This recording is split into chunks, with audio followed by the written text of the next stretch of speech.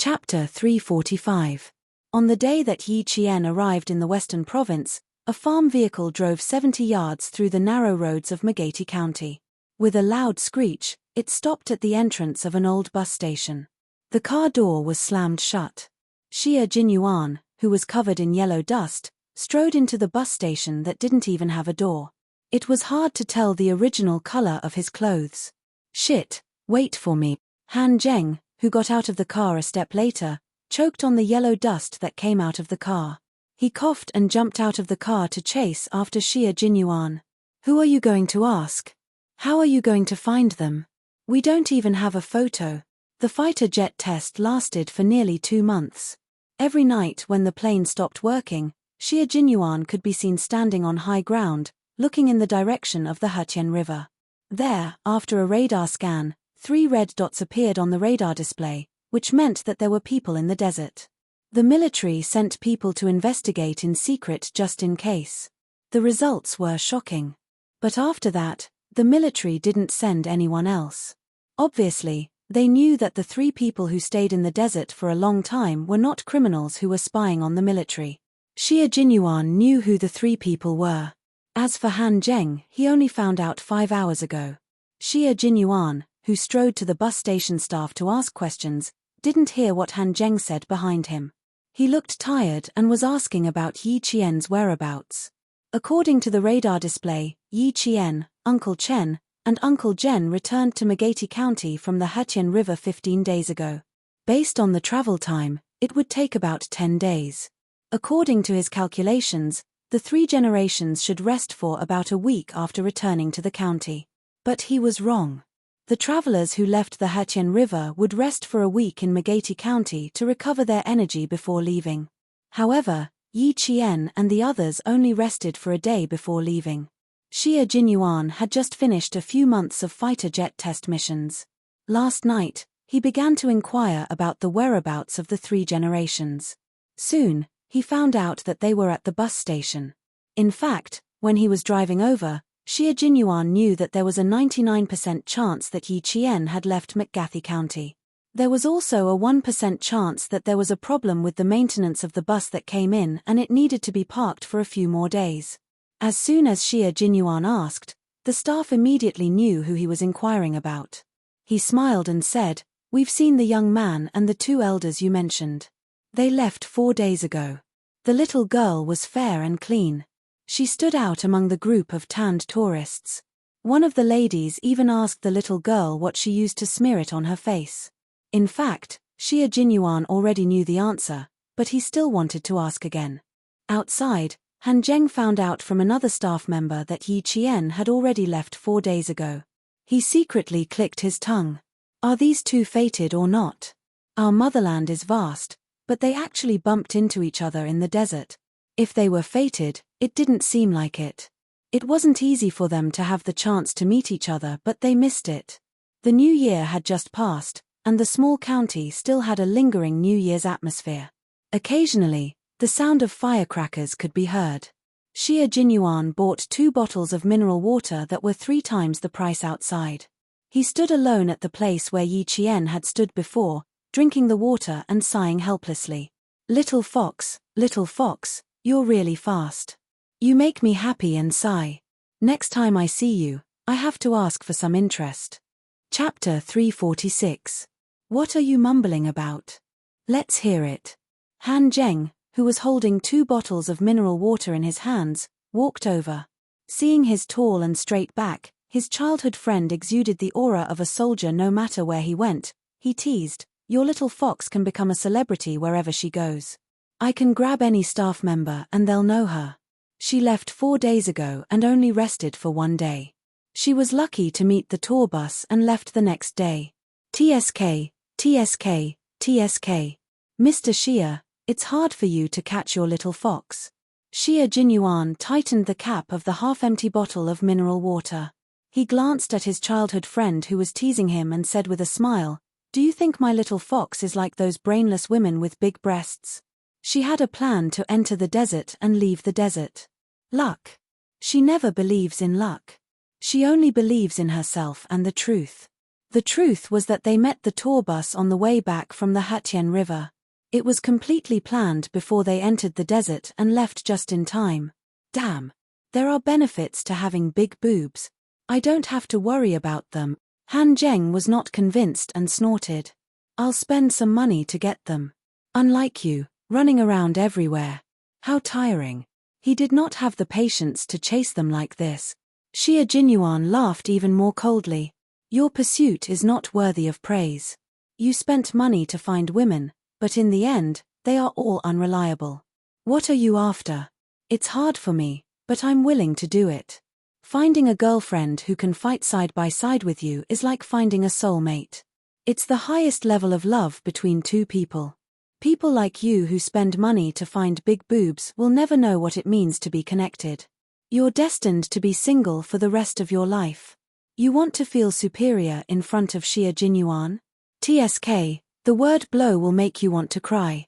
Han Zheng, who had been unable to gain the upper hand every single time, received a blow from his childhood friend. He was so angry that the mineral water bottle in his hand cracked. He gritted his teeth and said, "You don't even know where he is, and you're talking about telepathy with me." Pooh. Han Zheng, who did not admit defeat, was thinking differently. He could not deny that Xia Jinyuan's words did shock him. The women that he had spent money to find were all useless in the end, but the women that he had painstakingly pursued were able to fight side by side with him. No matter how he looked at it, he felt envious. Xia Jinyuan smiled as he walked past Han Zheng, who seemed to be deep in thought, and left with graceful steps. He did regret not being able to see the little fox, but that did not affect his mood. In the great mountains and rivers of the motherland, he and she had left their footprints in the same place at different times. Although they had never met, it was still perfect. The faint sound of firecrackers could be heard again. Xia Jinyuan raised his wrist and looked at the date on his watch. It was the 21st day of the first lunar month, the 6th day of the second lunar month. He and Little Fox had spent the spring festival in the same place. It felt pretty good. Then, he jumped into the car and shouted at Han Zheng, who had yet to walk over, "We'll roast a whole lamb tonight. If we don't leave now, are you sure these few wolves will leave a lamb leg for us?" After standing still for a second, Han Zheng slapped his forehead and ran faster. "I almost forgot. Where's the lamb leg? It would be nice to have lamb hooves to eat if he went back late. Hurry, hurry, hurry, let's go. We've been flying for 60 to 70 days, and I still have to control my weight. If I don't eat meat soon, my waist won't have any strength." Han Zheng jumped into the car and closed the door. He raised his eyebrows and smiled proudly. If a man has no strength in his waist, ha ha ha, young Master Xia, what do you think will happen? Chapter 347. You've always had weak kidneys and lost your youthful vigor at an early age. You should know better than me the consequences of a weak waist. As for me, first young Master Han, don't be jealous. Xia Jinyuan stepped on the gas pedal. Even the yellow dust on his body couldn't hide the elegance between his eyebrows as he laughed. He was very experienced in insulting his childhood friend. Han Zheng's disgruntled poo could be heard from the car. The wheels rolled up yellow dust as they left the bus station. At that time, the hundreds of thousands of creatures in the western province were waiting to awaken. After Yi Qian and the others arrived in the western province, they followed the plan and settled Uncle Zhen down before starting the training. It's now the 3rd year of the plan. Girl, there are benefits to taking a break from school. Principal Chen, who was holding a military map in his hand, looked kindly at the energetic girl. The 4-year plan has been brought forward by a total of 14 months. It's completely beyond our expectations. The 4-year plan started in April 1995. The first year was in April 1996, and the second year was in April 1997. It was now February 1997, and they were in the middle of the 1998 plan. The benefits of taking a break from school were obvious. In less than 2 years, she was already in the 3rd year of the plan. Faced with Principal Chen's sigh, Yi Qian smiled and said, "I still have to thank number 1 middle school. Otherwise, how could Grandpa Zhen and you agree to let me take a break from school?" "Clever girl. Just as you wish." Principal Chen laughed. This girl was actually quite clever. Come, let's talk about the training this time. Entering the mountains wasn't done aimlessly. There was a strict route, and the coordinates and latitude could be matched on the military map. Where to enter, where to pass, and which exit to exit from were all strictly planned. Her peers were still sitting in the classroom and comparing their knowledge with the textbooks, but Yi Qian had already walked a long way in life. This was a distance that countless people could only dream of. It was a journey that countless people would never be able to reach in their lifetime. Yi Qian's life had already begun. Her life was destined to be extraordinary. On the military map, Principal Chen, who was holding a twig in his hand, had a serious expression on his face. He repeated the route again. This is the starting point, and this is the end. 3 months later, we will meet up with Uncle Jen at the end. Lass, the Western Province's 100,000 forests. You don't need me to tell you how dangerous it is. We have to come out in 3 months. Once we enter the rainy season, there will be more unpredictable dangers. I can, but your old injuries. Yi Qian pursed her lips slightly. She was ultimately worried about Uncle Chen's old injuries. How about we shorten the 3 months to 2 months? Principal Chen looked at Yi Qian coldly and said, "This is the training plan. You agreed to it yourself. You don't have to worry about me, just take care of yourself." The lass was easily soft-hearted in front of him and Uncle Jen, but he had to make her understand that training was training. There was absolutely no room for discussion. Yi Jian's heart skipped a beat, and she nodded. Her beautiful face, which was like a blooming hibiscus, was serious and cold. Understood. Yi Qian, who realized that she had made a mistake, didn't say anything else. However, she made up her mind to take care of Principal Chen more when the time came. On the 8th of February, Yi Qian and Principal Chen, who were carrying waterproof military backpacks, rushed into the mountains and forests. Along the way, they alerted the enemy by walking through the bushes. They waved their military tongs, which could be used as knives, to cut the vines to open a path. They passed through forests that no one had ever walked through before. Facing the cliff, they prepared to climb the rope. Gritting their teeth, they climbed step by step like a fox. Chapter 348. When they came into contact with the river, they tightened their bags, waterproofed their guns and bullets, then stepped directly into the river, where they did not know if there was any danger. When they came out of the river, the sky was dark. They found a depression and rested, soaking wet. There was no fire or hot water here, and the only food they could eat was not cooked. From mushrooms to wild fruits, even raw meat could fill their stomachs. Yi Qian never complained about the hardships, nor did she shrink back. She was like a young girl chasing after the sun, running all the way to where there was light. Along the way, she trained. She did not know how many mountains and cliffs she had climbed. Finally, she successfully completed more than 10 field training courses. Although it was a daunting experience, it was Yi Qian's first time entering the forest. There were a few times when she really had a close brush with death. If it were not for Principal Chen's rich experience, Yi Qian knew that she would not have been able to walk out safely. But it was only in the first half of the month that accidents occurred. Soon, she adapted to the environment in the forest. Like a cheetah, she roamed the forest vigorously. At the beginning of May, the two of them walked out of the vast mountains. It was not an exaggeration to say that they were savages. Don't the two of you have a set of clothes that are a little more presentable? The climate in Beihai was pleasant, and Uncle Jen was not any less spirited than before. He looked at the two of them who were dressed in rags and did not look well. He sighed. This must be an old beggar bringing a young beggar out to beg for rice. If it were not for the fact that the two of you are clean, I'm afraid that no bus would bring you back. Yi Qian put down her backpack. Her eyes became clearer, and she giggled. You guessed right. When we first left the mountains, Uncle Chen and I were waiting for the village bus. When we got on, everyone on the bus thought that we were beggars. Uncle Jen rented a house in a vacation village near the North Sea.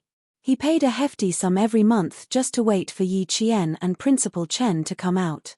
In the holiday village, Yi Qian rested until all the swollen mosquito bites on his body disappeared. He then took a medicinal bath prepared by the local traditional Chinese medicine doctor for half a month, until his blood was rosy and his skin was white and tender.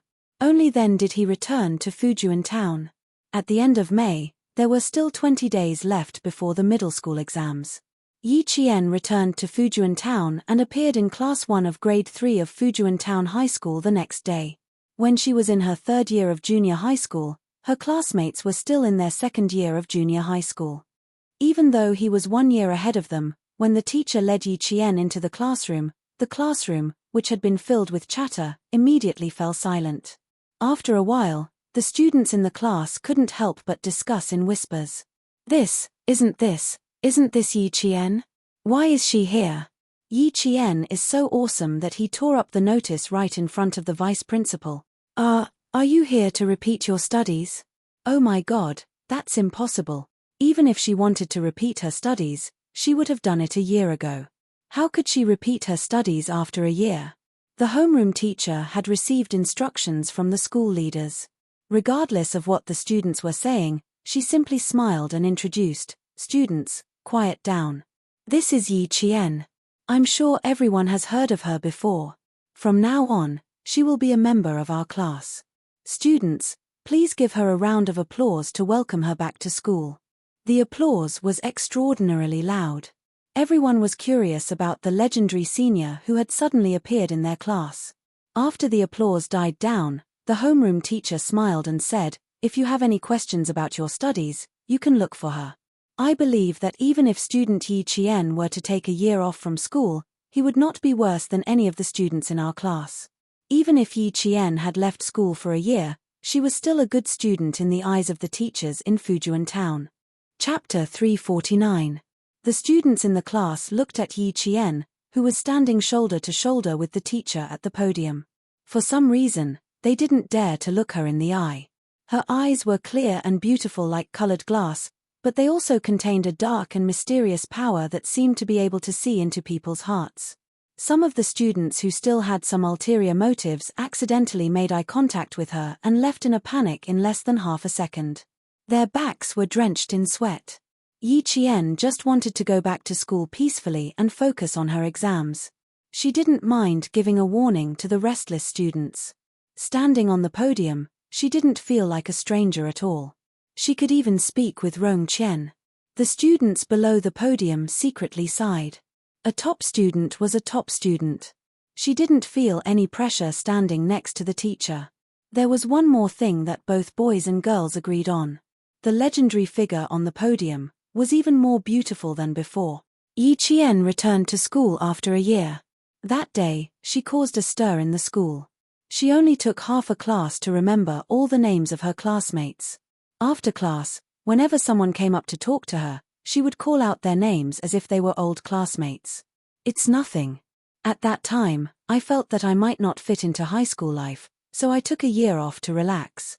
Yi Qian patiently explained why she tore up her acceptance letter last year to her classmates who were 1 year younger than her. The explanation of the person involved was naturally more convincing than the rumors and slanders. In addition, Yi Qian spoke at a moderate pace. She spoke like a spring breeze and had her own unique insight. In less than half a day, she gained a firm foothold in the class. Within a day, she had integrated into the group of third-year middle school graduates who were 1 year younger than her. That day, after leaving school, Yi Qian ran into a teacher she was very familiar with. Teacher Ku, who had been her class teacher for 3 years. Now, she was no longer a teacher. Instead, she was a woman who worked at a vegetable stall and bent over 5 buckets of rice all day long. Yi Qian didn't stop after she recognized her. She heard her arguing with a customer over a handful of onions. As she walked away, the corners of her mouth curled up slightly. Teacher Ku, who never knew how to give in to others, would accomplish nothing once she left school. There was no need to go over to show off. Teacher Ku was no longer worthy of her attention. When Yi Qian returned, the person who was most shocked was none other than Mayor Yi, who would be promoted to a leader in the city this year.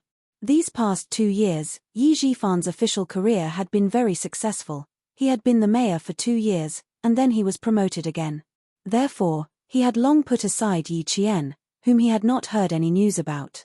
Furthermore, because Sun Dongqing had accompanied her daughter, Yi Qian, to live in the provincial capital, Yi Zhifan had not returned to the village for the past year. He had no idea that Yi Qian, who he thought would never amount to anything, had returned to school. He went to the city for a week for a meeting. When he came back, Yi Qian had already been in class for a week. Yi Zhifan, who was about to be transferred to the city at the beginning of June, pondered for a moment. His eyes revealed a hint of a sneer as he dialed a number. "Old Hu, you guys are in charge of marking the exam papers of the entire city's examinees, right? Look." His voice gradually trailed off and was drowned out by the chirping of the cicadas in the shade of the trees. His official smile could be seen on his face, but no one could hear what he said next. After the college entrance examination in June, it would be the middle school entrance examination. Yi Qian's name would also appear on the list of examinees. Her appearance caused the invigilators of every class to deliberately circle around Yi Qian to see what this legendary girl was like. Whether she can pass is still a problem. After all, she's a repeat student. Yes, but this student is smart. If she does well in all the subjects, it won't be a problem for her to get into a key high school. It'll be difficult. The repeaters don't have any grades in biology or geography. They can only rely on the results of the past 2 days to get into a high school, unless they get full marks in all the subjects. Chapter 350. While the invigilators were discussing regretfully, Yi Qian remained calm and began the middle school exams. Returning to the examination hall after nearly a year, the speed at which she wrote still surpassed all the other examinees. The invigilator standing beside her was dumbfounded. The speed at which she wrote was something that even the teachers could not catch up with. Politics, history, language, and English were still manageable. After all, they were rote memorization. But mathematics, chemistry, and physics were exams that required thinking. They needed to be calculated. They needed to be calculated on draft paper, but Yi Qian did not need to do that. When the mathematics exam began, the invigilator was shocked. You don't even need to calculate." The stunned invigilator raised his hand to press down on Yi Qian's exam paper. He looked at the legendary girl in surprise. "You don't even need to calculate these. Only the last 2 application questions and 1 geometry question were left." When Yi Qian checked the exam paper to see if there were any problems, she had already memorized all the questions and calculated the answers accordingly in her mind. Even if the invigilator stopped her now, it would not delay her answering time. Hearing this, she smiled and said, "Of course I do. I've already calculated it in my mind." She pointed at the draft paper and said, "I can also save paper." The point was not to save paper, the point was. The invigilator took a deep breath and pointed at the exam paper. He forced himself to calm down and said, "Come, you should calculate these questions first. We'll talk after the exam." The last 3 major questions were important and also multiple-point questions. No matter how shocked the invigilator was, he could not delay Yi Qian's exam. He knew that this girl did not score in biology or geography. He originally thought that Yi Qian would need to calculate the last 3 major questions or do some mental calculations. In the end, he saw the girl nod obediently after he removed his hand and she started writing. She really started writing. Just like that, she finished the 3 major questions in one go without a pause. She did not need to use draft paper or do any calculations. She just started writing as if she already had the answers in her mind. After he was done, Yi Qian immediately put the test paper away. He did not want to leave anything that could be used against him. The invigilator did not realize that Yi Qian was wary of him. When he picked out his pen, Yi Qian stood up. "Sir, can I hand in my paper first?" There was no way to confirm if Yi Zhifan had done anything, but it was always better to be safe than sorry. "There's still 80 minutes to go. Do you want to check the papers again? I'll collect it later." Looking at his watch, the teacher swallowed his saliva.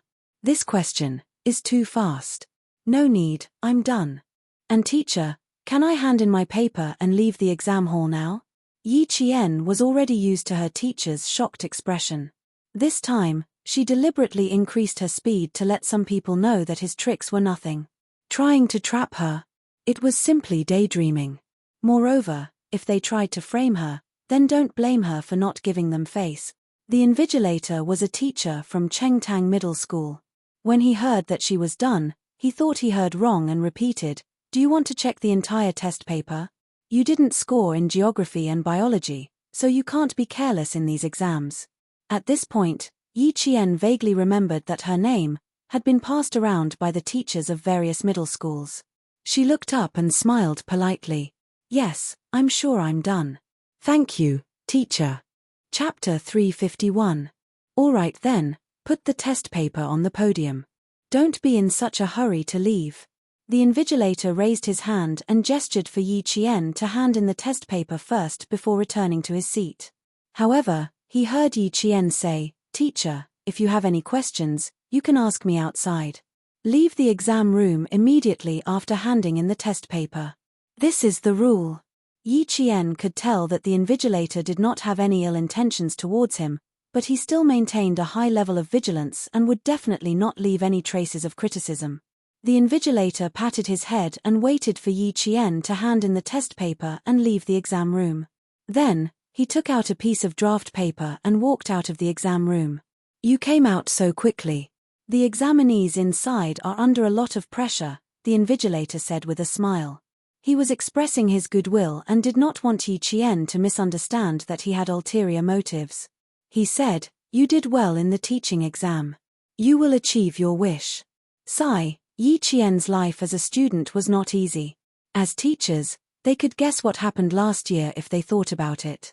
Fortunately, she did not give up on herself. After a year of adjustment, she returned to school. She did not do something stupid that would hurt her loved ones and please her enemies. Where there is destruction, there is hope. Where there is evil, there is good. And in this world, there is always more good than evil. Yi Qian could feel the invigilator's goodwill and his smile deepened. "Thank you, teacher." Even a teacher that he did not know was cheering for him. As he spoke, the invigilator's pen flew across the paper and wrote down a question. Just the question alone took him nearly 3 minutes to write. "Come, try to solve this question." After drawing another geometric figure, the invigilator put away his pen. "Try to solve this question. We are outside, so you can rest assured." Perhaps he thought of something and smiled at Yi Qian. "You have handed in the test paper. Don't worry about anything else." It seemed that he had also heard about why Yi Qian tore up the acceptance letter in anger last year. After taking the pen, Yi Qian smiled and did not ask the invigilator why he wrote a question for him at the last minute. He began to solve the advanced mathematics question on the draft paper. From time to time, there would be leaders walking past the classroom.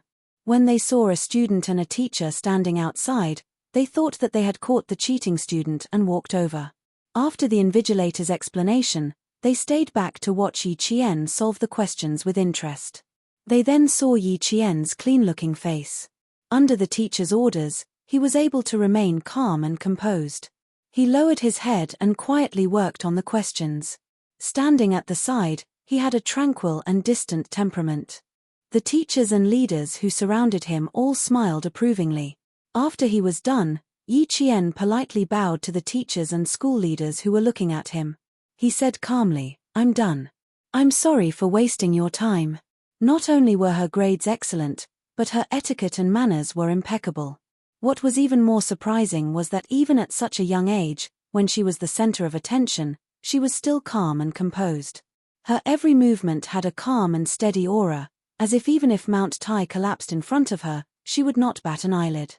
There was no doubt that such a student was a good student in the eyes of the teachers. The invigilator took the question that she had only spent 20 minutes to solve and said to another invigilator, "Last year, number 1 middle school made things difficult for Yi Qian. They even asked her to tear up the acceptance letter. Did the leaders of number 1 middle school lose their minds? A student like this should be worshipped like a bodhisattva. How dare they make things difficult for others? What's the point of being an auditing student? A genius like her. Only she can choose which school she wants to go to." She only used 20 minutes to solve this advanced mathematics question.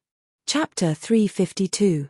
Another invigilator took a look and smiled. "Mr. Liu, Yi Qian has participated in the World Mathematical Olympiad and won a gold medal. Your question is really not difficult for her to solve. However, I agree with what you said. The leader of number 1 middle school is really crazy. Yi Qian became the main character of the entire exam. Not only did the teachers pay attention to her, but even the leaders of the various schools came to see her from time to time. And Yi Qian's name was the name that teachers mentioned the most in class a few years later. Geniuses were born from luck. Yi Qian was like a sword that pierced through the sky and swept through the entire Anyang city. 2 days later, after the exam, all the examinees' exam papers were sealed and sent to the city for marking.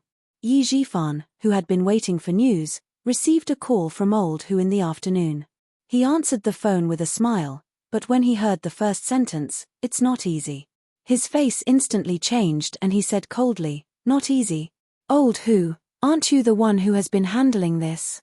Old Yi, you want Yi Qian's exam papers to be invalid.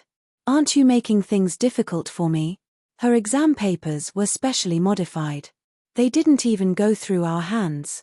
The army sent 2 captains, an invigilator, and a notary to the province for marking. You still have the nerve to be angry? I'm not even angry with you. If I didn't find Yi Qian's name familiar, I would have been fucking invited to the Commission for Discipline Inspection for tea." These words were like a clap of thunder. Yi Zhifan jumped out of his office chair. What? The army escorted the exam papers to the province for marking. What's going on? Old Hu, don't be angry. Quickly tell me clearly. Clearly? I also want to know what's going on. Last year, this examinee was admitted to number 1 middle school. In the end, this examinee tore up the notice and was suspended for a year. Old Yi, we have been friends for many years. Let's not talk about last year's incident. But this year's incident, I'll pretend that you didn't call me. As for me, I'll pretend that I didn't know. Let's just pretend that nothing happened. Also, let me give you a piece of advice. Don't make any more moves. Be careful not to get into trouble. If it weren't for the fact that they had known each other for so many years, he wouldn't have reminded him. Yi Zhifan did not know when the other party had hung up. He did not know how long he had been listening to the beeping sound. He sat there in a daze for a long time before he slowly put down the phone. Originally, he thought that it was just a matter of moving his finger. But now, it seemed that it was not something he could do. If even the military were to step in, then who exactly was it that was protecting Yi Qian? Who was it? Was it someone he couldn't afford to offend? Was it someone he couldn't afford to offend? Yi Zhifan thought about a lot of things. There were many things that he did not understand, but there was one thing that he understood. Yi Qian's future was not something that he could cut off or interfere with. So, other than old Uncle Jen who helped Yi Qian behind the scenes, who else could it be? Yi Zhifan sat quietly in his office for a while. He looked at the time, then stood up with a tense expression and left the office. Yi Qian did not know that her exam papers had been sent to the provincial capital before she left school. She was talking and laughing with her classmates in the same exam room as her as she walked out of the school gates. She felt a cold and heavy gaze on her. She was talking to her classmates when she raised her head indifferently. Her cold and sharp gaze swept in the direction of the gaze. She saw Yi Zhifan standing in front of her in a formal suit with a gloomy expression on his face. When he saw her suddenly look over, he was caught off guard. Soon, he walked over with a cold expression. Chapter 353. Seeing this, Yi Qian's eyes turned slightly cold. He whispered a few words to his classmates, then smiled and said goodbye to them. When Yi Zhifan walked over, he maintained his smile and even took the initiative to speak. Mayor Yi's face is unfriendly. Who in Fujian town would dare to offend you? Yi Qian, I've really underestimated you. Uncle Yi Zhifan was not very calm. He gloomily stared at his niece, who was giving him a headache. Do you want to force our family to be unhappy before you give up? These words were really unreasonable. However, it was impossible to reason with their family. Yi Qian smiled coldly. Mayor Yi is really interesting. Could it be that all officials are as unreasonable as Mayor Yi? What does it have to do with me whether your family is happy or not? You go your way, and I'll go mine. Mayor Yi, be careful with your words. A dignified mayor was actually being lectured by Yi Qian. Yi Jifan's face darkened. He looked around and saw a few people who looked like teachers looking at him several times. His eyes darkened as he shouted in a low voice, "Don't try to argue with me here. Come over here. I have something to ask you." Being an official was different. His face darkened and he shouted, but his imposing manner did not scare Yi Qian. Instead, it scared the students passing by. Yi Qian raised his eyebrows and looked over with a cold gaze. He said with a smile that was not a smile, "Do I have to go with you just because you ask me? Mayor Yi, your authority is really strong. Sorry, I have a strong temper that cannot be subdued by force. If you talk to me nicely, I might give you some face. Sorry for being so rude. Goodbye." He naturally left as soon as he said he would. Why would he give him any face? Yi Jifan was so angry that he almost lost control of his authority. He quickly stepped forward to block him and said sternly, "Yi Qian, don't forget that I am your uncle." "Uncle? Now you remember that you are my uncle? When you destroyed my future last year, didn't you have a lot of fun destroying it?" Yi Jian, whose expression didn't change, smiled and said coldly with a sarcastic expression, "Basically, you're my enemy, Mayor Yi. Do I still need to speak softly to an enemy?" He enjoyed Mayor Yi's change of expression. TSK TSK TSK, green, white, red. It was really interesting. Last time, I said that Mayor Yi's family better not provoke me. Unfortunately, you didn't listen. You had to kick me out of number 1 middle school, thinking that you destroyed my future. But look, can you destroy my future? Even if I take a year off, I can still take the high school entrance exam. Yi Qian's eyes were very dark and cold. She was staring at the scorching sun. Yi Jifan suddenly felt a chill run down his spine. He stared at his niece who really did not put him in her eyes. Yi Jifan sneered softly and said in a deep voice, "Take the high school entrance exam? Yi Qian, you think too highly of yourself. You don't deserve to be compared to Ying. She is in the province's number 1 middle school. What about you? Even if you take the high school entrance exam again, you can forget about surpassing Ying. Yi Qian, you are just a child with no one to rely on. What ability do you have to make things difficult for me? What ability do you have to think that you are better than Ying, who has the help of her parents? Look at you. Once something happens, you can only withdraw. You can't even go to a good high school. Yi Qian, if you are really smart, you should know how to lower your head." Chapter 354.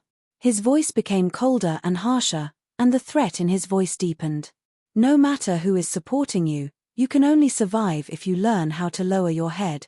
Otherwise, no matter how good your grades are, there are still people who can make it so that you can't enter a school or study. Yi Jifan had calculated everything. As long as Yi Qian showed even the slightest bit of fear, he would be in the palm of his hand. He thought that by threatening Yi Qian like this, he would be able to see the fear on Yi Qian's face. After all, she was still a child. Faced with the stern reprimand of an adult, she would more or less feel afraid. As long as she was afraid, he would be able to convince her to give up her studies. Then, he would use some tricks to make it so that she would never be able to return to the southern province. His threat made Yi Qian's gaze shift slightly. Was there a test in his threat? A possibility flashed through Yi Jian's mind. After hearing what he said, Yi Jian's chilly laughter was like the clear spring in the mountain stream, so cool that there was a hint of coldness in it. "You want me to not be able to enter a school and not be able to study? Mayor Yi is very capable.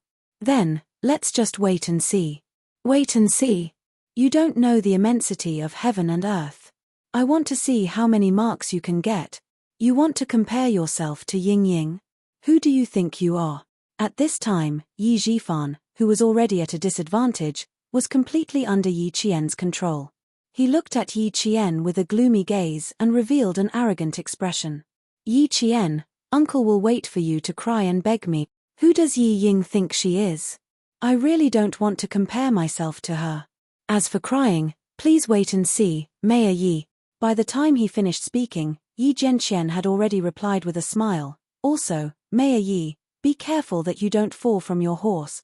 Officials were most afraid of hearing others say that they had fallen from grace, and Yi Jifan was the same. When he heard this, his expression was already ugly, and now he was so angry that his face turned the color of pig liver. When Yi Qian saw his expression change again, his laughter became even more crisp. When he left, Yi Jifan's face was still as dark as the bottom of a pot. He gloomily looked at Yi Qian's back as he left, and gloomily said, "You refused a toast only to drink a forfeit. Let's see how long you can be arrogant for. You want to compete with Ying Ying? You're overestimating yourself."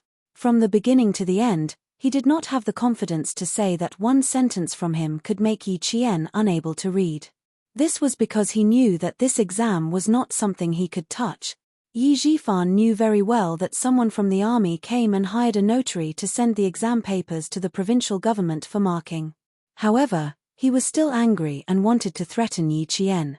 He also wanted to find out if she really had someone supporting her from behind. This test made him so angry that he almost vomited blood, but he did not get anything out of her. Unfortunately, not only did Yi Qian not take his words to heart, but she also saw through his intention to test if she had someone supporting her. After seeing through his intentions, Yi Qian saw Mayor Yi as a paper tiger who only had a ferocious appearance. After holding back his anger for a while, Yi Jifan got back into the car. That night, he called his daughter, Yi Ying. He did not hide the fact that Yi Qian was coming back for the middle school exams from Yi Ying. It was good to let her be mentally prepared. Yi Ying, who was studying at home and preparing for her exams, laughed as if she had heard a joke.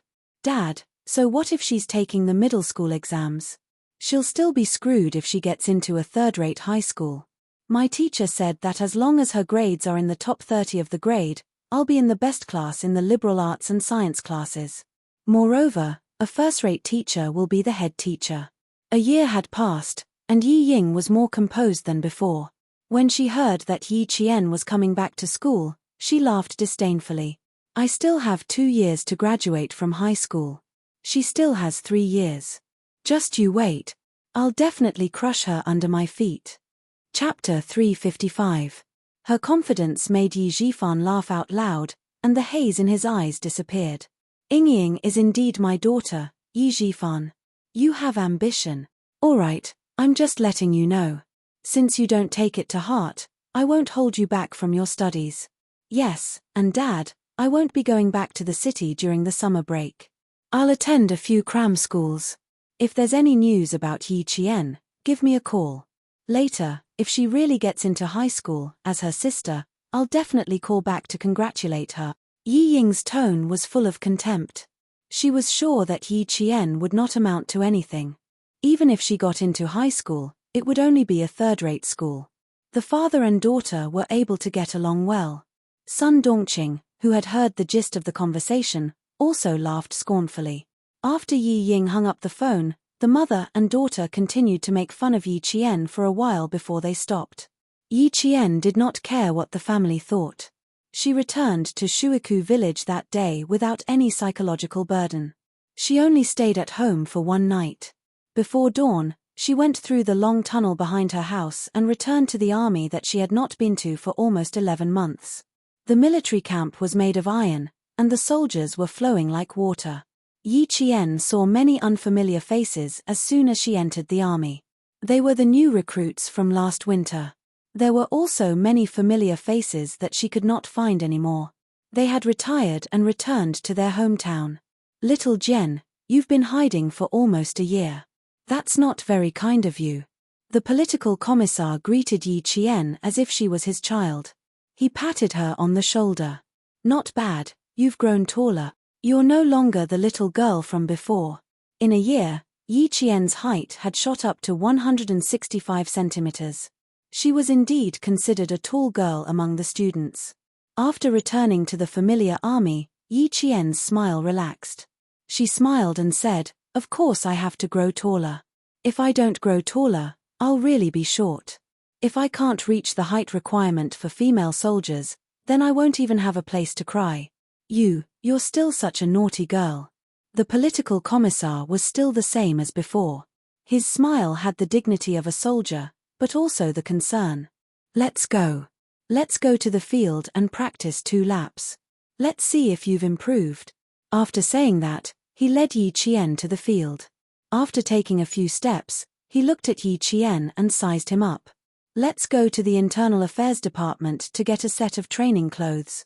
I was wondering why he didn't look right. If he didn't wear his military uniform or training uniform when he came to the army, he would be an anomaly. We can't be outcast.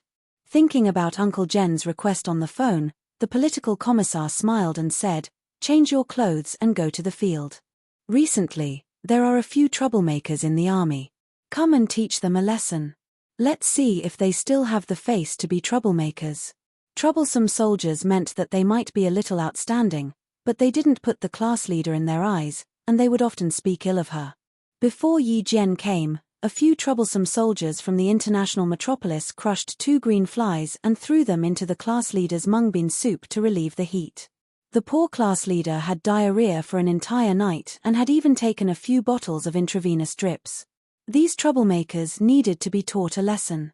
After putting on the summer training uniform, the 165 centimeters tall Yi Qian walked out. The political commissar couldn't help but clap his hands. This Yi Qian was no longer the little girl who just entered the army 2 years ago. She was valiant and formidable looking, as straight as a spear. Her military uniform gave off a proud and unyielding aura. When she stood there and gave a standard military salute, the political commissar saw her cold and inviolable military might. She was only 16 years old, and she was still a high school student, but she already had this kind of military might. Chapter 356. Good, good, good. As expected of the soldiers taught by the 2 old revolutionaries. Good job, Yi Qian. She was a soldier when she put on her military uniform, not a little girl. The political commissar did not return the salute. After all, Yi Qian had not yet joined the army.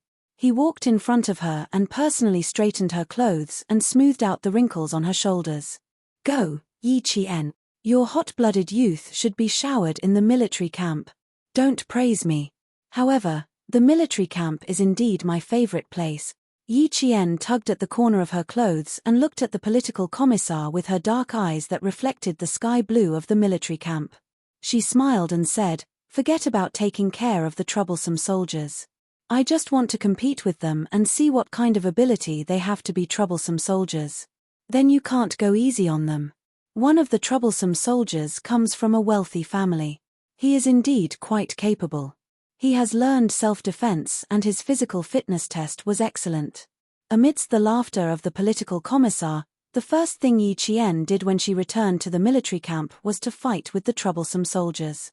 When Yi Qian was angry, the veterans who knew her knew how ruthless she was. When they saw her taking care of the troublesome soldiers, they all laughed and waited to see how Yi Qian would deal with those arrogant new recruits.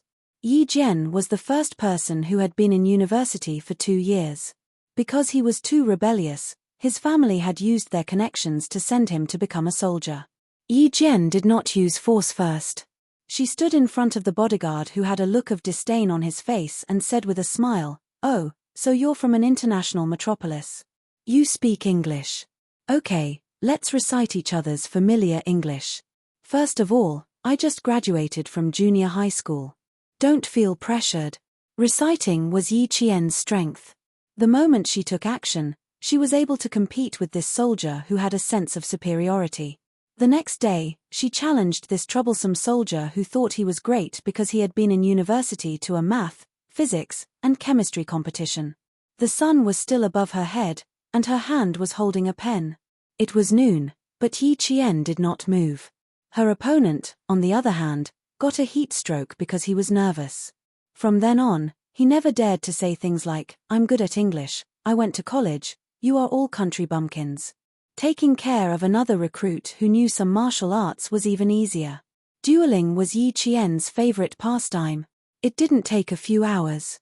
It only took a little more than 10 minutes. Only when the other party's face was bruised and swollen did he stop calmly. "Recruit, remember this. The class leader that you threw flies at has participated in 2 large-scale military exercises, participated in flood relief, and saved several civilians from rolling rocks. What about you? Other than your punching skills, what other inspiring things have you done?" Yi Qian was a girl, and she was also a student. Her actions not only served to intimidate them, but also made these troublemakers feel ashamed. They felt ashamed of their own arrogance and complacency. In just a few days, Yi Qian had finished the task given to him by the political commissar. Without the accompaniment of Uncle Zhen and Principal Chen, Yi Qian used her own abilities to gain a firm foothold among the recruits. She quickly gained their trust.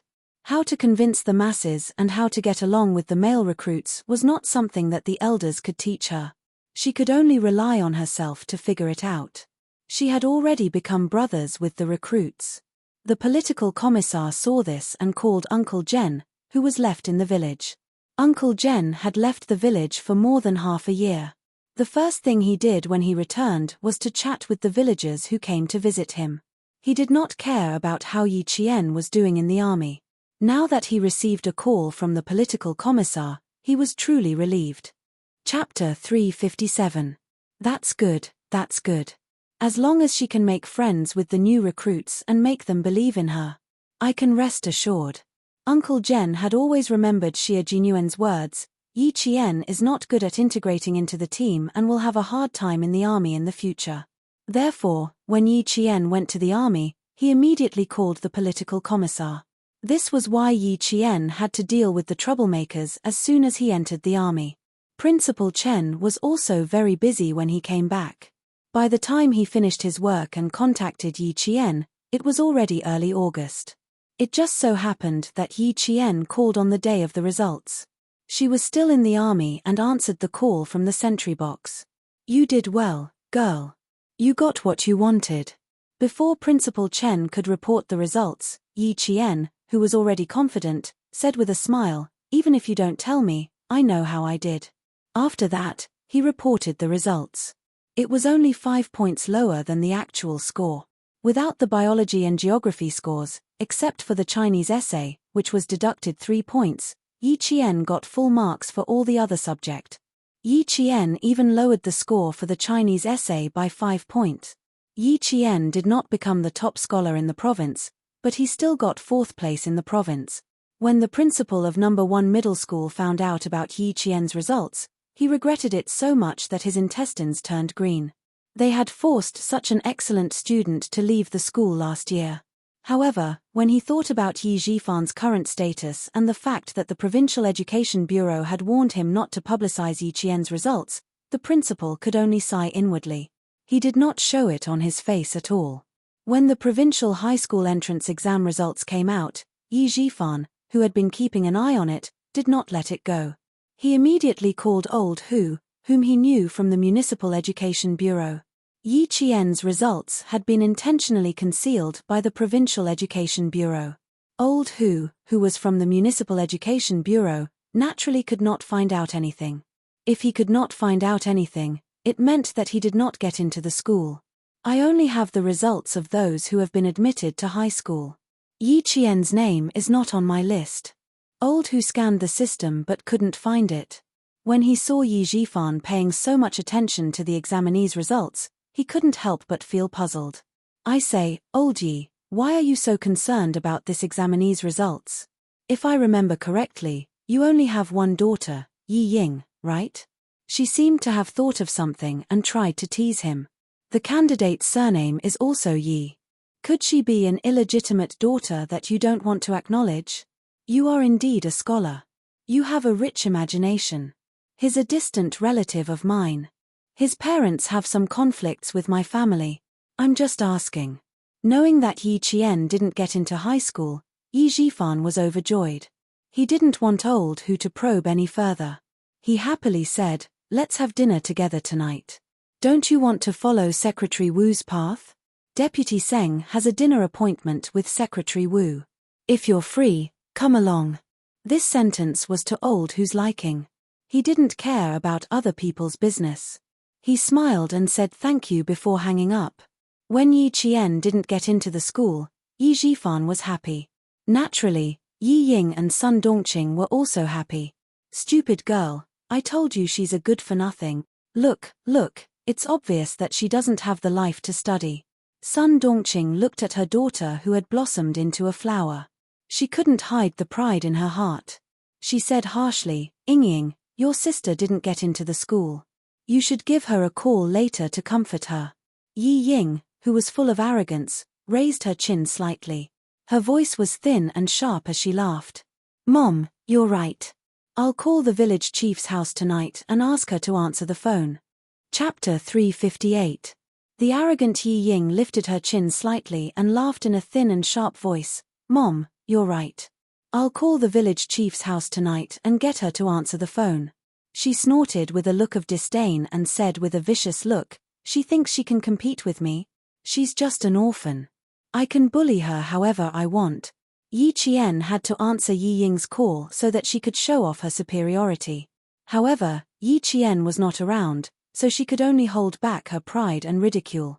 On the third day after the results were released, Yi Qian did not even know her ranking in the province for the middle school exams. At this moment, Jiasin gave her a fierce bear hug and punched her in the back. Yi Qian felt a little uneasy when she was blocked by her classmates who had graduated from middle school and had not contacted her for almost a year. Especially when she saw the unfriendliness on their faces, she was prepared to apologize. Jiasin, your greeting gift is too warm. My back is going to bruise from your punches. Damn.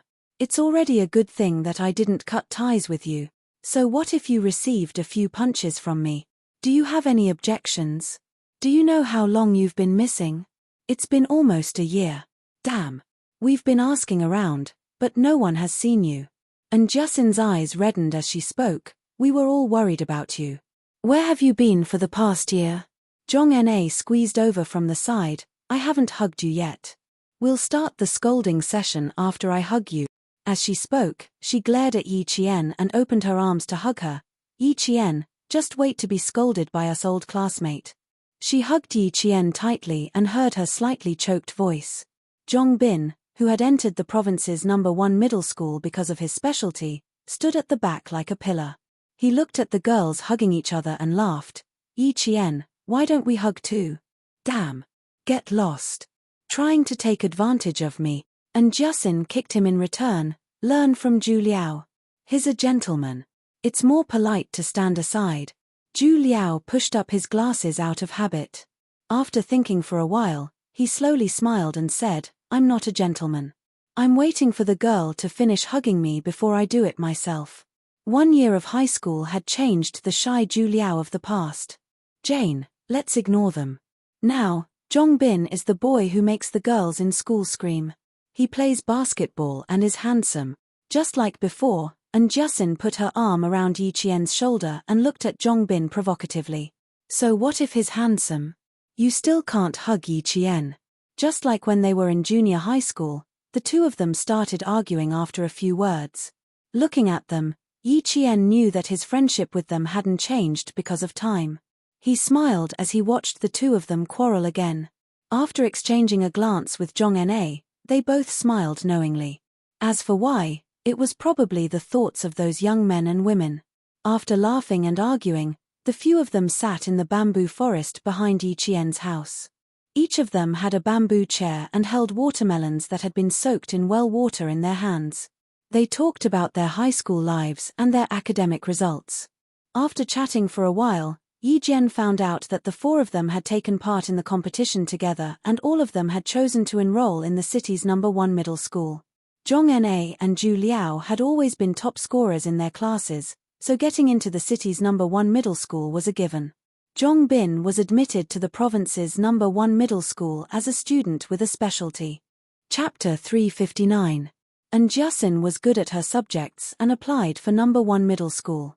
In the end, it was her geologist father who stepped in and spent money to get her into #1 middle school in the province. It was indeed a joyous occasion that 2 of her former classmates had entered #1 middle school in the province. How did you do this time? Don't tell me you got into #1 middle school. The few of them were concerned about where Yi Qian would be going to school this year. Zhu Liao, who was more mature, asked, We didn't come here for any other reason. We just wanted to know where you will be studying so that we can keep in touch. As soon as he spoke, Yi Qian could clearly feel the nervousness on their faces. They were worried that she would be upset. Ming Yang's eyes moved like water in the swaying bamboo shadows. Looking at their nervous faces, A bright smile bloomed on her face. Yi Jian raised her eyebrows and said leisurely, "You should have done well in the exam. You have also received the notice." "Damn. You scared me to death." After Injusin heard this, she let out a long sigh of relief and took a deep breath. She had been holding her breath, waiting for Yi Qian to speak. "Great, great. When school starts, I can tell that bitch Yi Ying. Let's see if she can still be so smug." She screamed happily as she jumped up from the bamboo chair and pounced on Yi Qian. She was so fierce and inaccurate that Zhong Bin cried out in shock, "Tomboy, be gentle." He was afraid that she would fall. "You're a human sandbag. You're really heavy." Yi Qian was also worried that she would fall. He quickly stood up and hugged her. He joked, "You're already a year older. Why are you still like a child?" Zhong Na smiled and glanced at the nervous Zhong Bin. She pursed her lips and laughed alone. "Tell me, where will you be studying? Hurry up and tell me." And Jusin, who had pounced on him, sneaked her hand under Yi Qian's armpit and tickled him. She asked cheerfully, "Hurry up and tell me, or Nana and I will do it together." Tickling was nothing. Yi Qian opened his arms and smiled. "Come, tickle me all you want. I won't laugh when you touch me. You're so stubborn." After scratching for a while, Jusin gave up. She curled her lips and said, "If you're not afraid of this, what else are you afraid of?" She wanted to ask more, but Zhong Bin pulled her back and secretly gave her a look. Although he majored in sports, he had a father who was a policeman. Zhong Bin's temperament was also extremely meticulous, and he knew when to stop. "Don't ask anymore. Why don't you use your brain if you don't have results in geography and biology?" After Yi Qian started chatting with Zhu Liao, Zhong Bin secretly reminded Jusin, "Can't you see that we're not asking anymore? You, stop talking so much." Zhu Liao noticed that Zhong Bin was obviously warning the tomboy. He smiled and said to Yi Qian, "I don't know how Yi Ying found out that she spent money to buy a school. Whenever she sees her, she will definitely mock her. You also know that tomboys can't tolerate it." Yi Ying said that she couldn't tolerate it. Once she said it, they started arguing. In the end, both sides suffered. After all, they weren't from the same school, so Zhu Liao's knowledge was limited. He only knew bits and pieces about Zhong Bin and other students who entered the provincial first high school. Yi Ying's name. He hadn't heard it for almost 2 months. When he heard it again, Yi Qian's eyes turned cold. He smiled and said, "Don't worry, Yi Ying won't dare to say such things again." Chapter 360. You. Zhu Liao's eyes lit up. He looked at his classmate, who had always been indifferent, in surprise. Then, he let out a long "oh" and smiled sincerely. "Yi Qian, you always surprise people. It may be a surprise to you, but it must be a shock to some people." She raised her eyebrows slightly. Her casual and indifferent temperament changed instantly. There was a frosty air about her. "Thank you for your concern. Let's keep in touch." Zhu Liao pushed his glasses and reached out his hand. "We can't go to the same high school, but I hope we can go to the same university and continue our friendship." "I hope so too." Yi Qian reached out to shake his hand and smiled. "Continue our friendship." This was a promise. Regardless of whether it would be in the future or not, at least he was her classmate, her friend, and she sincerely hoped they could continue their friendship in university. On the other side, Jusin raised her voice and said cheerfully, "I'll give Yi Ying a call when I get back." "Ha ha ha, I want to anger her to death. Classmate N, I don't want there to be a situation where I can't study. So, please keep this a secret for me. It won't be too late for you to tell me after I finish the admission procedures." Yi Qian, who already knew that his results were concealed by the Provincial Education Bureau, immediately stopped her with a smile. "I really can't tell you now. I'll only tell the 4 of you." After a short silence, there were 4 voices of assurance in unison. Uncle Jen, who was enjoying the cool air in his house, heard the laughter coming from behind the house. The old man, who was lying in the rocking chair, gently fanned himself with his eyes closed. He didn't want to disturb the gathering of the young men. Since school was about to start, the 4 of them stayed over at Yi Qian's house for a night and left early the next morning. And Jusin was still reluctant to leave after getting into the car. She squeezed out 2 drops of tears and held Yi Qian's hand. "You heartless person.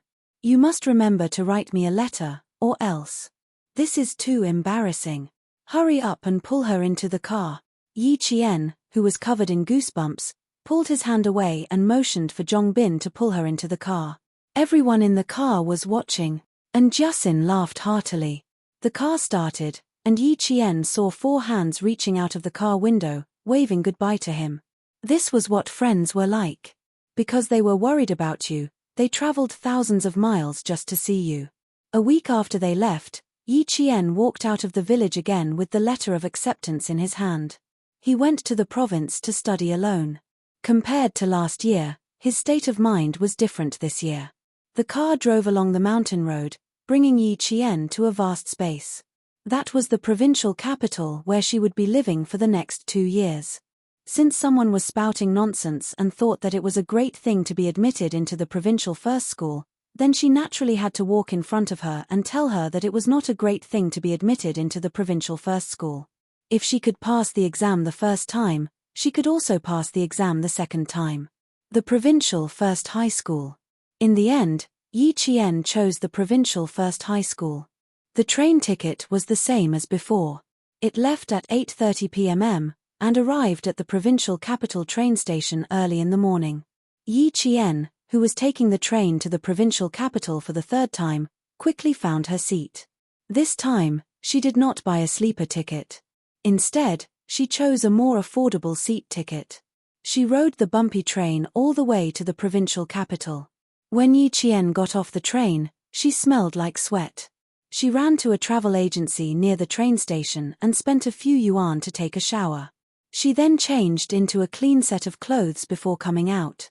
Chapter 361. The travel agency was quite close to the train station. As soon as Yi Qian walked out of the travel agency, she suddenly heard a search broadcast from the train station. The broadcast was looking for a girl named Yi Qian. Student, short-haired, 165 centimeters tall. Name, identity, hairstyle, height, all of these were possible. Yi Qian froze for a moment as she held on to her luggage and thought of a possibility. Could it be that Uncle Chen knew from Grandpa Zhen that she was coming and came to get her early in the morning? Thinking of this possibility, Yi Jian ran to the broadcasting room of the train station as fast as the wind after hearing it. The broadcast room was in the train station. Yi Qian found a staff member. The staff member looked at her student ID and took out his walkie-talkie to contact the broadcast room. Broadcast room, Yi Qian is in Gate A of the train station lobby. Yi Qian is in Hall A of the train station lobby. After repeating this, he said to Yi Qian, "Just wait here. The person looking for you will be here soon." He looked at Yi Qian and said sternly, "Children shouldn't run around.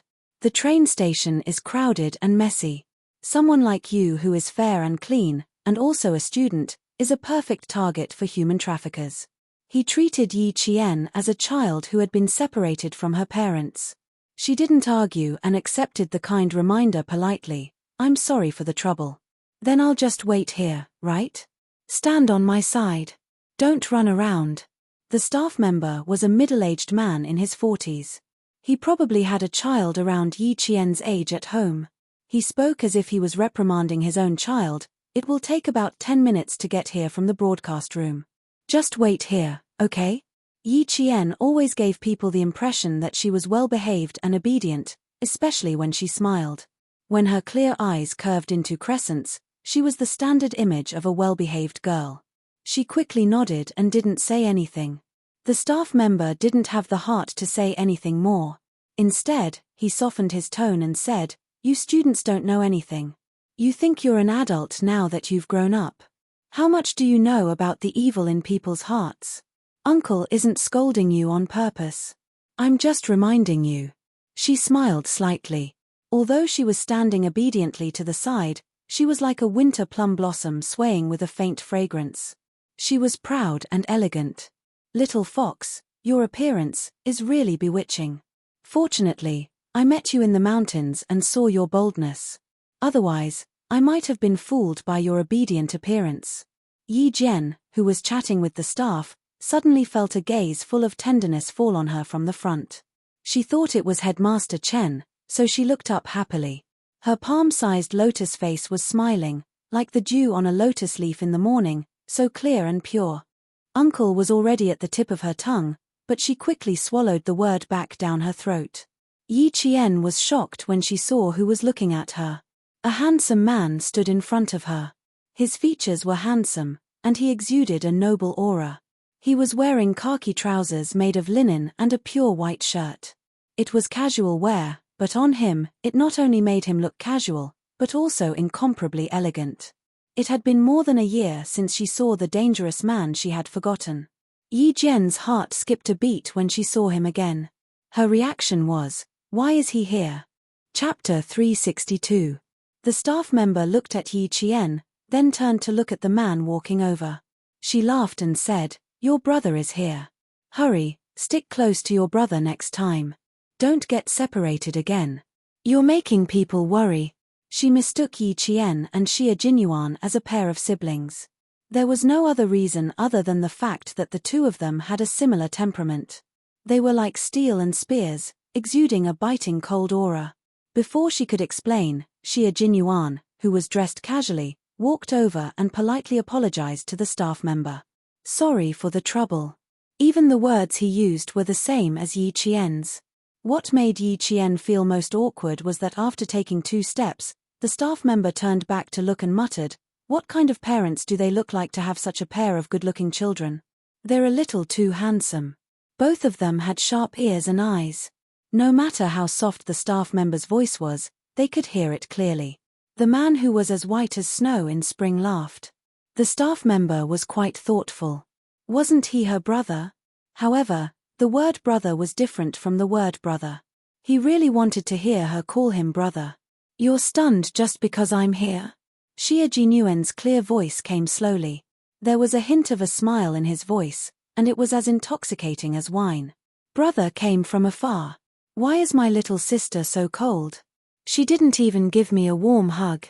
There was no warmth, no surprise, and no surprise. Her expression only said, "Why are you here?" Her indifference made Xie Jinyuan, who had been waiting for her for a few hours, feel sad. "His little fox, you're really cruel. Even if it was an old friend meeting, there should at least be a little surprise." However, she was so unique. Why did he even appear in front of her? Yi Qian choked on the words brother and little sister. Her fair face flushed red. She glanced at him and said calmly, "I don't have a brother. Captain Xie, don't randomly acknowledge people as family." It had been a year since they last met, but Xie Jinyuan was still the same Xie Jinyuan from a year ago. He was still flirting with her and teasing her. "I'm older than you, so it's fine for you to call me brother." The shade of crimson on her face was truly breathtaking, not a bit more, not a bit less. Her natural beauty was perfect with light makeup and heavy makeup. The smile on Xie Jinyuan's face deepened. He hadn't seen her for more than a year, and the little fox had grown up again. The familiar Xie Jinyuan was back. Yi Qian was alarmed. He discreetly put some distance between them and said calmly, "I'm not used to calling other people big brother. Also, why are you here? Did Uncle Chen come with you?" When she spoke, she calmed herself down. Because of the man in front of her, Yi Qian felt that time had treated him too well. He was not a soldier serving in the military, but a young man who was as white as snow in spring. He was elegant and radiant. His calm tone concealed Yi Qian's intention to put some distance between them. Just as Xie Jinyuan thought, she was not surprised at all when facing him. Xie Jinyuan, who quickly recovered from his sadness, raised his eyebrows and naturally took the luggage in her hand. He smiled and said, "Uncle Chen is very busy now. It takes some time to get used to a new working environment. He's not free today, so he asked me to pick you up at the train station." "Uncle Chen is not free? How would he know?" Yi Qian stopped and did not immediately follow him. Xie Jinyuan took 2 steps forward and realized that she was still standing in the same place. He smiled and walked back. Chapter 363. With his other hand holding the luggage, he freed up his right hand, which was beside Yi Qian's shoulder. He skillfully raised his right hand and wrapped it around Yi Qian's slender shoulder. "This time, I have to keep a close eye on you. I almost lost you just now. Luckily, there's a broadcast. Otherwise, where would I have found you? How am I going to explain this to Uncle Chen when I get back?" While Yi Qian kept her gaze forward, she frowned and glanced at the hand on her shoulder. It was slender and beautiful, like the hand that played the piano in the Golden Palace. But she knew how powerful and sharp his movements were when he fired the gun. "Uncle Chen said that he works in the provincial capital. He'll come and look for me when school starts. Do you know where Uncle Chen works?" Yi Qian frowned but didn't shake off his hand. Even though she didn't like being so close to him, she tolerated it. It was a pleasure to have a guest from afar. She was from the southern province, so she had to maintain the courtesy and reserve of a southern province citizen. Yi Qian's tolerance made the wolf Xia Jinyuan smile. He used Uncle Chen as an excuse to get close to her. She had no choice but to accept it. "Uncle Chen's workplace. He said he wanted to give you a surprise, so I can't tell you now. Let's go and have breakfast first." She smelled faintly of soap, which was unique to her. It was a refreshing fragrance. "You can't register until 9. It's still early." It was only 6 o'clock, and the sun hadn't driven away the coolness of the night. With Xia Jinyuan's arm around her shoulder, Yi Qian pursed her lips. When they entered a kanji shop, he let go of her and secretly sighed. She waved her hand gently, as if doing so could get rid of the minty smell he left on her. The breakfast shop was doing well. Yi Jian chose a table near the glass wall and sat down. The tables near her were filled with parents accompanying their children to enroll in school. While eating breakfast, the parents did not forget to lecture their children. One moment, they told their children to be bolder in school, the next moment, they told them not to be reckless. Yi Qian smiled helplessly. Poor parents. Sometimes, their words didn't make sense. A boy was annoyed by his parents nagging. He put his spoon in his bowl and retorted, "Mom, can't you let me have breakfast in peace? I'm 16 years old, not 6 years old. I wonder if I'm retarded if you keep saying that." Fine, I won't say it." When the mother saw this, she immediately gave in and pushed half of the salted duck egg over. "Eat the egg. Go report after you're done." Only parents would accept their children unconditionally. Yi Qian quietly lowered her eyes and chuckled. Just like Uncle Chen and Grandpa Jen, they were strict with her but also unconditionally tolerant of her. Even though she didn't have parents to protect her, she was glad that she had two kind elders who cared about her. Xia Jinyuan, who had just returned from the cashier, stood not far away. He gazed softly at Yi Qian, who was sitting quietly like a painting. His deep eyes were dark like the occasional flickering light in the depths of the ocean. It was so dark that no one could guess what he was thinking at that moment. He walked over and sat across from her. His deep and handsome eyes contained a faint smile. He looked at Yi Qian and smiled. "A bowl of kanji, a salted duck egg, and a bowl of youtiao. This is the most sumptuous breakfast I've had this year." Chapter 364. "Do you want to tell me what kind of breakfast I had from February to May?" Yi Qian pulled out a tissue and handed it to him. "You seem to be very hot. You're sweating." There were small beads of sweat on his forehead. Xia Jinyuan didn't take it. Instead, he leaned forward and said with a half-smile, "Since I went through so much trouble to pick you up, can you help me wipe my sweat?" He really wanted to tease her all the time. He knew that she wouldn't dare to do it, but he couldn't help but want to try. Seeing that her hand that was holding the tissue stiffened, Xia Jinyuan narrowed his eyes and smiled. Such a man with such a handsome face balanced the majesty of a soldier and also blended into the atmosphere of the mortal world. He was so lively and elegant. "Hey, I'll do it myself." Xia Jin, who knew when to stop, raised his eyebrows. As he spoke, he reached out to take the tissue from Yi Jian's hand. "You can't even wipe your sweat." A shadow flashed in front of his eyes.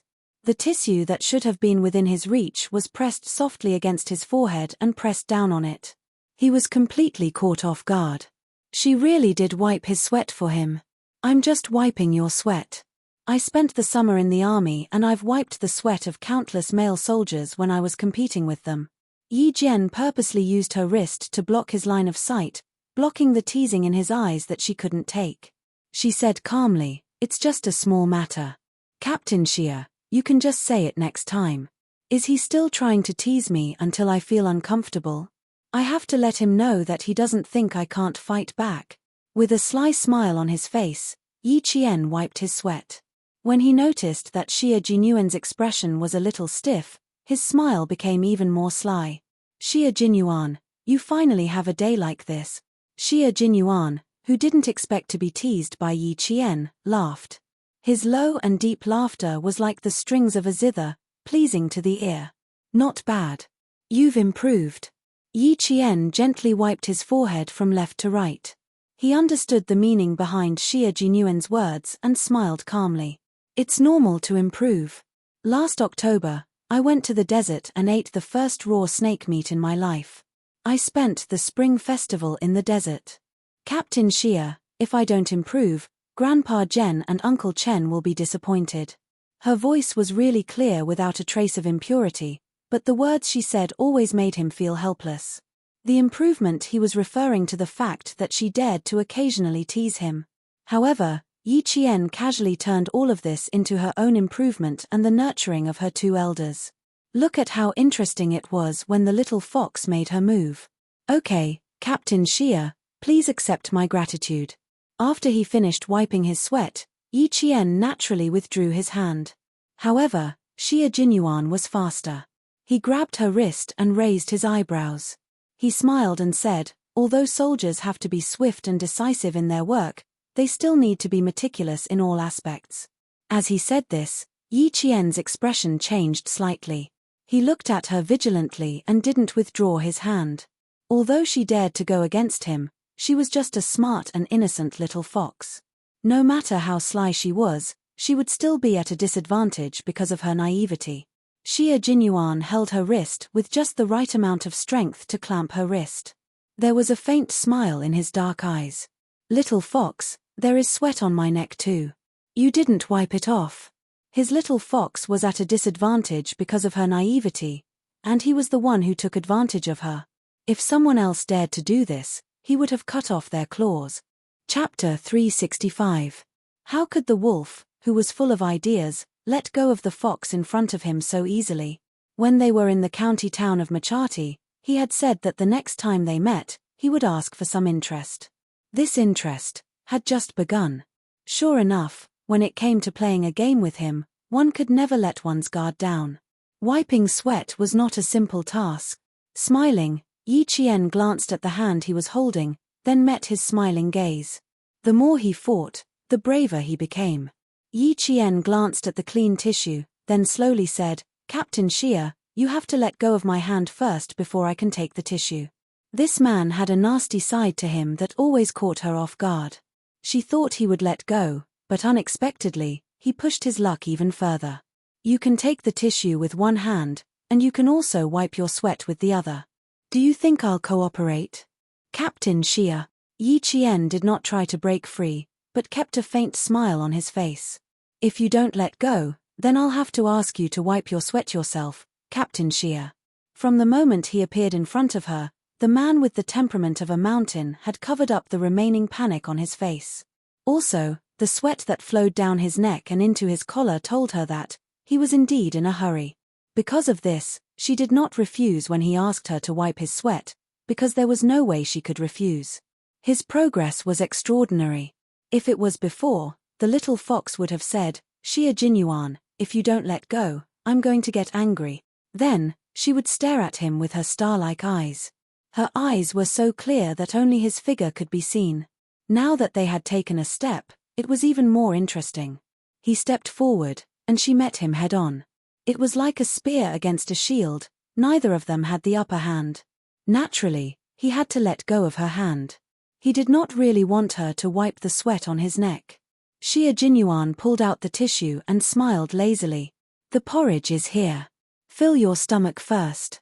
As for the sweat, I'll wipe it myself." Yi Jian retracted her hand and gently put aside the sweat-soaked tissue that she was still holding in her hand. Naturally, she retracted her hand and hid it under the table. Her fingers were trembling. Just now, her fingertips had inadvertently brushed against his damp forehead. It was as if she had been burned by fire, and her wrist, which he had grabbed, had been burned to the point that she was a little flustered. Going up against Xia Jinyuan again was definitely a game of chess. She had no choice but to put in 120% of her energy and focus on the game with him. However, it was undeniable that such a game was rather satisfying. It only took a few seconds for Xia Jinyuan to wipe off his sweat. Before he could even feel it, the touch of her fingers had already disappeared. Fortunately, he was quick enough to grab her wrist. He could feel the temperature of her skin at such a close distance and reminisce about the delicate touch of her skin. Also, when she looked at him, her eyes were filled with helplessness but would not back down. It was so interesting. Breakfast was served to both of them. Xia Jinyuan was no longer teasing Yi Qian. He even prepared a spoon for her and handed it to her. As if the wind had just blown by, he smiled indifferently and said, "It's still early. Come, tell me about what happened in the desert. Is there anything interesting you can tell me?" He was no longer doing anything that would give her a headache. Yi Qian heaved a sigh of relief and scooped a spoonful of vegetable porridge. He lowered his gaze and looked at the crystal-clear porridge and the crispy green vegetables. He said indifferently, "There are no interesting things in the desert. There are only dangerous and life-threatening things. Quicksand, poisonous snakes, dehydration. I encountered all of them in half a month." Chapter 366. When she recalled the training in the desert, it felt like it had just happened yesterday. When she mentioned the desert, Xia Jinyuan also thought about his 70-day test flight in the desert. During the test flight, there were 2 engine problems and he almost lost his life in the desert. But when she brought it up again, there was no danger in his memories, only joy. A barren land with no life, an endless stretch of yellow sand isolated you from the rest of the world. When I heard travelers passing by, I felt like I was still living on Earth and not in outer space. When Yi Qian talked about those precious memories that would not fade even when she grew old, her whole body lit up. Her eyes were like the sun, full of vigor and vitality, so bright that it made people dizzy. The sun shone gently from behind her, as if she was bathed in holy light. She raised her eyebrows and talked about the various things that happened in the desert. The faint sunlight shone, stunning not only the time but also the people who looked at her. "Deputy Qin, sorry to keep you waiting." Outside the glass, a man in a suit and leather shoes jogged over. It was early in the morning and he was still wearing a tie. He ran over to a man who looked especially young from the back. He was also in a suit, but he was as elegant as a kaffir lily. Sorry, I made a mistake at work and did not pick you up on time." The sound of panting and hurried footsteps could be heard clearly through the glass wall. Yi Qian, who was talking, looked outside and saw the figure of a man walking out from the side of the main pillar of the building. His gaze fell on Yi Qian's face. When he walked out from behind the pillar, he smiled slightly, as if to explain that he just happened to be standing behind the pillar to avoid the sun. This was a man who looked as elegant as a poem, and also a man who was very cultured. He was wearing a pair of straight, light brown trousers without a single wrinkle, a white shirt, and a tie of the same series as the trousers. He was formal and elegant in every aspect. Just one look and you could tell that this person was well educated. Yi Qian was stunned. He didn't understand why a stranger would explain himself to him. Outside, the man who was addressed as Vice Qin by the staff smiled faintly. He had excellent etiquette in his bones. "It's fine. Everyone in the station knows that I don't know the way. It's my own fault. It has nothing to do with you. Where is the car parked?" "This way, please." The car is parked on the side of the road. When the staff heard this, even Yi Qian could sense that he secretly heaved a sigh of relief. Xia Jinyuan, on the other hand, took another look at him. His deep eyes narrowed slightly, as if he was trying to guess his identity. He looked away faster than Yi Qian. Seeing that her attention was also on the outside, he said in a cool voice, "How long have you been in the desert? You don't look like you've been there for a long time. You don't look like an African." Yi Qian looked up casually, as if he had inadvertently seen the scenery. He looked away and smiled at Xia Jinyuan. "I was there for 4 months. At the time, I didn't think it was very hard. Now that I think about it, it was actually quite hard. The desert is very hard. You were able to endure 4 months. Not bad. He didn't mention that he had also gone to the desert. He had gone to the desert for the country. It was an A-level secret in Red Heart. He couldn't even reveal a word about it to his loved ones. Chapter 367. Yi Qian thought about it, then shook his head and said, "You can't use the word endure. You can't use the word endure when it comes to what you like and what you're interested in. You should use the word enjoy. I really enjoy this process. You've seen my training plan. I like every aspect of it, so I enjoy this process." At the time, he had seen that the training plan was based on the Delta Special Forces training plan. He had also hinted that it might be a little difficult for a young girl to persevere through it. Uncle Chen smiled and replied, "You'll know after you try. You'll know after you try." Actually, Uncle Chen already knew that the little fox in front of him would be able to persevere and enjoy it. Now that he heard her say that she enjoyed the training process with his own ears, Xie Jinyuan finally understood how tough she was. How could Yi Zhifan defeat a little fox like her just by messing with her? Did he want to continue messing with the little fox's exams this year? Wasn't he afraid of ruining his own career? Xie Jinyuan drove over, so he wasn't in a hurry to leave. He waited for the surrounding customers to disperse before his elegant smile faded a little and he said, "Yi Zhifan has someone backing him up. Little fox, try not to meet him alone in the future. But you don't have to worry. Principal Cao of the Provincial First High School is not a simple person. Once you enter the school, he won't be able to make things difficult for you." Yi Qian's eyelids twitched slightly as he gently placed the salted eggshell in his hand on the table. His gaze was fixed on Xie Jinyuan, who had revealed a lot of information in a casual tone. He pursed his lips slightly and said in a deep voice, "Captain Xie, do you know something?" Yi Qian's sharp senses made Xie Jinyuan ponder for a moment before he said, "Before your exam, Yi Zhifan contacted someone from the Municipal Education Bureau. After the exam was closed, he contacted this person again. But he is indeed someone.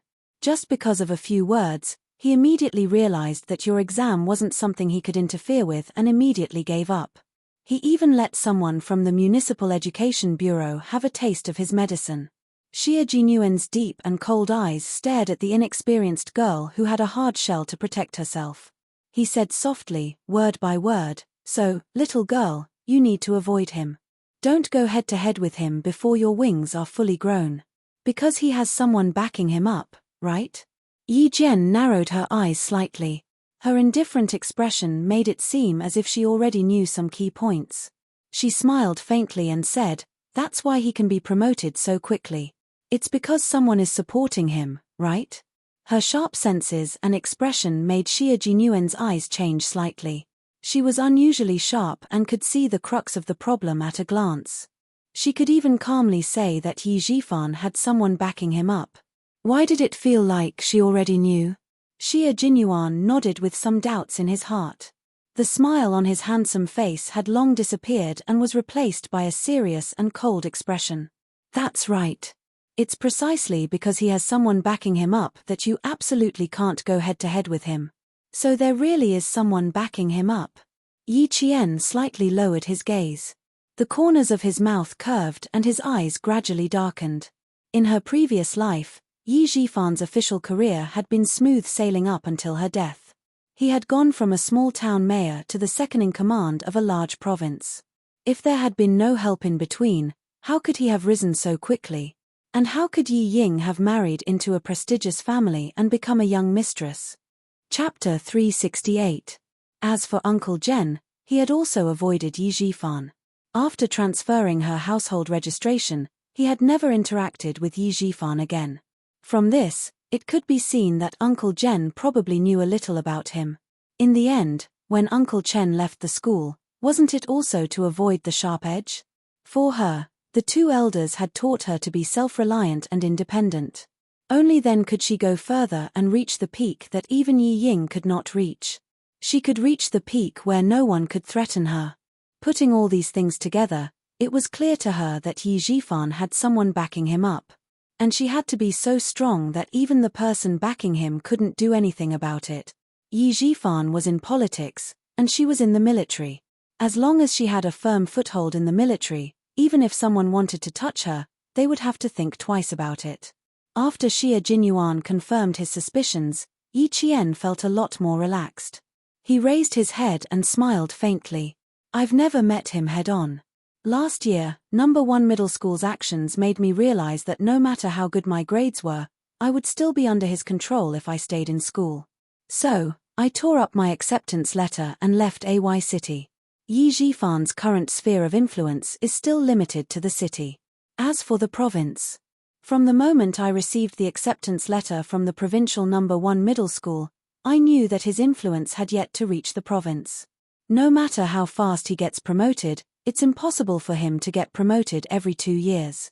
As for me, before he reaches the province, I will leave Nannan province. At this point, Yi Qian paused for a moment.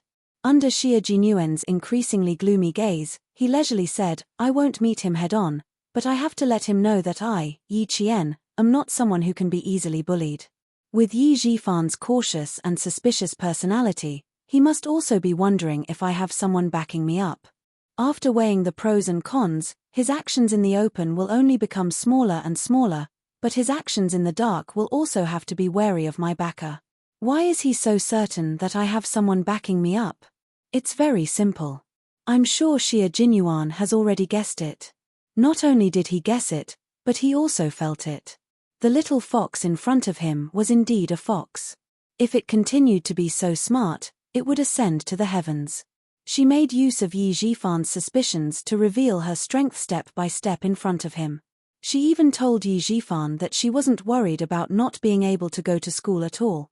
Of course, she wasn't worried. How could someone as smart as her not be able to go to school?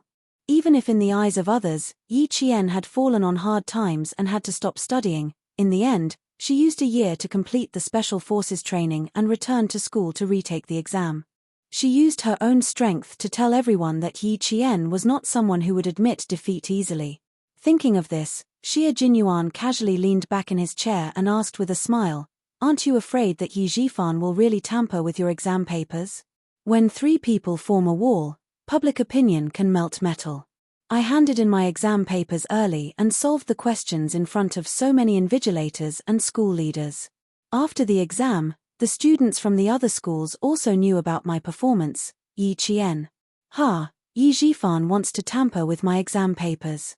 If the person who agreed to his request isn't stupid, they'll know that it won't go according to his wishes after a little investigation. Moreover, when I came back, Principal Cao personally told me that regardless of my results, I can still go to number 1 middle school in the province. Last year, Director Li of number 1 middle school in the capital also wrote to me. As long as I'm willing to return to school, I can use his recommendation letter to enroll in number 1 middle school. Chapter 369. I have a way out and someone to prove me. Moreover, I passed the exam with my own hard work. Besides, Yi Jifan hasn't reached a place of great power yet. What do I have to be afraid of? When she spoke, her voice was like glittering jewels and jade, clear and melodious. Her features were picturesque, like green mountains and clear waters. This was her spirit. Her gaze was clear, but the ripples in her eyes were like the waves of the sky. She had a lofty and oppressive aura, but it faded away with a smile. The only thing that could be seen was her attitude and her arrogance. This was her soul. Xie Jinyuan smiled. His elegant and handsome face was as gentle as water. He looked at her with his deep black eyes, which were full of amazement. So, this time, regardless of whether Yi Jifan did anything to you, you can still study in a famous school, right? There was a subtle sigh in his voice. Xie Jinyuan was sighing at himself for doing something unnecessary. He contacted the army and sent 2 captains, but they were captured by the career woman and became her bodyguards in exchange for special privileges for Little Fox's exam papers. A teacher, 2 captains, and a notary personally escorted her to the provincial government to mark her exam papers. Then, the Provincial Education Bureau hid Little Fox's scores. Unimportant people, even the city's education bureau, couldn't find out. He didn't want her to know about these things. He just wanted her to have a smoother life. Who knew? His little fox didn't need any of this at all. She could handle it herself. Yi Qian finished the last bite of the deep-fried dough stick and wiped the corners of her mouth with a tissue. She looked at the man who was eating elegantly and said meaningfully, "As long as I can think of something, I can do it well. I don't need to rely on others. Captain Xia, I like to rely on my own hands and not others." "You're right. It's better to rely on yourself than on others. This is why I admire you." Xia Jinyuan pretended not to hear the meaning behind her words. He picked up the car keys on the table and said, "We can leave after we finish eating. I have 3 days to rest. There's no need to rush to finish talking." He got up and left, leaving Yi Qian with a view of his tall and sexy back. He didn't give her a chance to continue the conversation. Yi Qian furrowed her brows and had no choice but to follow him. He was always like this. Even though she had made it so clear, he would still be able to pull out 1,000 catties with just 4 tails of silver. Xia Jinyuan knew very well that he would not be able to spend the next 3 days with this cunning fox if he didn't brush it off lightly. During breakfast, he was amazed by every step Yi Qian took. Every step she took was so steady that it was like the foundation stone of a skyscraper, unshakable. What made him even more amazed was her temperament. She had cultivated both inside and outside to the point where her smile was elegant and her coldness was oppressive. Both her spirit and soul had been greatly tempered. Only 16 years old, she was only 16 years old. Growing up in such a difficult environment, her temperament should have been developed long ago.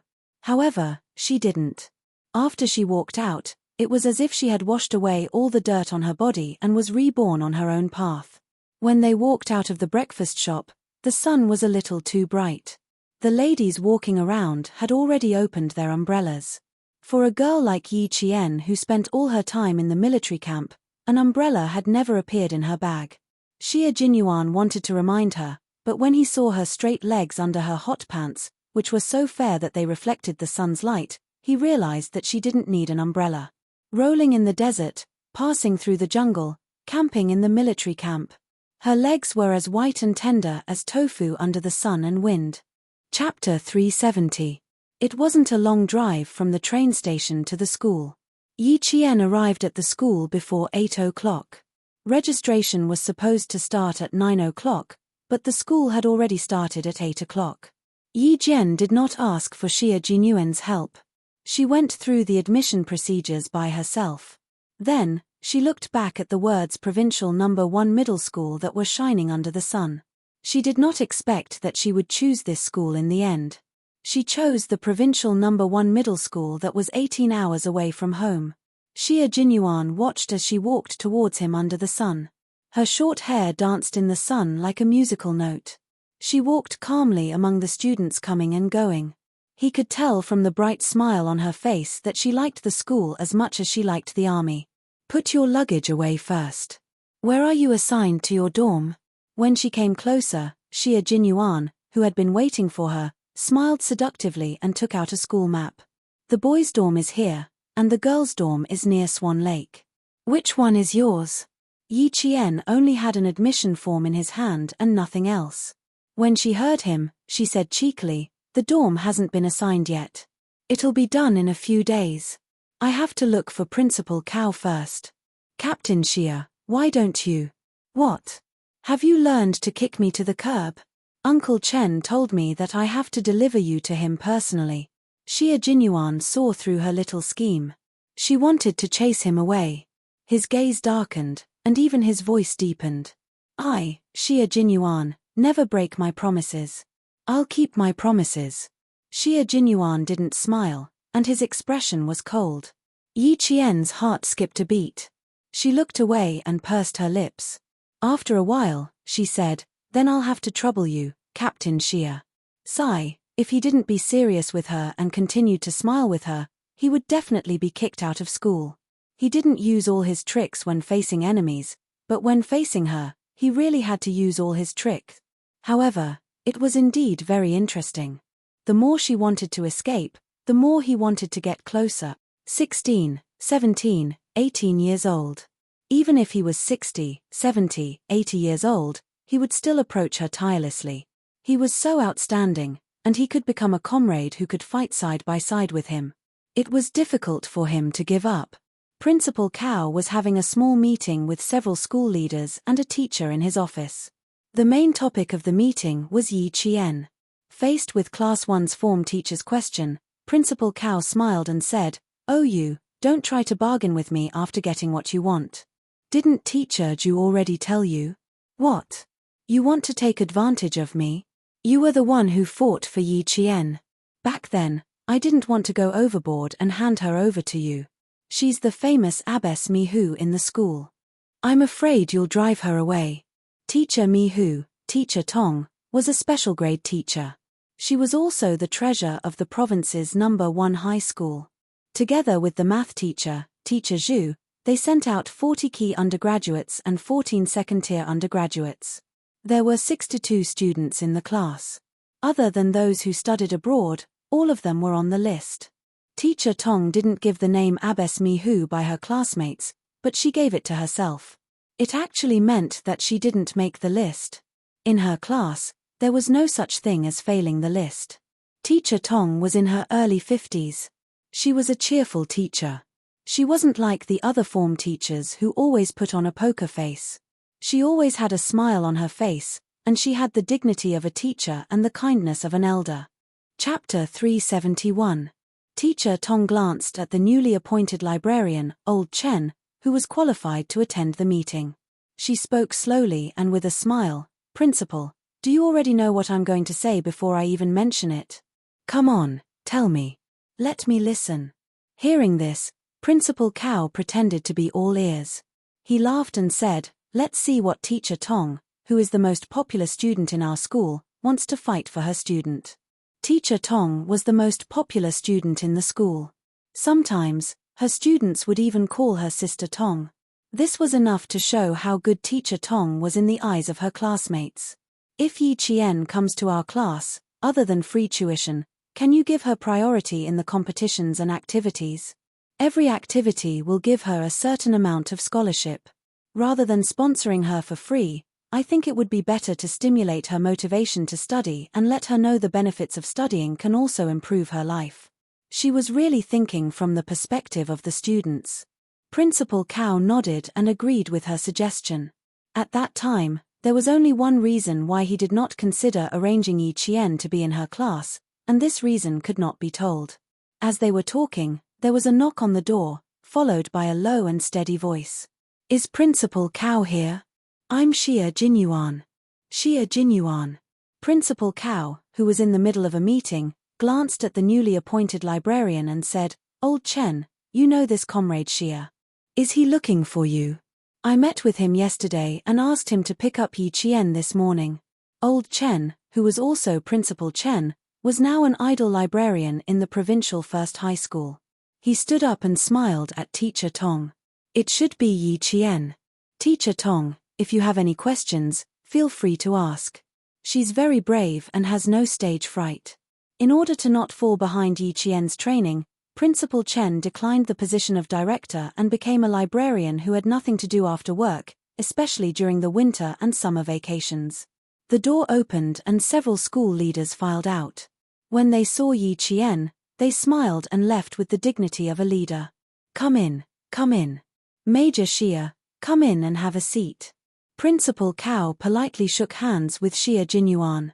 When he saw Yi Qian behind him, he couldn't stop smiling.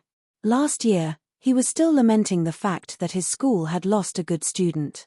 In the end, this flower still fell into the hands of the provincial #1 high school.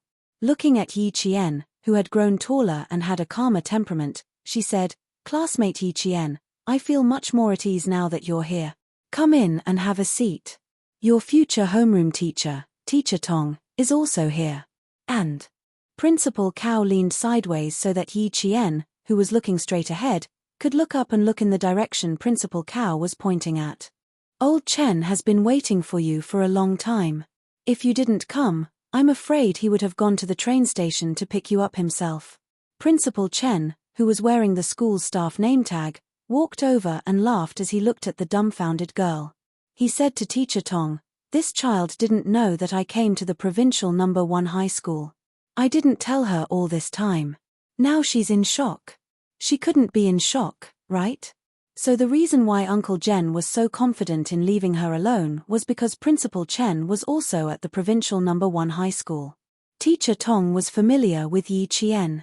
Last year, Yi Qian had left a deep impression on her during the provincial number 1 high school's intensive training. Otherwise, she wouldn't have fought so hard to get a student into her class. Chapter 372. Yi Qian, who had a photographic memory, recognized Teacher Tong. After a while, the two of them started chatting happily. On the other side, Principal Chen and Xia Jinyuan were already shaking hands and exchanging pleasantries. On the other side, Teacher Tong was already asking about Yi Qian. She was a very kind teacher. At 50 years old, she had a pair of gentle but stern eyes. She asked about everything from Yi Qian's life to his studies to his personal problems.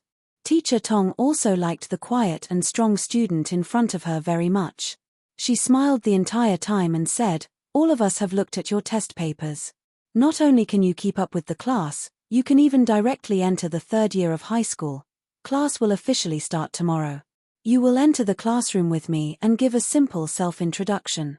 I will also give you a list of your classmates in advance. You can look at it in advance. But don't worry, the arts and science classes have been separated. Our class is also a new class." She had once met an extremely unreliable form teacher who even wanted to destroy a student for his own selfish reasons. Then she looked at the teacher in front of her, who was always considerate of her students. They were both teachers, but the difference in their ethics was like heaven and earth. She pursed her lips and smiled. "Thank you for your concern. I don't have many difficulties in life, but if there is anything I don't understand in my studies, I will need your help." The more polite she was, the more the teacher liked her. "Good, good, good. You are indeed a good student. Then come to the office later and get the list of your classmates from me." Teacher Tong gently patted the back of Yi Qian's hand. She stood up and said to Principal Cao, "Principal Cao, I still have some matters to attend to, so I will take my leave first." Yi Qian had met such a virtuous teacher in high school. He could already foresee that her high school life, which she had never experienced before, would definitely be colorful. After Teacher Tong left, Principal Cao walked out from behind his desk and sat down in the meeting room. He looked at Yi Qian with a slightly serious expression. "There is something I need to tell you in advance. You have to be mentally prepared before you go to the classroom tomorrow." For some reason, Yi Qian instinctively looked at Xia Jinyuan. It was as if looking at him would make him feel more at ease. Coincidentally, Xia Jinyuan, who didn't know what was going on, also looked over. Their eyes met across Principal Chen for a moment, and Yi Qian hurriedly looked away when Xia Jinyuan gave him a playful smile. Why was she looking at him out of nowhere? Yi Qian, who had been caught red-handed, felt a little annoyed. He collected himself and asked calmly, "Please speak. I'm listening." Yi Ying is also in the provincial 1st high school. You know that, right? Principal Cao didn't lay out any foreplay. Instead, he went straight to the point. "My original intention was to put you in Class 6. It's a class where the learning atmosphere isn't too tense, and the class teacher in charge of Class 2 isn't too bad either. But after Teacher Tong saw the name of the class, she defeated the heroes and won you over to her class. Because of this, the class teacher in charge of Class 6 still has some opinions about Teacher Tong." The reason why he used the phrase "defeated the heroes" was because Teacher Tong had already argued with the school leaders. She also tried to convince the class teacher to let Yi Qian go to Class 1. For some reason, the class teacher in charge of Class 6 actually agreed to let Yi Qian go to Class 1. By the time she realized what had happened, it was already a foregone conclusion. Teacher Tong has taught 12 graduating classes. She has 24 years of experience as a class teacher. With her as your class teacher, I can rest assured. The only thing I am worried about is that you will be in the same class as Yi Ying. Chapter 373. That was the reason why Principal Cao couldn't say that he wanted to transfer Yi Qian to the 6th class. Yi Qian, who thought it was a big deal, laughed and said, It doesn't matter if we're in the same class or not in the same school. So what if we're in the same class? It's not a big deal. I think it's not that I don't want to see her. She should be the one who doesn't want to see me.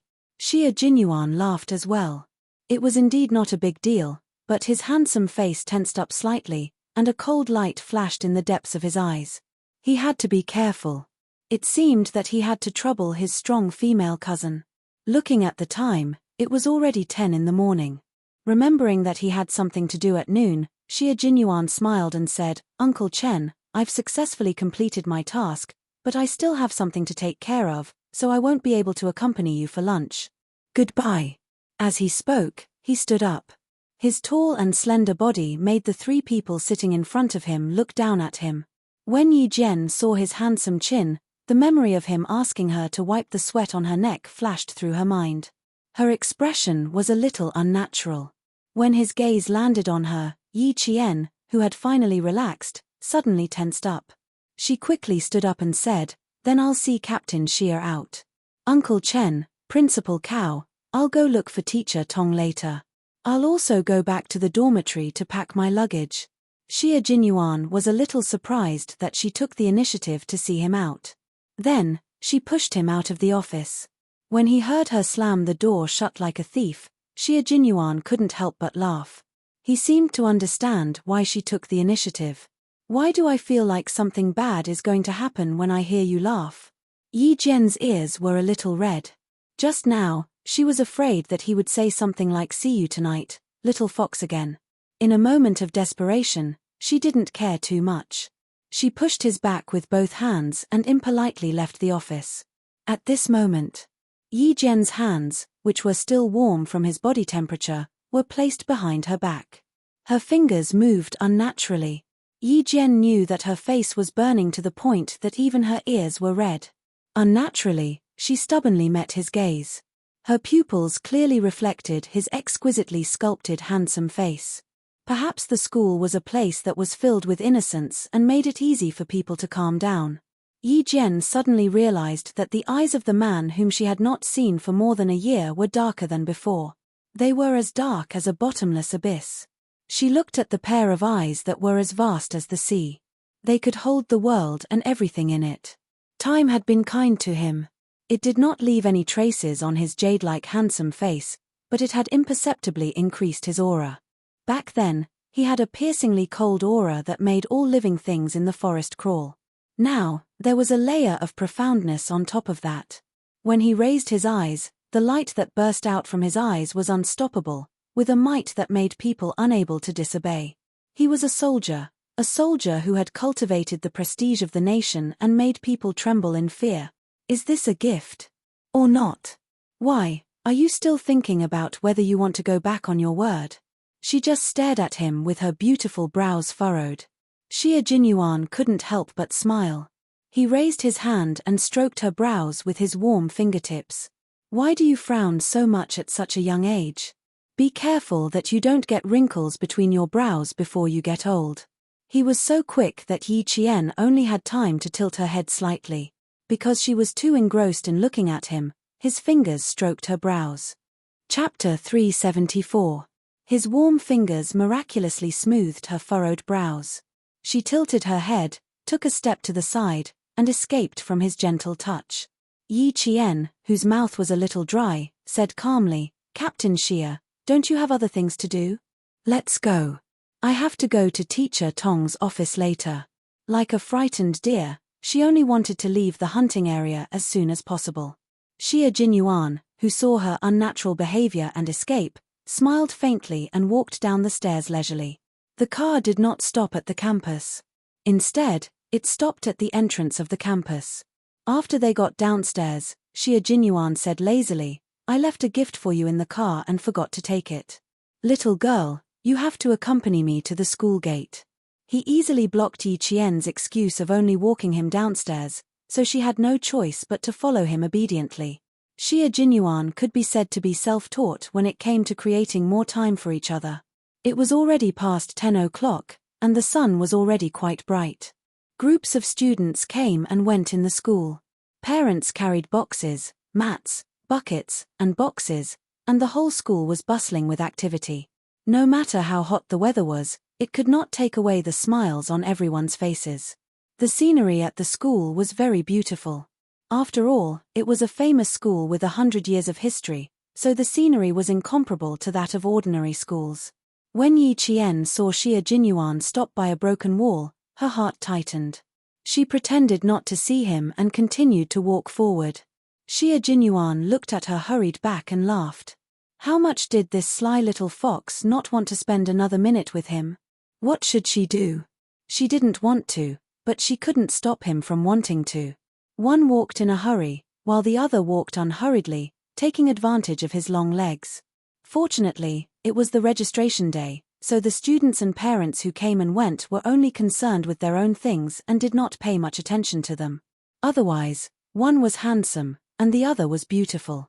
Who knew how much attention they would receive? Later, I'll go see Teacher Tong with Dad and ask her out for a meal tonight. You'll be assigned to Key Class 1. You must have a good relationship with the class teacher. A familiar voice with a completely different tone drifted out from the crowd. Yi Qian, who had been hurrying along, stopped in his tracks. He stood under the shade of a tree and swept his cold gaze over. She saw Yi Zhifan carrying his luggage and walking past her with Yi Ying in tow. Behind them, Sun Dongqing was talking to a few of her classmates' mothers. She couldn't help but feel proud of herself. As for Yi Ying, he had not seen her for more than a year, and she had grown a lot taller. Her long hair was draped over her shoulders, and she was wearing a light blue denim dress. In terms of appearance, her temperament was much better than that of her classmates. Another thing was that she was much fairer than she was in her previous life. It was true that whiteness could cover up all ugliness. She looked much prettier than before. He was in the same class. Very good, he was back to his junior high school life. Fortunately, he didn't meet Teacher Ku. Yi Qian smiled coldly and looked away. At the same time, Xia Jinyuan walked up and said, "At least you have the conscience to wait for me." It seemed to be another beautiful misunderstanding. His tall figure happened to block Sun Dongqing's unintentional gaze. Yi Ying's mother, what are you looking at? Your Yingying is waiting for you in front. One of the parents greeted her warmly and said with a hint of flattery, "I didn't expect my daughter to be in the same class as Yingying again. Yingying, please guide her in the future, especially." Chapter 375. Amidst the compliments, Sun Dongqing retracted her gaze and smiled. It's my duty, it's my duty. Could it be that her eyes were playing tricks on her? Why did it seem like she just saw Yi Qian, that wretched girl? She must be seeing things. How could that wretched girl appear in a century-old school? Bah! With how she disdained even dogs, it would be strange if the provincial high school recruited her. After walking a few steps away, Xia Jinyuan, who was blocking her line of sight, discreetly turned back to look at the plump woman. His eyes narrowed dangerously. They bumped into each other on the first day of school. It seemed that little Fox would have to continue to battle of wits and courage with this family in high school. Fortunately, little Fox was not one to be taken advantage of. Subduing Yi Ying in school was a small matter. The car was scorched by the sun. When the car door opened, a wave of heat hit them in the face. Yi Qian was forced to take a few steps back from the heat. She quickly grabbed Xia Jinyuan, who was bending over to get into the car. "Wait a minute, it's too hot." Her grab was a little too forceful. Xia Jinyuan was focused on his upper body, so he did not expect her to use so much force. With her forceful pull, his entire body actually fell into Yi Qian's arms. Xia Jinyuan, who rarely watched romance dramas, knew that this kind of action was usually done by the man, and the woman should be the one to fall. It was definitely not like his role had been reversed. The situation before him had developed into something he did not want to see the most. Fortunately, he had good waist strength. With Yi Qian's timely reaction, he used the force of her arm to stand up. With lightning speed, he successfully hugged Yi Qian as his support and forcefully turned the situation around. Yi Qian could only be dumbfounded. She really did not know that in a moment of desperation, she had pulled a major so hard that he almost fell into her arms. Afraid that he would embarrass himself, she hurriedly raised her hand and blocked with her arm. Meeting Xia Jinyuan, this nemesis, Yi Qian sometimes felt anxious about her own intelligence. What was she trying to block with her arm? Wasn't he waiting for her to take the initiative to hug him? The moment Yi Qian stretched out his arm, he regretted it. Just as he was feeling a little regretful, what happened next made him even more regretful. Xia Jinyuan was so skillful that he managed to turn what was supposed to be an embarrassing situation into a situation where he hugged her tightly and pressed his entire body against hers. She was trying her best to straighten her body to prevent both of them from falling, while he was trying his best to hug himself tightly to prevent both of them from falling. From an unexpected beginning to an unexpected end. Although the process was dangerous, there was an unexpected and pleasant ending. Xia Jinyuan did not let go immediately. He was a man, a mature man. It was normal for him to be reluctant to let go of the little fox in his arms. That was close. I almost made a fool of myself today. Xia Jinyuan whispered into her ear in a frightened tone, "Little girl, you're quite strong. I was just getting into the car to get something. You didn't have to use so much strength as if you were trying to save me. Actually, if it was any other time, it would not have been possible." The main reason was that he was not on guard at the time. I didn't do it on purpose. I just used a little more strength than usual. Yi Qian was also quite frightened. Being held in his arms, he did not know what to do. His arms were wide open and he did not dare to place them on any part of his body. Chapter 376. She blushed and panicked. All she could do was apologize. "I'm sorry, I'll be more careful next time. Captain Xia, if you stand firm, it'll be troublesome. Let go of my hand, it's a little hot, and there are so many people watching. It's quite embarrassing." Hugging was embarrassing in Yi Qian's eyes, but Xia Jinyuan felt as if an arrow had pierced his heart. How could it be embarrassing? It wasn't hot either. Her body was very cold, and there was not a trace of sweat on it. The fragrance that he had smelled in the morning was still there, and it was so cool that it seemed to have washed away the heat. Also, the benefits of growing taller came. In the past, he had to bend down to hug her, but now, he only needed to slightly tighten his chest and use a comfortable posture to hug her completely in his arms. They met when she was 14 years old. 2 years had passed, and at 16 years old, she had already grown into a slender and elegant girl who would make any boy infatuated with her. "Captain Xia, hurry and stand up." Yi Qian, who was feeling hot all over, couldn't help but poke his firm back with a finger. His muscles were lean and tight, and even if he poked with a finger, he could feel the hidden strength in his body. Xia Jinyuan lowered his head and took a deep breath next to her neck. Then, he stood up as usual and looked at the embarrassed Yi Qian with a half-smile. He sighed and said, "I almost fell down. Little fox, you're deliberately trying to embarrass me, aren't you?" No. Yi Qian quickly shook his head and explained seriously, "I didn't mean anything else. I just felt that it was too hot in the car and you would feel uncomfortable in it, so I didn't think too much about it and pulled you up. The only thing I miscalculated was my strength. Also, I didn't expect Captain Xia to not be on guard at all." After explaining, his face turned even redder. Xia Jinyuan didn't want to leave anymore. His clear voice deepened, and it was as intoxicating as red wine. "You were so worried about me?" "Huh." His voice dragged out, and it was like a lingering drunken kiss, filled with a sexy aftertaste. "It's not that I'm worried, but I think it can wait." Fortunately, Yi Qian's state of mind was stable. Faced with Xia Jinyuan's teasing, he immediately responded, "Captain Xia, please don't think too much. She was cute when she was alert, cute when she was shy, and cute when she was angry. In short, the more he looked at her, the more he loved her. The more he loved her, the more he looked." Instead of getting any closer, Xia Jinyuan raised his hand and rubbed her head with a smile. He pointed at the car and asked, "Comrade Yi Qian, may I ask if I can get into the car to pick up my present for you?" She was his comrade in arms, and their statuses were equal. If she remembered him, she would recognize him as her comrade in arms. The word comrade sounded better than any other beautiful words. Yi Qian's eyes curved like crescent moons. "Comrade, please get in the car. Make sure there's no problem." Her serious answer made Xia Jinyuan laugh again. This was a dangerous yet elegant man. He was also a strategist. He was a man who exuded nobility from head to toe. He wouldn't be too far away from you, but he would always be a step away from you that you couldn't get close to.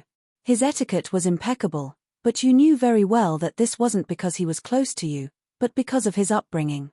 When he smiled, he was very gentle and stunning, but the luxurious aura he exuded didn't change at all. This was a man of a certain status. Seeing him smile, Yi Qian couldn't help but smile. His smile made her feel very comfortable. It was warm, without a trace of aggression. It was very sincere and warm. Chapter 377. The gifts he gave were still books, 3 thick books. Yi Jian took them and laughed. Poor books. They're almost burning from the roasting. Thank you, Captain Xia, I like them very much. There was no gift more precious than books, not to mention the military books that she liked. It's good that you like them. Read them carefully. I'll mail you some professional military books on time.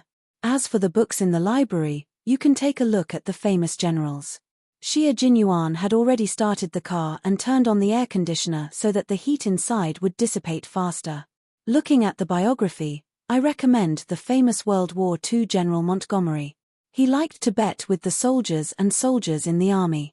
He won the right to command a U.S. bomber including all the crew members.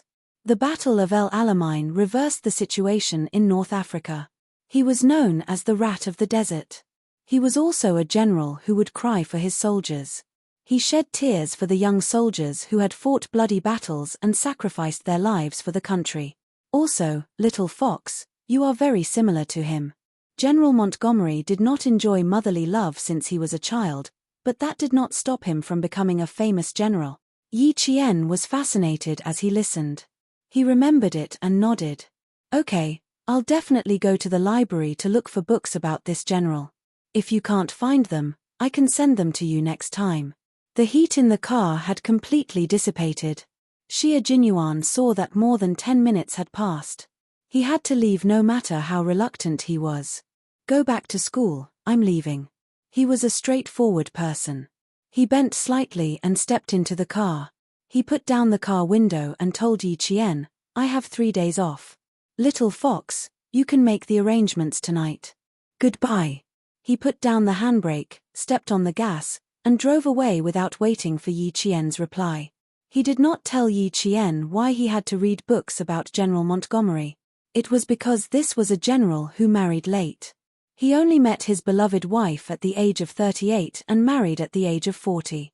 He said, as a soldier, I am loyal to my country. As a man, I will not betray my love. This sentence moved Churchill, and he saluted the general. All this required Yi Qian to read and understand in detail why he recommended this book. The car left, leaving behind the smell of gasoline. With his sensitive nose, Yi Qian waved his hand and smiled as he watched the car disappear from his sight.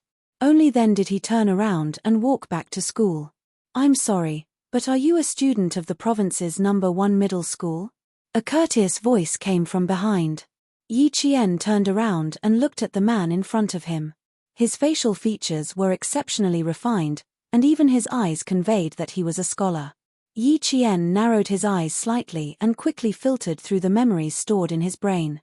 He immediately recognized that this was the man he had seen through the glass wall at the breakfast shop in the morning. At that time, she was still thinking that this man was like a poem. No matter where he stood, he was like a painting. I am. Is there anything I can help you with? Yi Qian replied with a smile. I'll try my best to help you. The corners of the man's mouth immediately curled up, and he let out a long sigh of relief. I'm very sorry, but I need you to lead the way. I want to go to Principal Cow's place.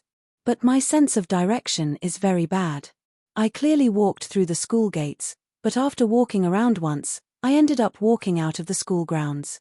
Yi Qian wanted to laugh, but it would be rude to laugh in front of this man. You want to see Principal Cow, right?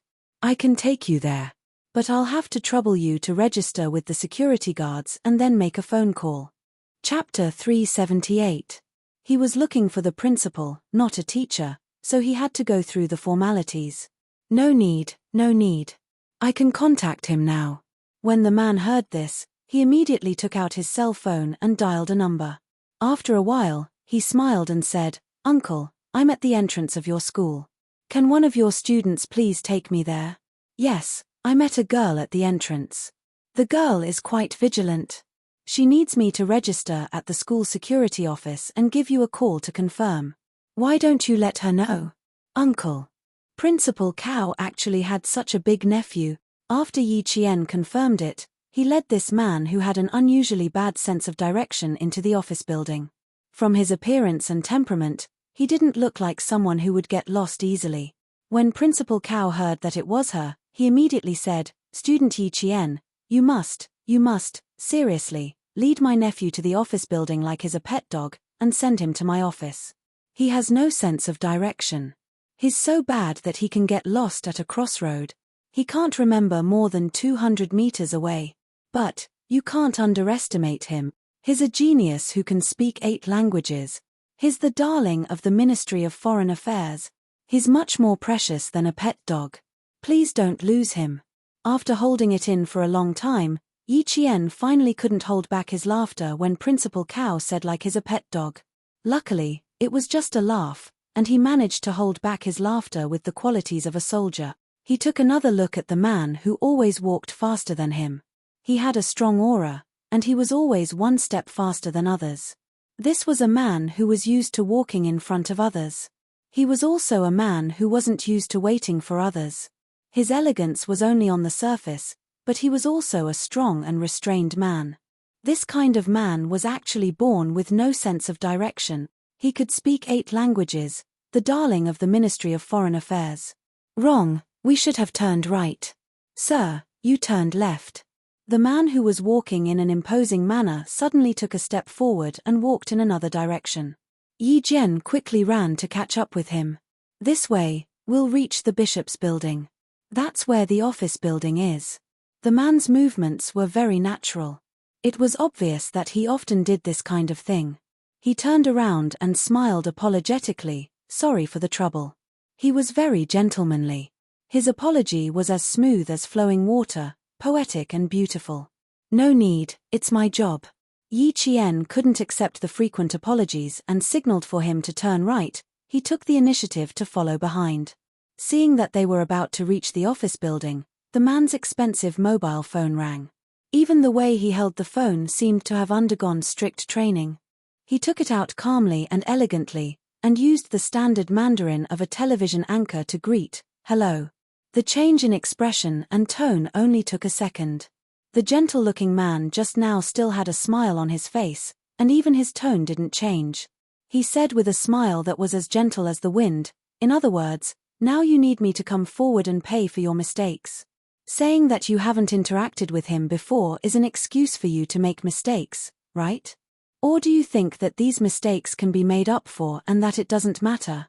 His smile and tone didn't change, but his aura changed imperceptibly. It was deep, cold, and serious. It was as if he was a huge wave under an iceberg, and no one knew when it would break out of the ice. Chapter 379. Yi Qian didn't care about these things. What she cared about was, you can talk, but you don't have to turn left as you talk. Yi Qian had no choice but to block the man's way and use her actions to remind him, "You're going the wrong way." A man at work was very serious, and a man who was angry was not to be trifled with.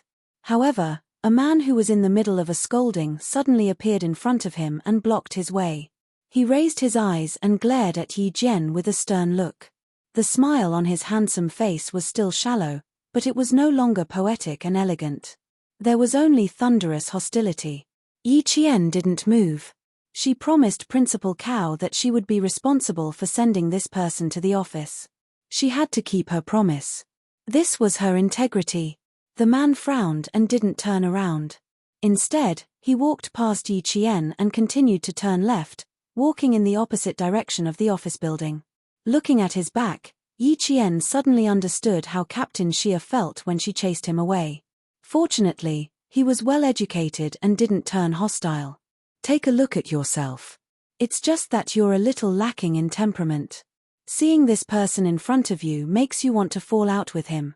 It was almost 11 o'clock. Thinking that she still had to look for Teacher Tong, Yi Qian sighed and had no choice but to catch up with him. Once again, she stood in front of the man. You can only bear the consequences of your own mistakes. No one can pay for your mistakes. The Ministry of Foreign Affairs is a matter of the country. From the moment you stand beside the leader, you are shouldering the honor and dignity of the country. It was this sentence that instantly extinguished the fire in Yi Qian's heart. She didn't disturb him anymore. Under the man's sharp gaze, she made way for him and allowed him to turn left as he spoke. After turning a few meters away, the man's Mandarin changed into a foreign language that she had never heard before. It was fluent and firm, but he maintained his politeness. It seemed like he was communicating, but he definitely maintained his dignity. This was a serious and unhurried communication for the sake of his country's dignity. Time passed bit by bit. Although the man was at the end of his road, he was definitely a person who could find beautiful scenery and make himself comfortable. 10 minutes later, he turned to the side of Swan Lake and sat on a long stone bench by the lake. He still used the same polite and dignified way of communicating in a great country. Yi Qian did not sit next to him. Instead, he stood quietly behind him, waiting to save him in time if he did not look where he was going, and walked directly into Swan Lake. Fortunately, nothing like that happened until the end of the call. After the man hung up the phone, he did not stand up immediately. Instead, he sat there, exuding a cold and unapproachable aura. He sat there quietly for 5 minutes. Yi Qian saw him raise his head and take a deep breath, seemingly exhausted. He rubbed his face and stood up. After reprimanding the translator from the Ministry of Foreign Affairs and communicating with the German engineer, Qin Xiu finally realized where he was after he calmed down. Then, he was completely confused and didn't know where he was going. Also, the girl from the provincial first high school who was following behind him just now, the girl he saw in the morning, the girl who stunned him for a long time, was also gone. Hello, are you done with your work? If you're done, I'll take you to see Principal Cao now. Yi Qian spoke calmly from behind him without a trace of impatience. 37 minutes have passed. I'm sure Principal Cao has been waiting for a long time. Chapter 380. The phone call lasted for a total of 37 minutes. It was not far from 12 o'clock. Qin Xiu turned around with a smile on his handsome face. He apologized naturally and politely, sorry for making you wait for so long. And just now, my attitude wasn't very good. I'm sorry. It's okay. Yi Qian just wanted to send this Buddha away. Even sending a 3-year-old home wasn't this tiring. She wasn't angry at all, which meant that she really didn't care. Qin Xiu pursed his lips and walked over. He sighed in his heart. Sigh, this is the first time we met. My impression of you is too bad. I have to fix it. As a staff member of the Ministry of Foreign Affairs, Qin Xiu was very good at diplomacy. He quickly found a way to fix it. We met this morning. Do you remember me? He reached out his hand. His fingers were long and slender, and his fingers were clean and beautiful. I'm Qin Xiu. I'm sorry to have taken up so much of your time. Yi Qian, who didn't like physical contact, only hesitated for a minute and a half before finally reaching out her hand. He was Principal Cao's nephew. Qin Xiu could tell from her half a second of hesitation that the student in front of him didn't like physical contact. He immediately released her hand within 3 seconds and maintained his smile. I don't know my way around. My sense of direction is always left or right. It's like my brain is separated from my body. I always make the wrong choice. It took courage to openly admit one's mistakes to a stranger. Yi Qian pursed his lips and smiled. He said calmly, no one is perfect, but Mr. Qin's sense of direction. It's true that you should have someone by your side at all times. Implicitly keeping unspoken words also represented a person's self-restraint. Qin Xiu's smile deepened. Just as he was about to speak, the phone in his hand vibrated. He first said, sorry. Then he looked down at his phone. The corners of his mouth curled up slightly again. He said to Yi Qian, it took us almost 40 minutes to get to the office from the school gate. My uncle probably thinks I've gone missing. His clean fingers pressed the answer button. He said in a cool and elegant voice, I'm at the school's Swan Lake. Tchem. Ha. Still here. Okay, I'll be right there. I'm begging you, please don't work while walking. Yi Qian still has things to do, so I can't let her follow you around the school. Principal Cao felt that his hair had turned a lot whiter in the past half an hour. It turned out that her name was Yi Qian. It was a very simple name that could be easily memorized after being recited once. Around noon, Qin Xiu did not receive any more calls, and Yi Qian finally sent him to his office without a hitch. Principal Cao was already waiting for him at the door. When he saw him, he quickly walked up to him and said, "Why didn't you bring your entourage? If you go missing in such a big provincial capital, how am I going to explain it to your mother?" When Yi Qian noticed that something was wrong with his expression, he had already left quietly. A person who was being scolded would not want someone else to watch while they were being scolded, so he knew better than to leave. "I took a work call and lost track of time." Qin Xiu did not take it to heart. Because he was not good with directions, he had countless entourages since he was young. In the past, he had no choice, but now, he did not like it. He changed the topic without leaving a trace. "I still have to thank." He turned around to thank Yi Qian, but he realized that the girl who was supposed to be behind him had already left. Chapter 381. She left a long time ago. You're lucky to have met her. She's a very responsible girl. She accompanied you for more than 40 minutes at noon. Principal Cao saw that he was still wearing a bow tie and knew that he had rushed over after finishing his work. "Go sit down and relax. I'll arrange a car so we can go out for lunch. What's your schedule in the afternoon? If not, you can go back to the hotel to rest or go out to play. But you have to bring your entourage." Qin Xiu looked away and smiled at his uncle's nagging. "Okay, I'll be careful. I want to walk around your school in the afternoon. It's fine if I don't go out. This century-old school has beautiful scenery. If I'm tired, I can sit down and relax. As long as I don't walk out of the school, you don't have to worry." Other than his poor sense of direction, Principal Cao was not worried about anything else. "Okay, school just started and I have a lot of things to do. You can walk around the school. When are you flying back to Beijing?" "The day after tomorrow." "I'm not going back to Beijing. I'm going to Germany with the delegation." As a staff member of the Ministry of Foreign Affairs, Qin Xiu was rarely in China. He was either abroad or on the plane. Yi Qian pushed open the door and entered the teacher's office. Compared to the 30 degrees outside, the coolness inside swept away the heat. "Come, sit here. This is Teacher Zhu's desk in our class." Teacher Tong waved her hand and gestured for Yi Qian to sit at the desk next to her. She pointed at the file on the desk and looked at the time. She smiled kindly. "The roster is here. Take a look at it yourself. I'm not done with my work yet. I'll go to the cafeteria at 12:30. "Okay." Yi Qian smiled and nodded. "Okay, you don't have to worry about me." The teachers were very busy on the first day of school. Teacher Tong was the only one in the big office who had not gotten off work for lunch. Yi Qian gently took the roster out of the file and opened it to look at it carefully. The first few lists were of the top students. When he flipped to the 15th page, Yi Ying's photo came into view. Not bad. Not only did her skin become fairer, but her handwriting also improved. He looked at her strengths. Dancing, English. Yi Qian raised his eyebrows and smiled playfully. It seemed that she had been working hard on English for the past year or so. She wasn't surprised. In her previous life, when Yi Ying came back from studying abroad, she spoke fluent English in front of her. She didn't know if she would do that in high school.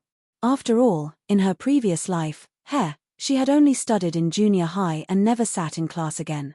Sitting beside Teacher Zhu's desk, Yi Qian flipped through the list page by page. After scanning through the names and photos, he finished flipping through all 60 names within 10 minutes and memorized them. The provincial first high school was indeed a century-old school, and Class 1 was the best of the best. However, there were also some students with poor grades. Resources needed to be allocated reasonably, and the school couldn't put all the good students in the second class into one class. It could only be said that the average score of the first class was higher than the other classes.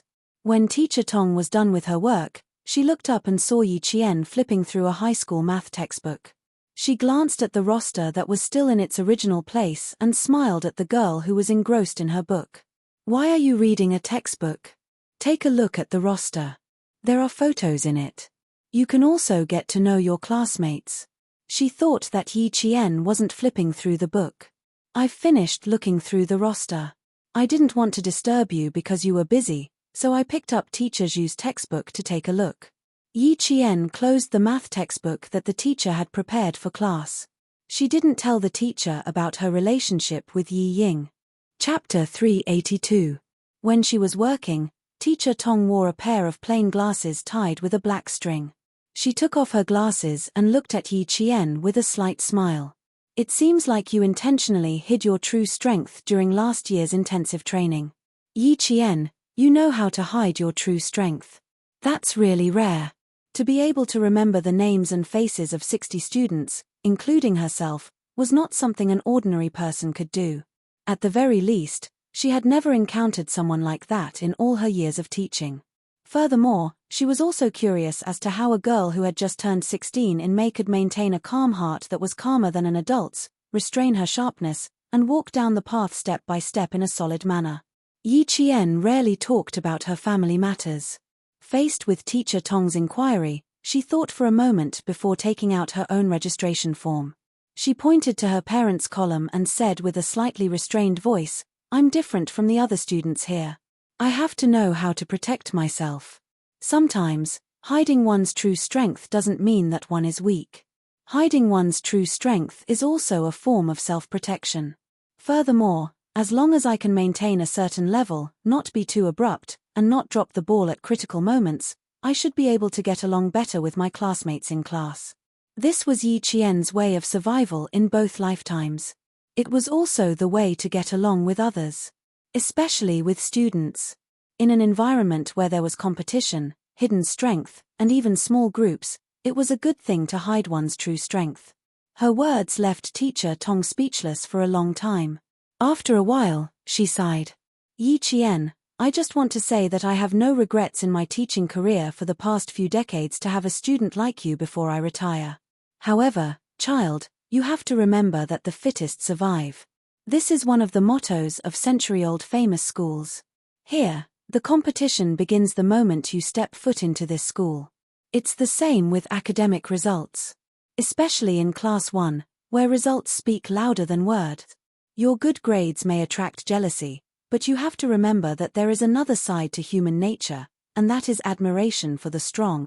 Teacher Tong was a virtuous teacher. She did not want to see Yi Qian suppress her true strength to accommodate others. She should not hide her true strength at such a young age. Young people should live a carefree and unrestrained life, unrestrained and unrestrained. If they still had to be careful in school, they would have to be even more careful when they step out into society. Society is a big environment, and there's nothing wrong with being careful. However, school is different. This is a place for students to be happy, so there's no need to be careful. The bigger the stage, the more capable you are. Yi Qian, remember what Teacher Tong said today. The provincial first high school is a big stage for students to freely roam the sky. You don't have to hide your strength. It's your ability to study well. How can your classmates say such things? Moreover, even if there is, you don't have to take it to heart. The strong are like a halo. If there are people who worship you, there will be people who are jealous. The teacher and the student talked in the office for half an hour before they left. If Principal Chen and Uncle Jen taught Yi Qian how to be self-reliant, then Miss Tong taught Yi Qian how to be mellow, roundabout, and gentle. The combination of hardness and gentleness, Zhong Kai had a strong heart and a soft heart. In the days to come, when Yi Qian relied on his own strength to reach the peak of military power step by step, Teacher Tong was one of the people he thanked the most in interviews. Chapter 383. After lunch, Teacher Tong went back to her office while Yi Qian went to look for Principal Chen to get his luggage. Principal Chen was busy with his work. Other than when school started, he had nothing else to do. He liked working in the library. Also, he was in poor health. In order to live a few more years and see how far the girl he personally groomed could go, Principal Chen had started to take care of his body. A new batch of books had arrived at the school. There were books on astronomy, geography, ancient and modern. A century-old school would always have more resources than other schools. This could be seen from the corner of the books. 2 hours later, Yi Jian, who felt like a scholar, took her luggage and walked to the dormitory. The campus at 4 o'clock was much quieter than it was in the morning. Walking along the stone path with tall camphor trees on both sides, Yi Qian walked to the left side of Swan Lake and arrived at the female dormitory. When he walked to Swan Lake, he saw someone sitting leisurely on a stone bench under a weeping willow. His long arms were lazily draped over the back of the bench as he admired the beautiful scenery of Swan Lake. Yi Qian thought for a moment and walked over. He was an old acquaintance. If she really walked around him this time, she didn't know how he would tease her the next time they met. "You didn't walk around me? Little fox, I'm surprised again." Xie Jinyuan looked like he had eyes on the back of his head. Before Yi Qian even got close, he turned his head to look at her. The golden sun in the west was variegated. As the willow swayed, it gently shone on his handsome face. It was half bright and half dark, making his expression look dark and unreadable. Seeing that Yi Qian was still carrying his luggage, he stood up and said, "I need you to go out and help me with something. It's serious. Do you want to put your luggage in my car? Or maybe put it back in the dormitory?" Although there was a faint smile on his face, there was a hint of coldness in his eyes. Yi Qian already believed that he was talking about serious business. It was indeed serious business. "If you're in a hurry, you can leave immediately. If you're not in a hurry, I can leave my luggage in the dormitory first." Yi Qian picked up his rather light luggage. There wasn't much inside, only a few sets of clothes. After waiting for about half an hour, Xie Jinyuan took the luggage that had passed through his hands several times today, but he still didn't put it back in the dormitory. He raised his eyebrows and said with a smile, "Then take it with you. Maybe you can change it at night. There's a possibility that I won't be going back to school tonight. Let me know in advance." She wouldn't have any objections to sleeping outside, even if he suggested sleeping by the side of the road or under a bridge. When they got back into the car, Xie Jinyuan's phone started ringing. He glanced at Yi Qian before answering the call. "Come over in 20 minutes. Book a hotel in advance. If it's too late, sleep in the hotel." Yi Qian did not ask what was going on. She was used to others speaking first. The car was parked at the entrance of the traffic bureau. Before the car was parked, 2 police officers in dark green uniforms ran over. Their expressions were solemn. "The suspect has strong anti-reconnaissance abilities. His methods are brutal. He erased all possible traces of the crime at the scene of the crime. Get all the Sky Eyes in the province, including the ones at the scene of the crime. We don't have much time. We need to find the suspect as soon as possible." As soon as they got out of the car, one of the police officers quickly told them everything they knew about the suspect. The other police officer led the way. The 4 of them hurriedly appeared in the monitoring room of the province's Sky Eyes system. First, get the Sky Eyes at the scene of the crime. Also, get the Sky Eyes at the 2 nearby crossroads. Xie Jinyuan's eyes darkened as he made the arrangements. Then, he said to Yi Qian, "You have a good memory and are highly recognizable. I've prepared a pen and paper for you. Just draw whatever you find on the paper." Chapter 384. Our job is to assist the investigation team. We just need to find clues. Since the successful career woman had asked for his help, he had to help her. Actually, it didn't matter if Yi Qian didn't come, but he couldn't resist his desire to see her. Yi Qian had already looked at him several times. Did a special forces soldier need to be involved in solving a case? I was asked to do this, so I couldn't refuse. Xie Jinyuan, who was deliberately 2 steps behind, quickly leaned forward and said to the little girl, who looked calm but was actually asking him with her eyes, "If I don't ask you to come with me, how can we be together tonight?" Yi Qian instantly realized that the seriousness in his eyes was all an act. He didn't know what he was going to do before he arrived at the traffic bureau. "Xie Jinyuan, can you be more serious? Look, you're thinking too much again. What do you think we're going to do tonight?" Xie Jinyuan's lips curled up slightly. He straightened his back and walked into the surveillance room that was pushed open by 2 policemen in an elegant and cold manner. "Follow me. We only have 5 hours. After 5 hours, we need to go to another place." He had stirred up her calm emotions, but in an instant, he put them down and started talking about serious matters. The speed of the change made Yi Qian's chest heave up and down a few times. He took a deep breath before walking in. There were quite a lot of sky eyes in the provincial capital. Under Xie Jinyuan's instructions, Yi Qian began to put aside his distractions and immerse himself in work. The heavy door of the control room that was not locked opened halfway. A tall man wearing a slim suit jacket and a pair of slim trousers of the same color stood at the door. His gaze fell lightly on the slender student's body. Was this the high school student that 6th brother had mentioned? "Secretary Xie, please tell Chang Sheng that our bureau will definitely solve the case within 3 days.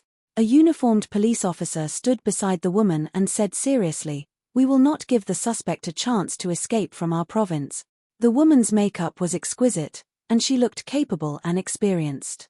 Even though she was standing in front of the bureau chief, her aura was not suppressed at all. She nodded and smiled. "Okay, I will definitely tell Chang Sheng." Serial crimes, wanted nationwide, fled to the southern province's provincial capital, and committed a violent murder. If this case was not solved, Chang province would not be able to sleep peacefully. This case had even alarmed the capital. 6th sister was here, and she had asked him to do things several times. Since she was here, she could forget about leaving quickly. No matter what, he had to help her solve this big problem. Wasn't finding clues his forte? The question was, why did he bring that high school student with him? The woman, whose emotions had already gone back and forth a few times, frowned without batting an eyelid. She did not disturb the 2 people who were working hard and assisting the bureau. She turned around and left quietly. 178 centimeters in height, 75 kilograms in weight, short hair. After nearly 4 hours, Yi Qian drew a man's head on a piece of paper. The 6 screens were all frozen. It was either the man's legs, the man's back, or an extremely blurry front. Xie Jinyuan leaned forward slightly and slowly explained the situation on his side to Yi Qian. He should be nearsighted. Occasionally, he would squint his eyes. He's not used to wearing glasses, but he would never leave his glasses. Hence, there was a trace of glasses on the pool of blood at the scene. Chapter 385. Their chairs were slightly closer to each other. In order to make it easier for Yi Qian to draw, Xie Jinyuan had already left his chair as he spoke. He half-squatted beside Yi Qian and said, "After entering the southern province, your hair has to be cut. Draw one with hair to your ears, and the other with hair to your ears." "Okay." Yi Qian agreed with him. The 6 blurry portraits were fixed on the 6 screens. The back of the first portrait was indeed slightly longer, and the hair to his ears in the 5th portrait when he was wearing a mask. She sat in the middle, and several police officers stared intently at the pencil she was drawing on the paper. As she dictated and finalized, the features of a man with thin, even refined features were drawn on the paper. Xie Jinyuan picked up the completed portrait and said, "I can't say that this one is 100% similar, but it's at least 90% similar. The criminal may very well refuse to admit it. Regardless of whether he admits it or not, let's arrest him first." He handed the portrait to the police officers, and Yi Qian began to draw the criminal's height, proportions, and even the shadows bit by bit. Some police officers hurriedly left with the portrait, while the rest of the people held their breaths and looked at the high school student whose drawing skills were comparable to the professional police officers in the brigade. From the moment she picked up the pen to the moment she started drawing on the paper, there was not a single pause. It was as if she had seen the criminal before. The portrait had already been sent to the relevant departments for matching. After Yi Qian finished drawing the entire portrait, the police officers guarding the matching portrait rushed into the surveillance room like the wind. Found it, found it. Finding the criminal meant that Yi Qian and Xie Xiaoyuan's work was complete. The 2 of them, who were helping each other out of friendship, actually only needed to find some clues for the police. With so many videos, so many celestial eyes, and so many faces coming and going in a city every day, how difficult was it to only find one criminal? The two of them spent more than 4 hours to find the criminal. They had indeed done the Southern Province Public Security Bureau a huge favor, and the head of the Southern Province was relieved. Xiao Xia, call your brother over for a meal. Chang Sheng was acquainted with Commander-in-Chief Xia and had met Xia Jinyuan a few times. This time, he had done him a huge favor, so it was only right for him to express his gratitude. As the head secretary, he had to do all aspects of his work. He even had to carefully arrange a meal. However, this time, there was really no need to arrange it. You're welcome. He even brought a child over. I'm afraid that he has to send the child home. Now. Chang Sheng thought that it was a child from family Xia. To solve the case within 48 hours. There must not be a second case in our province. Yi Qian. When they walked out of the traffic station, it was already late at night. It was almost 10 o'clock from 5:30 p.m. Yi Jian looked at the man who was walking in a hurry and caught up with him. Captain Xia, it's still early. Yes, I'm not going back. The moon was bright. Xia Jinyuan stood under the silver light with a faint smile on his face. His deep and dark eyes reflected the moonlight. When he smiled, the light in his eyes moved slightly. He was even more charming than during the day. Why are you retreating? Are you retreating without going back to the hotel? Are you going to follow me back to the hotel? Yi Qian rubbed his forehead as if he had a headache. He said helplessly, Captain Xia, I'm not in the mood to joke with you. It's 10 o'clock now. I have to go back to the dormitory. Tomorrow, I have to go to class. Have you forgotten that I'm still a student? High school students are under the most pressure. They can't be distracted. Chapter 386. Even when she felt helpless, her small face revealed a sly look. She seemed to have given in to him, but in reality, she knew very well what she was insisting on. Xia Jinyuan walked 2 steps back and stood in front of her. His tall and slender body happened to block the moonlight, completely enveloping her under his shadow. The moonlight was hazy and the street lights were dense. In the dim light, he raised his hand and gently patted the top of her head. He gently said, You don't want to stay in school on Saturdays and Sundays, right? Do you want a place to train? I'll give you 10 seconds to consider whether you want to go with me or not. He looked at her. Even though the light was dim, his gaze was still accurately locked onto her face. There was a smile and understanding in his eyes.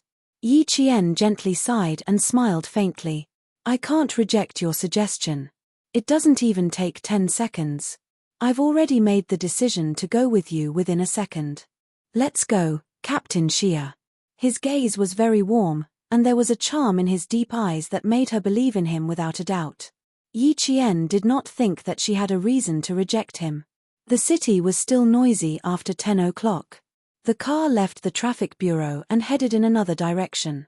Xia Jinyuan said as he drove, In the future, when you go to the provincial military base on Saturdays and Sundays, I'll ask someone to look after you.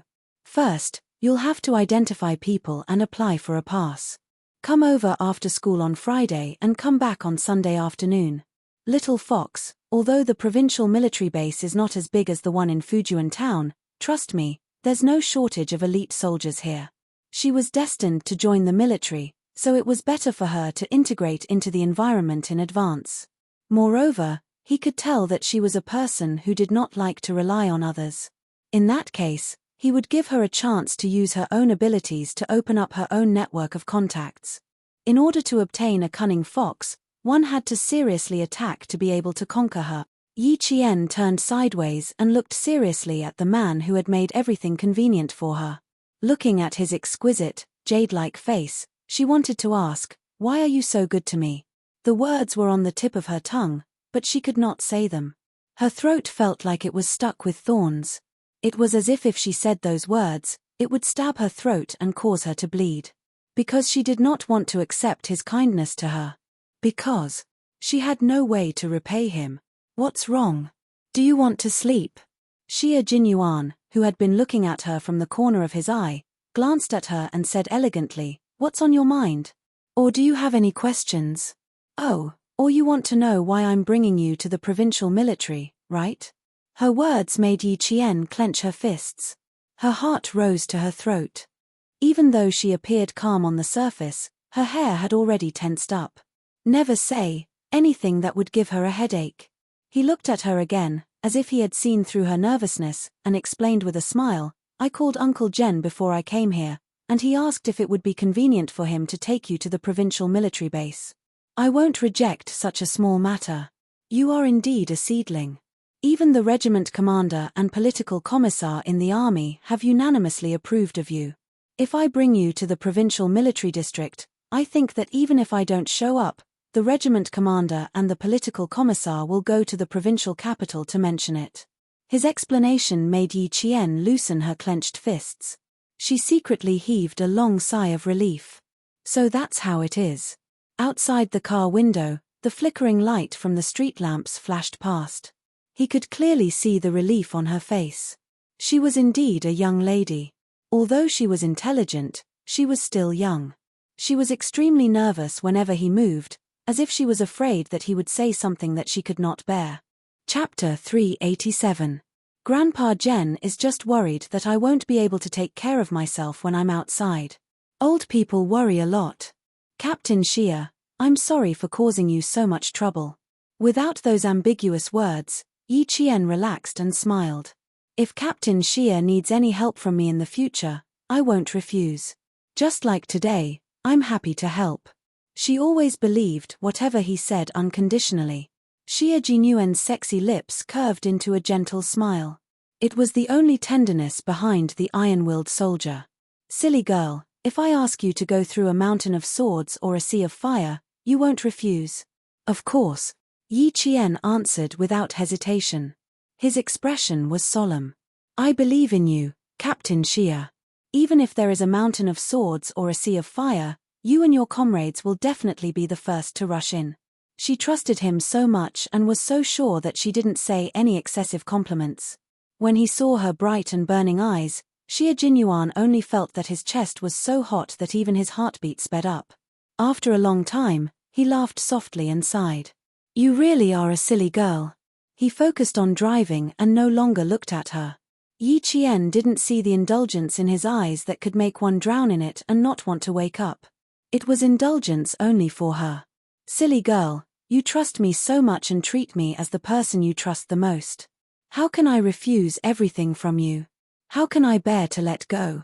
Even if I have to wait, I'm willing. Yi Qian didn't go back to school that night. By the time he left the provincial military base, it was already midnight. He checked into a hotel not far from the school. In the middle of the night, a grown man brought a young girl to a hotel room. The receptionist couldn't help but take a few glances. First, she glanced at Yi Qian coldly. When she looked at Xia Jinyuan, it was as if she had taken stimulants. She said sweetly, Hello sir, I'm not interested in who you are. I know you're the receptionist of the hotel. Even a small receptionist was looking at his little fox with a strange gaze. She really deserved a lesson. Xia Jinyuan glanced at the receptionist coldly.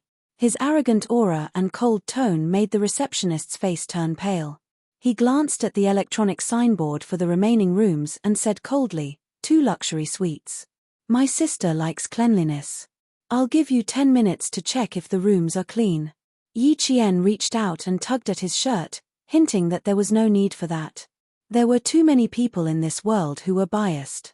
She had been through too much, so she didn't take this little disrespect to the receptionist to heart. She only cared about the gazes of the people she cared about. The gazes of unimportant people had nothing to do with her. However, she still had something she wanted to say. Glancing at the receptionist coldly, Yi Jian took the 2 room cards that the receptionist handed over with trembling hands. With a cold smile at the corner of her mouth, she said softly, Miss Liu Zhen went to Huajun Hotel with a man who was less than 1.6 meters tall 2 weeks ago. After leaving the next day, she went to Anchi Tea House with a man who was as fat as a pig that night. Then, she changed to another man. As soon as she said the first sentence, the receptionist's knees went weak. By the time Yi Qian told her which men she had checked into rooms with in the past 2 weeks, her face was as white as a sheet. She leaned against the marble counter. Chapter 388. That was not all. Yi Qian added, I have to tell you that the man who went to Huajun Hotel went to the hospital yesterday. He didn't look too good. I think there's something wrong with his body. Miss Liu Jin, I suggest you get a checkup too. At the front, she could still lean against the counter to support herself, but at the back, Yi Jian's words made the receptionist fall to the ground. The staff on duty next to her did not know what happened. She quickly walked over and apologized to Yi Qian, then picked up the walkie-talkie to call for security. Yi Qian said it in a voice that only the two of them could hear, so as to preserve the front desk's dignity. After entering the elevator, Xia Jinyuan chuckled. You really can't afford to lose out. No wonder Uncle Chen let you come out alone. Even if you want to lose out, you have to see what kind of loss it is. I was just telling the front desk the truth. Don't think so much about it. Does she think everyone is the same as her? Yi Qian winked playfully and smiled. Besides, I was just reminding her out of kindness. The little fox reminded him out of goodwill, but the little fox's words shocked everyone. After pressing the floor button, Xia Jinyuan sighed. I can use what I saw in the heavenly eye to teach someone a lesson. Little fox, it seems like I can't leave any evidence behind in the future. Where did the front desk go? Who did she go with? She just arrived in the provincial capital this morning. The only explanation was that she took a look at the heavenly eye and memorized it. Her memory was extraordinary, and her brain storage capacity was also large enough. Would the military allow her to become a nobody? Obviously, it was impossible. The military would know her whereabouts and movements at all times. Just like in the desert, after confirming her identity, the Tower Command Center did not make any further moves. As for Yi Jian, her intuition told her that it was best not to continue talking about this topic, that she couldn't tell whether it was true or false. She lowered her head and pretended to yawn. I'm so sleepy. I want to sleep early. The elevator door opened with a ding. As soon as she finished speaking, she walked out nimbly. You're that sleepy? Would you like a cup of coffee to refresh yourself? Or, we can have a heart-to-heart talk in the room. Xia Jinyuan, who walked out of the elevator gracefully, smiled. His low voice seemed to have magic in the silent night as it drifted lazily and seductively behind her. I'm in the room next to yours. If you want to chat, feel free to do so. Yi Qian quickened his footsteps and rushed to his room. He swiped his card and entered before slamming the door shut behind him. The dangerous man with a bad smell was back. She patted her chest lightly and then slapped her forehead in annoyance. How rude. She didn't even say good night. She composed herself and opened the door again. Xia. When he opened the door, he saw a black shadow standing at the door. He was so shocked that he let out an ah. His subconscious reaction was naturally to punch the black shadow's chin. You opened the door just to beat me up. The black figure, which was Major Xia Jinyuan, reacted even faster. He stepped sideways and avoided Yi Qian's fist. He looked at her with a smile. I just came over to say good night, and I almost got beaten up. In the middle of the night, facing a dangerous yet elegant man, Yi Qian stopped at the door and said awkwardly, Sorry, Captain Xia, I didn't mean to hit you. Also, good night. See you tomorrow. Chapter 389. The door slammed shut again, as if trying to escape from the lecture. Outside the door, Xia Jinyuan gently rubbed his eyebrows with his slender fingers. He looked helpless, but his eyes were no longer as cold as when he faced the receptionist. Instead, his eyes were filled with gentleness. Silly girl, if I really want to come in, can a door stop me? He whispered with a smile. He just wanted to tease her. Thinking of the scene at the front desk just now, Xia Jinyuan's eyes, which had been soft a second ago, suddenly turned cold in the next second. If the receptionist could casually guess the relationship between the two of them, it was hard to guarantee that the people outside would do the same. There might even be rumors spreading. It seemed that Little Fox had made the right decision to keep her distance from him.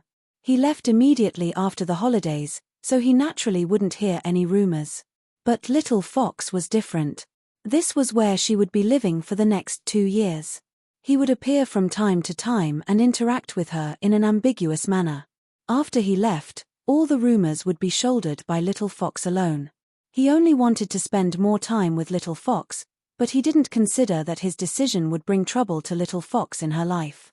The sound of running water in the shower stopped after a while. The door opened and a pair of strong and slender legs stepped out. As a white shadow flitted past, a white towel wrapped around Xia Jinyuan's strong and narrow waist. His phone on the bedside table had already rung several times. His hair was wet and his body was covered in fine water droplets. He picked up a towel to dry his hair, took off his shoes, and walked over. The military man who came out of the shower was indeed sexy. The lines of his muscles were perfect, as if they were God's masterpiece. Every part of him was perfect and extremely seductive. When he sat down, his waist muscles stretched out sexy curves, showing off the strength that a man should have. "It's so late and you're still awake." He spoke in a low and deep voice, with a hint of moisture in his voice. He was as lazy as a noble walking in the countryside, seducing innocent and beautiful village girls. "You're not sleeping, but I'm going to sleep. Would you be able to sleep if there was a grown woman beside you?" The woman's voice came. She was Xia Jinyuan's cousin and also the secretary of the governor of a province. She was a strong woman. Xia Jinyuan sneered and replied lazily, "Xia Yiwei, you took the time to go to the transportation bureau and then rushed back. You sure are busy." How could he not notice that someone was brazenly sizing up his little fox behind him?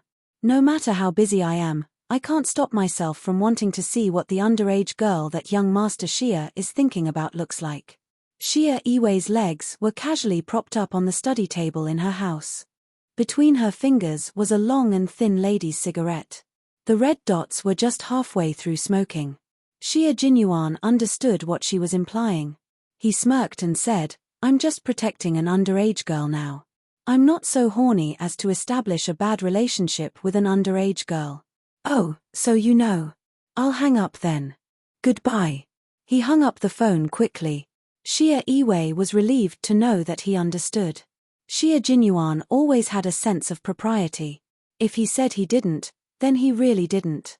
What she didn't know was that even if Xia Jinyuan really did have such thoughts, he still had to ask Yi Qian for permission. At 6 o'clock the next day, Yi Qian arrived at school. Sitting in the car, Xia Jinyuan's right hand on the handbrake had secretly tightened countless times. He had said that he would come back to collect interest, but in the end, after thinking about it for a long time last night, he still held back because he was worried about her life in school. Chapter 390. Captain Xia, I'll get off first. Goodbye. Hearing that the car door was unlocked, Yi Qian immediately unlocked the door and got out of the car. Just as she leaned to the side, her wrist was grabbed by a strong hand. She looked back at her wrist and frowned in confusion. "Captain Xia, you're still." Yi Qian felt something pressing down on her. With one of her hands held, she could only feel a refreshing mint scent. Like an apple in Eve's hand, she couldn't resist its temptation. There was a hint of coolness on his belt, followed by a warm kiss that gently landed on her forehead. He stayed there for a long time, so long that the skin on her forehead was burning. "Okay, you can get out of the car." Xia Jinyuan, who was sitting upright again, saw that there was only confusion in her eyes. She didn't reject him. Feeling warm in his heart, he chuckled. "This is my interest. I'm back to collect interest, little fox." He came all the way to the desert and chased her all the way here, but he still missed her. He had to collect interest. Yi Qian was almost running away. She grabbed her luggage and walked faster and faster. Only when she reached the school gate did she slowly stop. She turned to look at the car that hadn't left yet and the man who had gotten out of the car. Yi Qian's forehead burned even hotter. She pursed her lips stubbornly. She wanted to say something, but in the end, she didn't say anything and turned to enter the school. Xia Jinyuan, who was standing beside the car, had a faint smile on his face. His deep eyes watched his little fox enter the campus until she slowly disappeared from his sight. He blinked his unfathomable eyes and drove away in a good mood. The original interest was her first kiss. Today, he took a step back and left her with an emotionless kiss. The effect was unexpectedly good. It was a good thing that she didn't resist. It was normal for her to be confused. His little fox had never had any experience in relationships. When it came to a wolf like him, TSK, TSK, TSK. He had no choice but to rely on his feelings.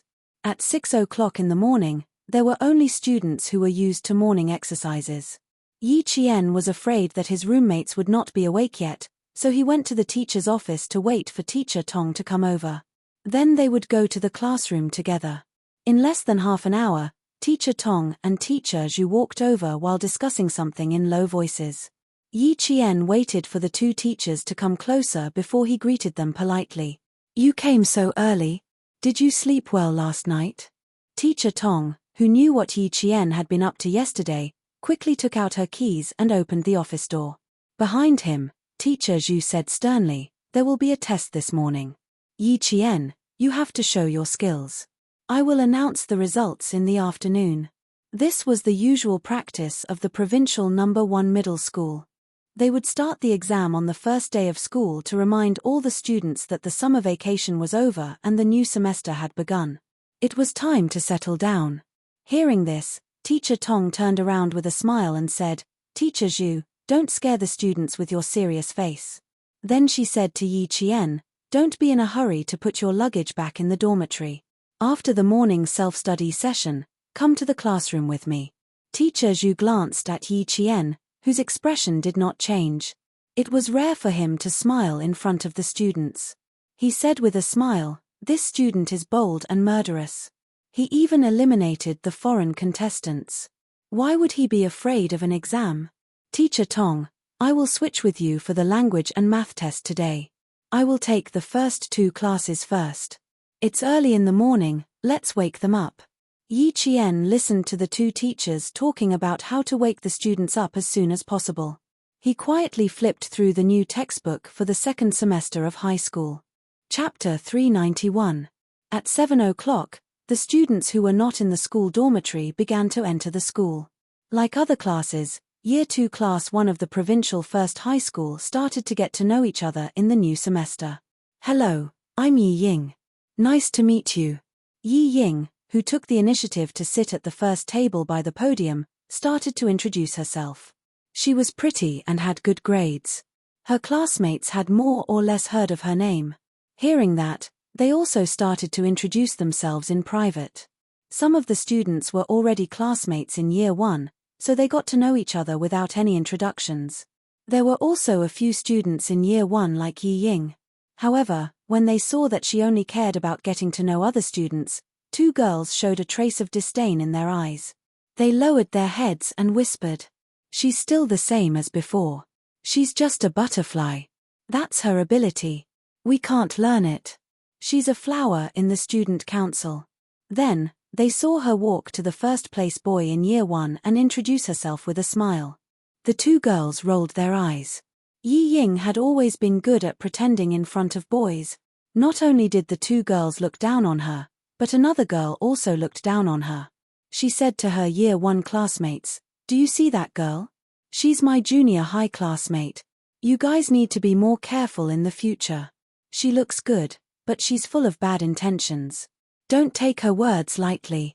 Ever since Enchanting saw Yi Ying, she had rolled her eyes countless times. In terms of popularity, she was more popular than Yi Ying because of her tomboyish personality. At least in Year 1 of high school, she had never quarreled with her classmates, nor had she schemed against anyone in secret. When the students heard that, they all nodded lightly.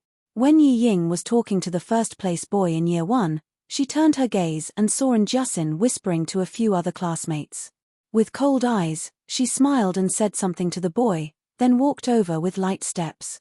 "Hey, Enchanting, I didn't expect to be in the same class in high school again. You're my only classmate in middle school and high school. Come, let's shake hands and celebrate." It was easy to leave a good impression with a coquettish and polite attitude.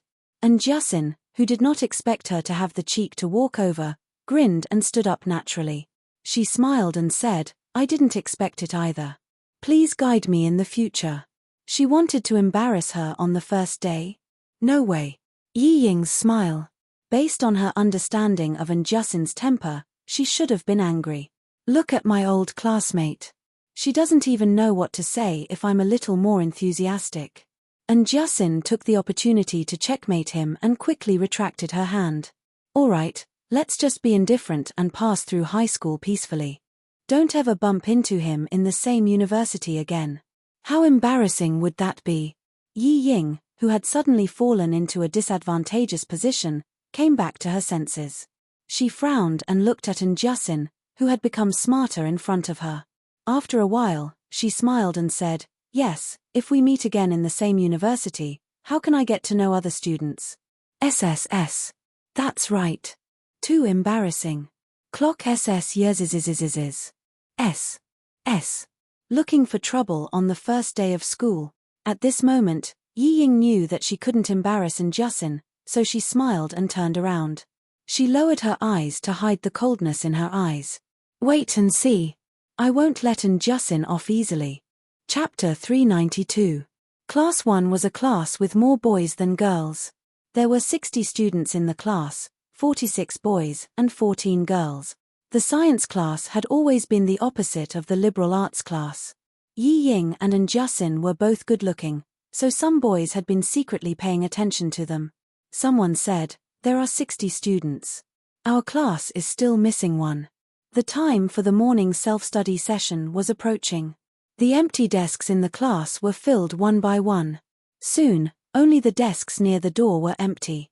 The rest of the students had already arrived. Yeah, there are only 59 students now. Who else is not here? There are still 4 minutes to the morning self-study session. How bold of them to come on time on the first day of school. Until the morning self-study session bell rang, the empty desks near the door were still empty. A student muttered softly, "Are they sick? The teacher will be angry if they're late on the first day." Yi Ying glanced at them and sneered. Class 1 was very competitive and had the most top students. If someone became the focus of the teacher's attention on the first day, it was equivalent to having someone at the bottom. Soon, footsteps were heard. The student sitting at the back near the door was bold. He quickly looked over and saw Teacher Tong walking over with a girl with a smile. She's here. It's a girl. Damn, I can only see a pair of calves. Her skin is dazzling white. She must be a beauty. Really? Quick, sit down. Shut up. Teacher Tong is our big sister. Don't bully her. Soon, there was no other sound in the classroom except for the sound of books being flipped. This showed how strong the self-control of the students in the class was. Teacher Tong did not let Yi Qian go in immediately. Instead, she went into the classroom first.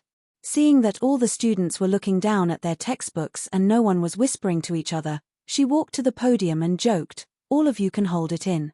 If you don't whisper, I think it's not normal." As soon as she spoke, all the students in the class took a deep breath. The bolder ones laughed and said, "Isn't it time for class? We're all good students who abide by the rules. We definitely won't whisper, right? I saw you sticking your head out of the classroom to see if I was here." The one who spoke was the boy leaning against the door of the classroom. Teacher Tong did not criticize him. She smiled kindly and said, "It's the first day of class, so we're not familiar with each other. Let's introduce ourselves during the morning self-study." Seeing that the class was bustling with noise and excitement, Teacher Tong raised her hands to silence the whole class. "First, let's welcome a new student who has just joined our class. You must have heard of this student's name, but you have never seen her in person. Come, let's give a round of applause to welcome our new classmate." It turned out that he was not late, but a transfer student. Amidst the applause, Yi Qian stood at the door of the classroom with his textbook. He first bowed politely to Teacher Tong, then to all the students in the class. "Yi Qian, why are you here?" Amidst the applause, someone suddenly stood up from her seat and shouted in a sharp and shrill voice, "Why are you here?" It was Yi Ying. She was the only student in the class who stood up. Her pretty features were contorted into a ferocious expression at this moment. She even raised her hand and pointed a finger at Yi Jian. She was shocked and angry at the same time, and her face was filled with disbelief. Her voice was very loud and stood out amidst the applause. The girls at the same table frowned and tugged at her skirt. "What are you doing, Yi Ying? We're all looking at you." Chapter 393. Everyone in the class was seated. Yi Ying was the only one who suddenly stood up like a madwoman. Her voice was so shrill that even the applause couldn't cover it. The students sitting behind her only heard her shrill voice, but the students who were seated just happened to be able to see her expression were all frightened by her ferocious appearance. Oh my God, this Yi Ying is so scary. So scary, she's just like the evil witches in the Western novels. One second she's gentle and kind, the next she's vicious and vicious. Oh my God, her facial features are all twisted. How can she still be pretty? The boys were concerned about beauty, while the girls were concerned about good and evil. The applause in the front slowly stopped when they saw Yi Ying's ferocious appearance. The applause at the back also gradually died down when Yi Ying suddenly stood up and didn't sit down for a long time. What's wrong? What did Yi Ying do? What did she scream just now? I didn't hear it clearly. Me neither. I just suddenly stood up and pointed my finger at the new student. I don't know what happened. Stop talking, Teacher Tong doesn't look too good. The originally enthusiastic atmosphere in the class was disturbed by Yi Ying's crazy outburst. The students who didn't know what happened looked at each other, and then looked at Teacher Tong's serious expression. They all fell silent. The classroom suddenly became extraordinarily quiet. Yi Ying, who had a fierce look in her eyes, trembled violently under the secret tugging of her deskmate, and slowly came to her senses. The moment she woke up, Yi Ying felt that her vision was blacking out. She saw that all the students were looking at her strangely. It was a look of rejection, and even disgust. What did she just do? What did she just say? Yi Ying, who couldn't help but tremble, tried to relax her body and squeeze out a smile to explain her gaffe just now. But the more she wanted to relax, the more she couldn't. The more she wanted to smile, the more her face twisted. It was strange, like a withered vine, brandishing its claws on the broken wall. It was especially ferocious. Just when the atmosphere was a little stiff, the sound of desks and chairs moving came from the back of the classroom. Oh my God! You! And Jasin, whose brain was long enough, recovered from her stupor. In an instant, she jumped up as if there was a spring in her shoe. She said in surprise, "My classmate Jen you hid it from me for so long." This time, Jasin became the second student to stand up. The difference was that her happy face was a sharp contrast to Yi Ying's ferocious look. She didn't stop there. Instead, she said incoherently to Teacher Tong, "Teacher Tong, I know you. We were in the same class in junior high school." Idol of the class. Classmate, if you continue to introduce yourself, you won't be introducing yourself like a junior high school classmate. Teacher Tong did not scold her. Instead, she gestured for her to sit down first. There's no hurry. Every student has a chance to introduce themselves. While Teacher Tong was speaking, the girl sitting at the same table as Yi Ying had a dark expression on her face. She tugged at the corner of Yi Ying's skirt and said angrily, "Sit down." Then she muttered, "Why am I so unlucky to be sitting at the same table with you on the first day?" This was not the result Yi Ying wanted. If she sat down now, she would lose. Her classmates would hate her, and stay away from her. Chapter 394. She did not sit down. Instead, she placed her hands on the edge of the desk and squeezed out a stiff smile. "I'm sorry, I was surprised because Yi Qian is my older sister. She ran away from home for a year and did not contact her family. That's why I was so surprised when I saw her." His hands, which were propped up against the desk, exerted all their strength until the back of his hands turned pale. Even his veins were exposed one by one. Yi Qian raised his eyebrows. He did not say anything, but his attitude explained everything. Yi Ying was still the same. However, her ability to speak with hidden meanings had improved. She said that she ran away from home and did not contact her family. Wasn't that saying that she was a problem girl? How could a problem girl who ran away from home for a year be a good student? Of course not. Listen, how treacherous. More importantly, she not only tricked her, but also explained why she lost her composure. That's why she said that her ability to speak with hidden meanings had improved. However, Yi Ying might be able to hide it from her classmates, but it was impossible to hide it from Teacher Tong, who was a teacher at her age.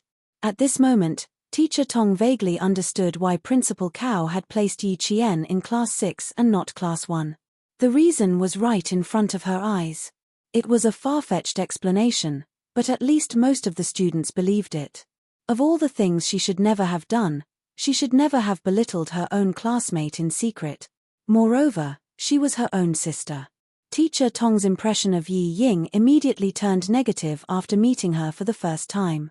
She adjusted her glasses and did not look at Yi Ying, who stood up. Instead, she smiled at Yi Qian and said, "Introduce yourself first." She saw that Yi Qian was still smiling calmly. He did not panic because of the unexpected situation. Even his expression did not change. He was calm and composed. A trace of a smile appeared on her stern face. How could she not have noticed when Yi Ying was secretly insulting her? She did not directly confront her, but only smiled at her. Sometimes, a smile was the best weapon. It represented tolerance, cultivation, and a person's character. Then he added, "I believe there are many students here who would be very willing to communicate with you." This sentence undoubtedly expressed the teacher's attitude. The hidden meaning was, the teacher will support you. It was unknown how many of the 59 students could understand. At the very least, Yi Jian and Yi Ying both understood what he was saying. Yi Ying's breathing quickened. She bit her lower lip and tried her best to calm herself down. She slowly sat down and no longer looked at the podium. In her mind, she was thinking about how to change her image and destroy Yi Qian's image. On the stage, Yi Qian's smile was like the sunlight falling on the leaves outside the window, bright and lively. "Hello everyone, I am Yi Qian, a transfer student. After taking a break from school for a year and taking the senior high school entrance examination in June this year, she re-entered the provincial first high school.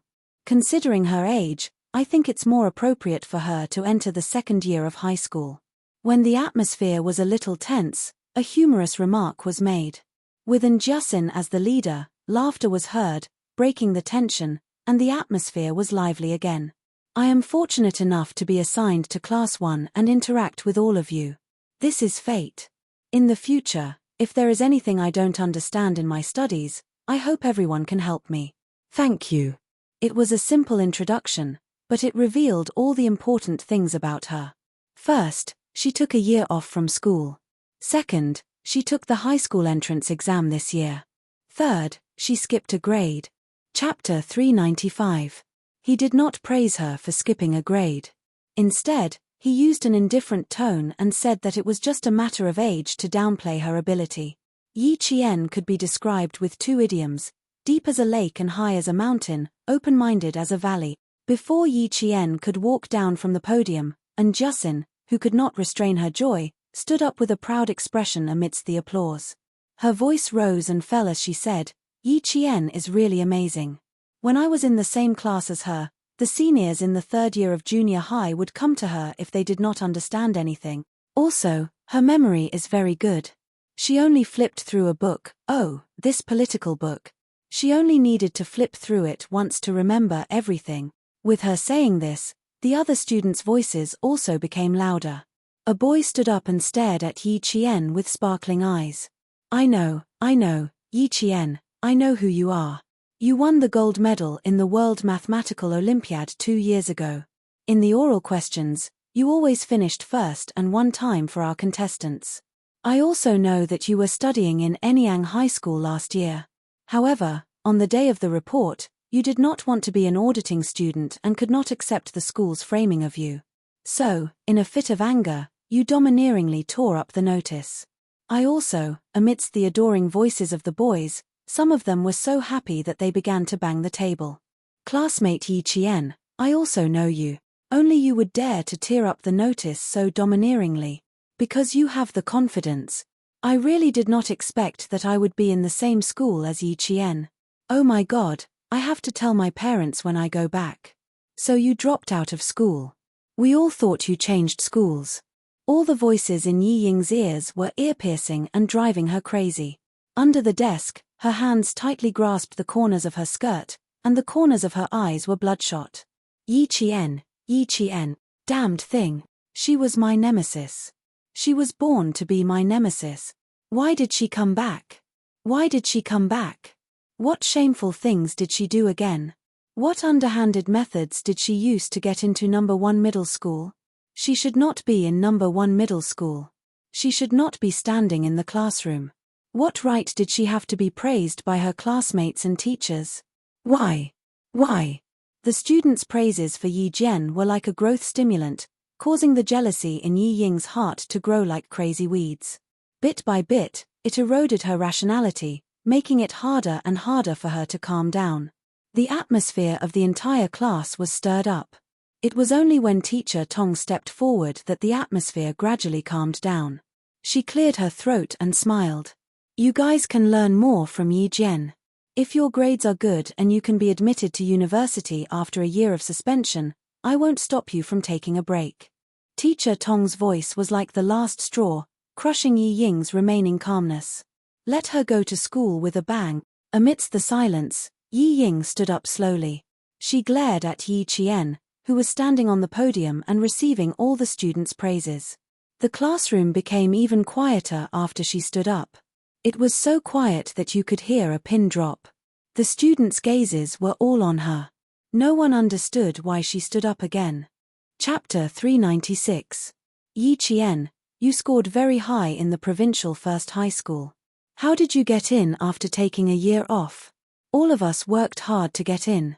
As for you, even if your results were good, how did you get in without any grades in biology, geography, or sports? Yi Ying asked slowly. Her voice was delicate, and she even had a smile on her face. I'm sorry, I don't mean anything by it. I just want to ask you how you managed to get into the provincial first high school under such difficult circumstances, and even managed to skip a grade and get into the most difficult class 1. I'm not targeting you. I just want to be fair and just. Yi Ying wasn't the only one who thought this. She was very smart. She asked the other students who didn't agree and didn't believe that Yi Qian was really that capable. Seeing that a few students nodded in agreement with her words, Yi Qian sneered. Yi Ying, if you're not afraid of embarrassing yourself, then play with her. He looked at all the students with clear eyes, not just Yi Ying. He said calmly, since everyone got in based on their abilities, then I'll do the same. Just as Yi Ying said, I didn't score in biology, geography, or sports. But to me, even if I didn't score in these 3 subjects, it wouldn't affect my entrance exam. It wouldn't be a stumbling block for me to get into the provincial first high school. Before he could continue, a student stood up and said, I believe in Yi Qian. How could someone who relied on his abilities not get into the provincial first high school because he took a year off? With one, there was a second. They all stood up one after another. I believe in him too. I participated in the provincial first high school's entrance exam with Yi Qian 2 years ago. His answers in class were fast and accurate. He never missed a question. His ability from 2 years ago had been influential until now. Those who knew Yi Qian and those who had seen Yi Qian's ability with their own eyes believed in him. Their words were enough to form a high wall against the rumors and slanders. And Jiaxin, who had been holding it in for a long time, couldn't hold it in anymore. She rushed to the front of the classroom and said loudly, I'm Yi Qian's junior high school classmate. I guarantee with my life that Yi Qian got into the provincial first high school with his ability. Then she glared at Yi Ying and said through gritted teeth, Yi Ying, you're still the same as when you were in junior high school. Despicable. Saying that they were a family? What a joke. Since when did you treat Yi Qian as family? Your mother did it again and again. If she continued to talk about it, the situation would worsen. Yi Jian did not want to alarm the school leaders on the first day of school, so she smiled and stopped her. Jiaxin, let's not talk about the past anymore. Thank you for defending me. Let me talk about it myself. With that, Yi Jian glanced at Yi Ying. Suddenly, she found a look of disappointment in Yi Ying's eyes. Alarm bells went off in Yi Jian's heart and her eyes darkened. Did she miss something? Yi Qian glanced at Teacher Tong, who had remained silent and had a serious expression on her face. Yi Qian came to a realization. She knew what she had missed. Yi Ying wanted to expand her influence to the point where even the school's leaders would be alarmed. She wanted to leave a deep impression on the school's leaders that she was a troublemaker on the first day of school. That way, there would be many opportunities to slip away from her. She was a troublemaker. Chapter 397. No, she even included Enchanting in her calculations. As one of the instigators of the conflict, Enchanting, a student whose grades were not as good as Yi Ying's, would also be implicated in this matter and leave the school leaders with a bad impression of her as someone who wanted to stir up trouble. Sure enough, she had improved. This was a trick that killed two birds with one stone. Yi Jian, who had seen through her trick, faced all her classmates again. She was not afraid in the face of danger. She maintained a faint smile and said word by word seriously, "I am qualified to stand here and skip grades because I am qualified to pass the exam with my own strength. And my grades are enough to prove that I entered the provincial first high school fair and square, just like all the other students. Maybe you don't believe it, but that's the truth. I didn't get any extra marks, but I still got into the provincial first high school. This is my ability." Her voice was very calm, but it had a majestic aura. Every word seemed to weigh 1,000 pounds, making the hearts of the students tremble slightly. The confident Yi Qian was like an unclimbable mountain, standing tall and lofty. Yi Ying almost laughed out loud when she heard this. "You can't even check your grades. How can you be fair and square? That's strange. Yi Ying, didn't you say that you lost your composure because you haven't seen me for more than a year? Why are you now mentioning that you can't even check my grades? Have you checked them?" Yi Qian looked at Yi Ying, whose face was beginning to stiffen, with confusion. He asked her in a casual tone, "There's something I don't quite understand. Only I know my student ID. Only the teachers can check a student's grades. Yi Ying, may I ask, how do you know that you can't check my grades? You know to check my grades, but you don't know if I'm home. Don't you think your words are contradictory?" Yi Ying was not the only one who had improved. In the year that he had not seen her, Yi Qian knew better how to retaliate against Yi Ying. He had seen through her tricks, so he just had to deal with it calmly. The students' gazes were all dark and unclear. They were all second-year high school students and were only a year or two away from adulthood. They more or less knew what they should know. At this moment, even the most insensitive of students could see that something was wrong with Yi Ying. He was obviously making fun of Yi Qian. I'm just worried about whether you're back or not, so I wanted to check your results. After all, you had your reasons for dropping out of school last year. You don't have to be so nervous. Just tell us that you can rely on your own strength." Yi Ying's face was extremely stiff. Even her cheeks were frozen. Her gaze flickered unnaturally as she avoided the main point and said, "I also believe in my sister's ability, but you have to stand out and explain. Let the other students know that you entered the school fairly and justly." This matter could not be explained clearly. Even if Yi Qian relied on his own abilities to pass the exam, he knew that today would definitely leave a seed of doubt in the hearts of some of his classmates. His high school life would not be too peaceful. The corners of Yi Qian's mouth curled up slightly. He said with a faint smile, "It's true that my results can't be found. It's not because I didn't pass, but because someone framed me last year. Just in case, the Provincial Education Bureau hid my results." After he finished speaking, he leaned slightly to the side and said to Teacher Tong, "Teacher Tong, I have a presumptuous request. Can you show me my middle school entrance exam so that Yi Ying can rest assured?" He was not angry, nor did he criticize Yi Ying's actions. It was just a pure explanation. There was no trace of anger at all. Chapter 398. This was using gentleness to overcome strength. Using gentleness to resist the other party's aggressiveness. Who was cute, who was hateful, who was easier to get along with. As long as the students weren't blind, they could tell. Teacher Tong liked Yi Qian more and more. She was gentle but firm. She was neither anxious nor impatient, and she had the demeanor of a noble. When she heard what Teacher Tong said, she smiled and said, "I have already prepared for this." The general consensus for this year's middle school exams is that they are very difficult. We have seen them too. It can be said that this is the most difficult exam in the last 5 years. Teacher Tong opened the drawer of the podium and took out a craft paper folder. Inside it was Yi Qian's exam paper. Student Yi Qian did such a difficult exam and achieved 4th place in the province without 3 additional points. This kind of result is more than enough to get into our provincial number 1 middle school. After Tong Larosian finished speaking, everyone in the class sucked in a breath of cold air. 4th place in the province without 3 additional points. Was this a perfect score for every exam? The classroom was silent. Not a single student whispered or looked at Yi Qian with suspicion. It was unbelievable. It was completely unimaginable. She actually managed to get 4th place in the province in the middle school exams. Fair and just. Yi Qian used her ability to tell the class that she used her results to get into the provincial number 1 middle school. Who would dare to question her? Who would dare to doubt her? Other than the 3 points deducted for the essay, student Yi Qian got full marks for every exam. If she had those 3 results, she would definitely be the provincial number 1 middle school student.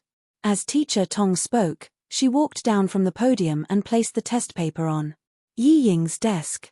She sighed and said, "You children, if even the test is not fair and impartial, then the entire education system will fall into a state of eternal damnation." After 10 years of hard work, student Yi Qian has already experienced unfair treatment once. However, she is not discouraged. She used her ability to win another chance to go to school. Come, Yi Ying, your results are not bad. Let's take a look at the math questions first. Then, close the exam paper and go to the blackboard to solve the geometry question again. When Yi Ying received the test paper, her face was as colorful as a dye house, intertwining with each other. Gradually, tears welled up in her eyes. She looked at teacher Tong and sobbed, "Teacher, I'm sorry. I didn't do it on purpose. I just want to know why." Yi Ying, if you want to know why, I have no objections. However, your actions have once again hurt a student who has already been treated unfairly. So, your apology is not to the teacher, but to Yi Qian. In teacher Tong's eyes, Yi Ying's tears were not worth forgiving or sympathizing with if the tears were just to hide her own darkness. He placed the other physics paper in front of a boy in the first year of high school. The chemistry paper was placed in the hands of a boy who also had good grades. Then, he placed the language paper in front of a girl. Come and take a look. Fairness and justice are in the papers in your hands. As for why student Yi Qian skipped a grade to become a second year of high school, I didn't want to add more pressure on you. But now, I can tell you that Yi Qian took this year's college entrance exam and passed it in the same amount of time. Her results will not be a problem at all. How many of you can be like her, passing a second-year exam after only 1 year of high school? Most importantly, Yi Qian even took a year off from school. Chapter 399. Hearing this, Yi Ying almost tore the test paper in her hand in half. The shock on her face was even greater. Her eyes were fixed on the test paper. What? This wretched girl passed the entrance exam for a second-tier university. Impossible. How could she surpass me? She passed the entrance exam for a second-tier university without even going to high school. Wow, that's amazing. The question sheets are so clean, and so are the rest of the questions. No wonder she participated in the World Mathematical Olympiad. The geometry questions at the back are indeed a bit difficult. If you want me to solve them now, I'll have to give it a try. The girl who sat next to Yi Ying had good grades in science. After seeing Yi Qian's test paper, she couldn't help but exclaim in admiration. She was only impressed by Yi Qian's test paper. She didn't notice that Yi Ying's face was already covered with dark clouds, as if a storm was coming at any time. Yi Qian had already returned to her temporary seat. She was very tall, so she was very eye-catching sitting in the front. In the following self-introductions, the students who walked up to the podium would first take a second look at her before they started. When it was Yi Ying's turn to introduce herself, a boy joked, "We all know you, and we all remember you." Unintentional words were even more hurtful, especially to someone like Yi Ying, who always wanted to show off her superiority. The boy's teasing was like a dagger fiercely stabbing into her heart. It made her the laughingstock of the class. When she came down, she glanced at Yi Qian from the corner of her eyes. She wanted to warn Yi Qian to show that she wasn't afraid. Who knew that Yi Qian didn't even look at her? Instead, he was talking to a girl behind him, with a faint smile on his face. Yi Ying's eyes stung, and she looked away angrily. After sitting down, she was like a proud peacock, using beautiful feathers to disguise herself and hide her insidious heart. The half-an-hour morning self-study session didn't let the 60 students in the class finish their self-introductions. After class, Teacher Tong seemed to have forgotten to let Yi Ying do the questions on the blackboard. When the bell rang, she only said, "The next 2 classes are math exams. Students, you have 10 minutes to prepare yourselves." How was he mentally prepared? It was like a bolt from the blue. Amidst the wailing, Jiasin rushed to Yi Qian as if nothing had happened. She clung onto Yi Qian like a koala. "My Jane, you've kept me in the dark for so long." And Jiasin, who had spent the whole summer watching period dramas, still hadn't gotten over it. Every time she opened her mouth, she would speak in a strange tone. "Why didn't you tell me that day? Tell me, why didn't you tell me?" Yi Qian almost fainted from her strangling. "Because I want to go to high school safely. I don't want anything like last year to happen again, understand?" "You're right. I'm happy now, so I forgive you this time." Being in the same school and class as her good friend again made Jiasin even happier than if she had won a ranking. The smile on Jiasin's face was so wide that her eyes were about to become slits.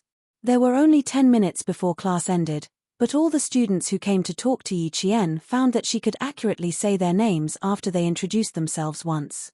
By the time the math and language exams were over, she had already memorized the names of all the students in the class in just one morning.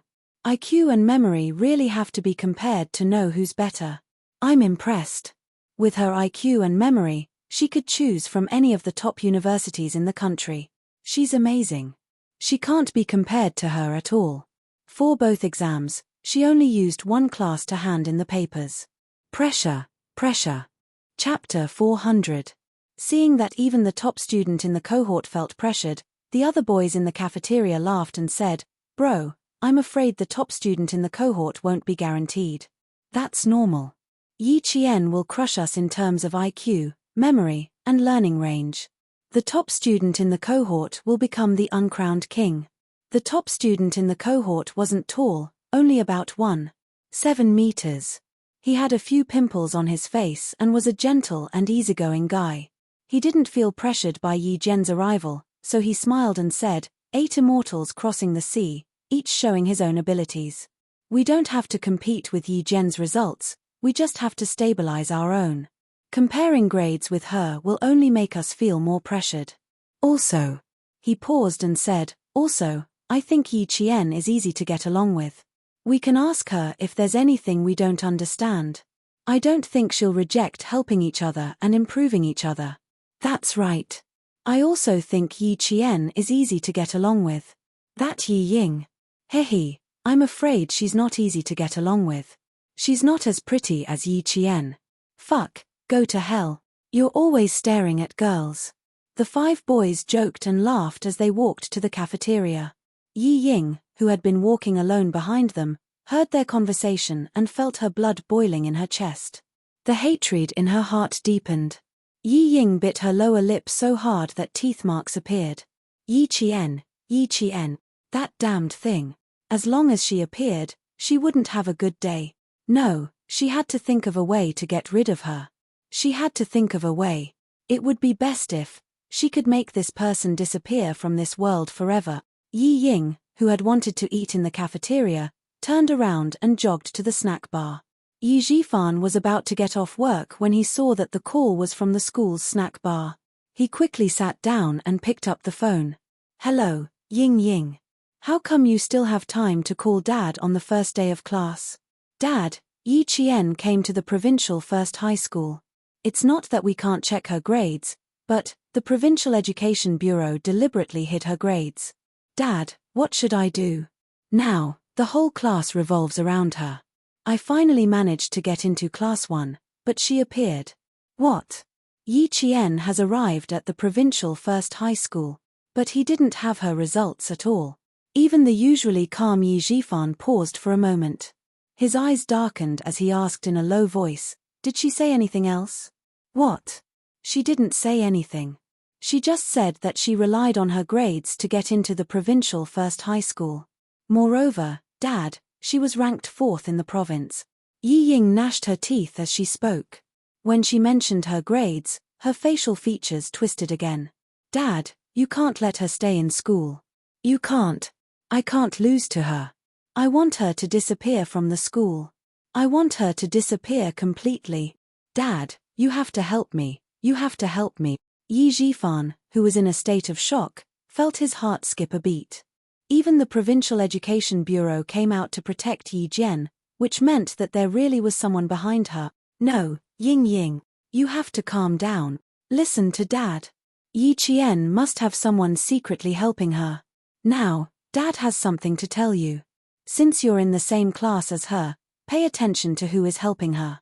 Let Dad find out more before he makes a move. Remember, Yi Qian came prepared. You can't be careless. You have to act calmly. Also, you have to maintain a good relationship with the sons and daughters of the high-ranking officials. If necessary, let them deal with Yi Qian. You can't make a move easily. Do you understand? Chapter 401. When Yi Ying heard that she still needed to endure it, tears streamed down her face. However, she understood Yi Jifan's advice. She cried as she replied, I know. Dad, I'll pay attention to who's behind her. You can step in when the time comes. Dad will definitely step in for you, but not now. Yi Jifan's heart sank. He was very worried that his daughter would lose her composure because of Yi Qian's return. After a heavy sigh, he seemed to have an idea.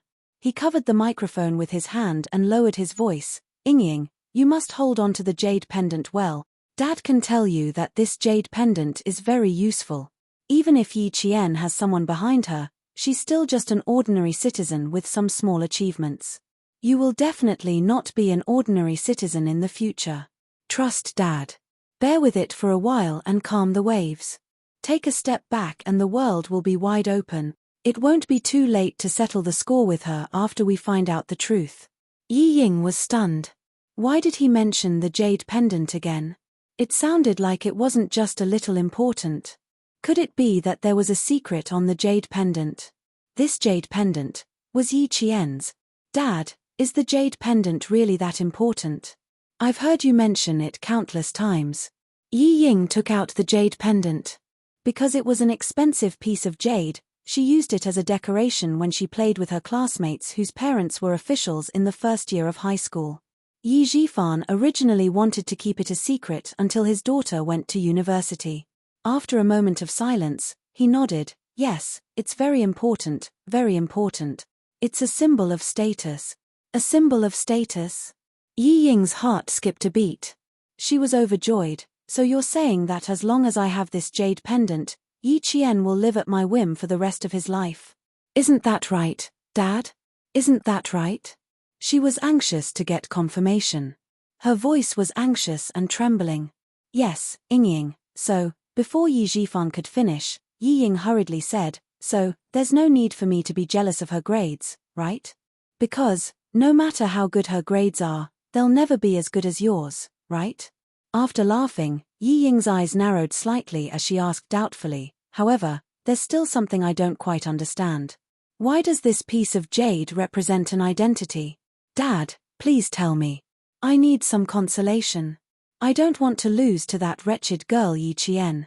Yi Jifan knew that once he said that the jade represented an identity, then his daughter would definitely ask about it. After a soft sigh, he said in a low voice, I'm not too sure myself. When your aunt sacrificed herself, this piece of jade was sent back together with her belongings. Not long after Dad became the village chief, he received a call saying that he wanted me to take good care of the jade and not tell Sun Xueqing's daughter about it. Sun Xueqing, Yi Qian's mother. As for this piece of jade, Dad kept it because he thought it was valuable. When Dad was promoted to the position of mayor, the head of the city even talked to Dad personally.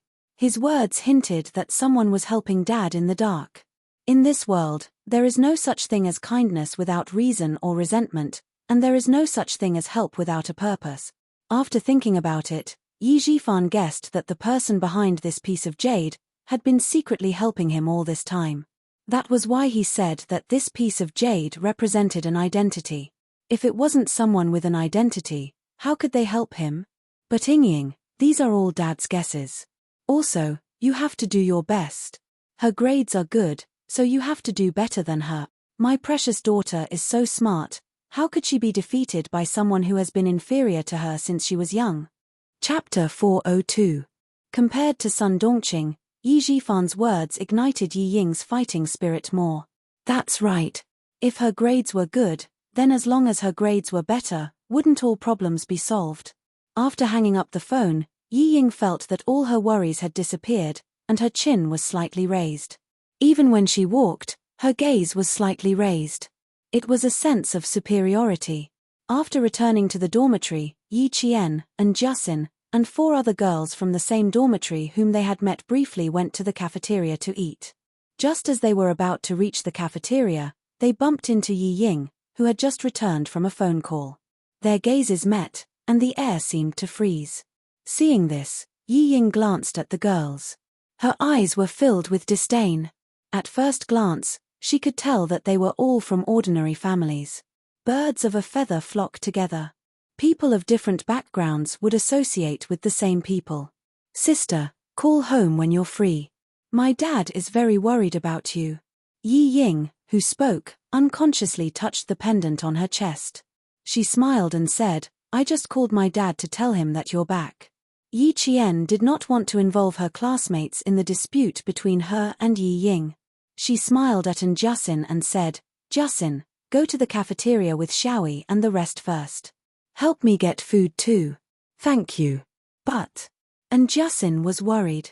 However, when she met Yi Qian's slightly heavy gaze, she immediately nodded.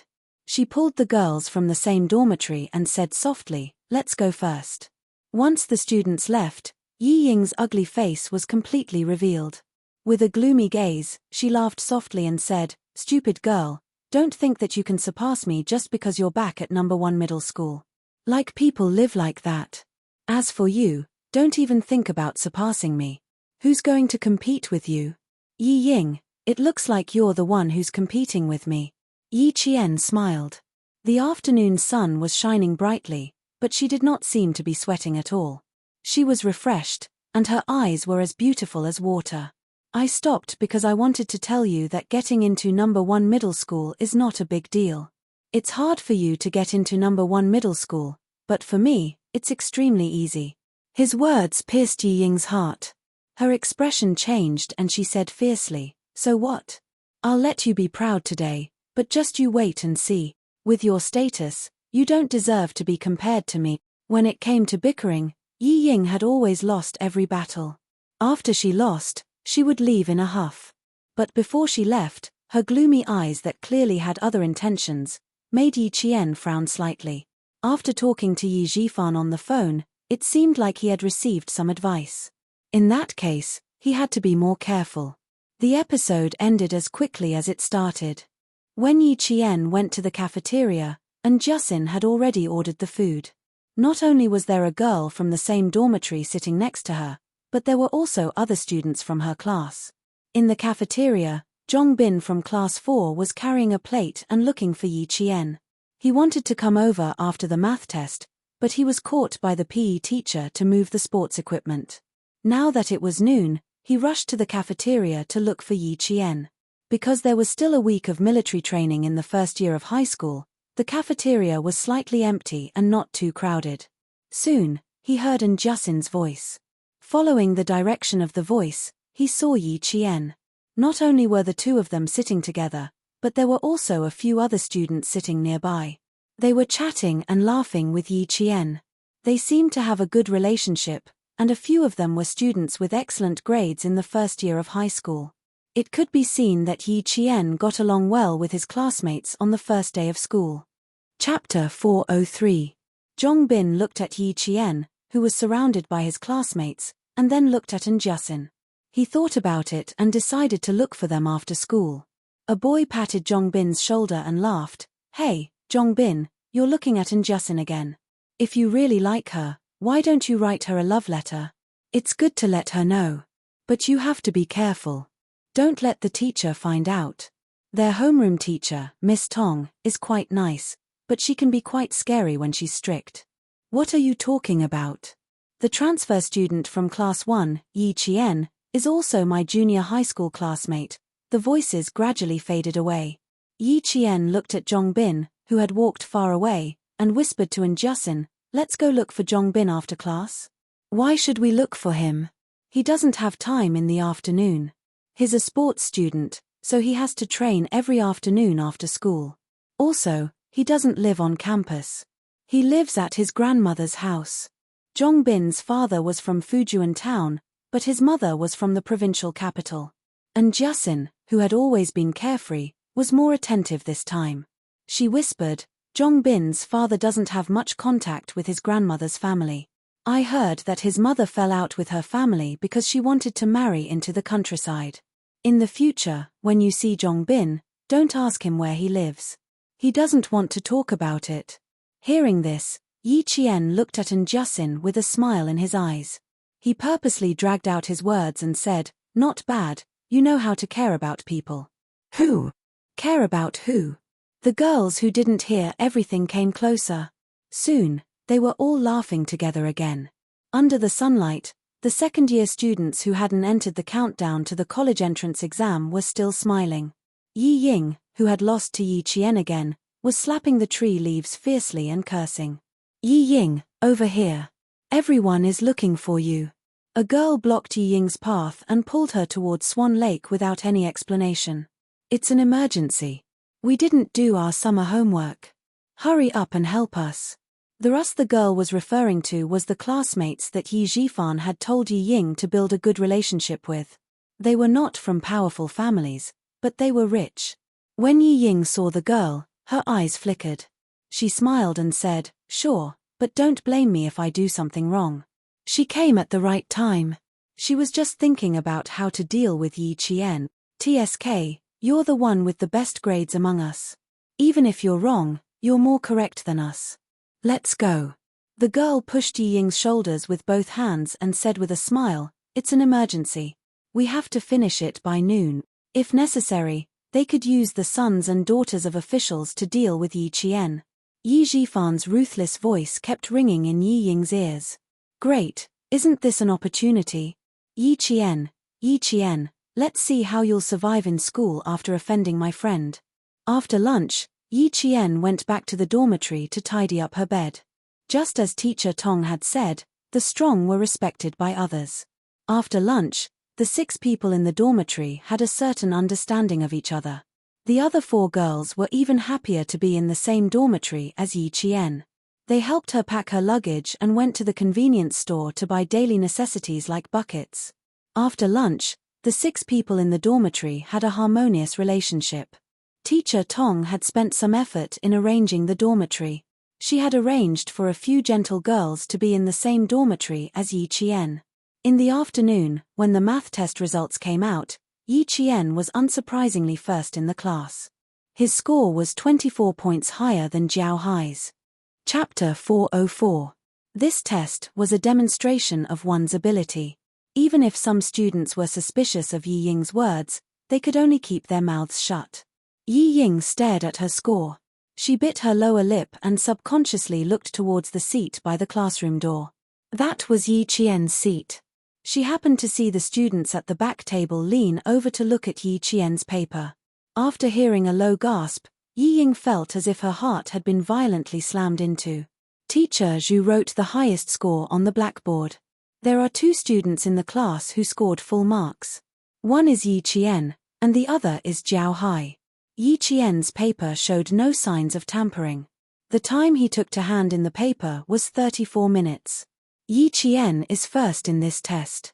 Jiao Hai was the first male student in the grade. I won't say much about the lowest score. I know that you all have relaxed after the summer break and didn't study properly. This test is just a reminder that school is about to start, so it's time to settle down. Yi Ying looked at her math results. She bit her lower lip even harder. She had always been good at liberal arts and bad at science. If it weren't for the fact that Teacher Tong only taught the science class, she wouldn't have insisted on transferring to the science class. But now, she had widened the gap between them with just one test. She had to work hard. She couldn't drag her results down. She seemed to have thought of something. She touched her chest, tilted her head, and lightly glanced at Yi Qian, who was looking down at his paper. The corners of her mouth curved into a contemptuous sneer. So what if your results are good? This society relies on connections. It doesn't matter. You're just a small citizen with some achievements. You'll never be a big shot. Yi Jian raised her head. She knew who was looking at her. It was just a guy with delusions. Yi Jian thought to herself, he is just a guy with delusions. Teacher Zhu only explained a few key questions in class. She then said to Yi Qian, come up and explain the solution to the last question.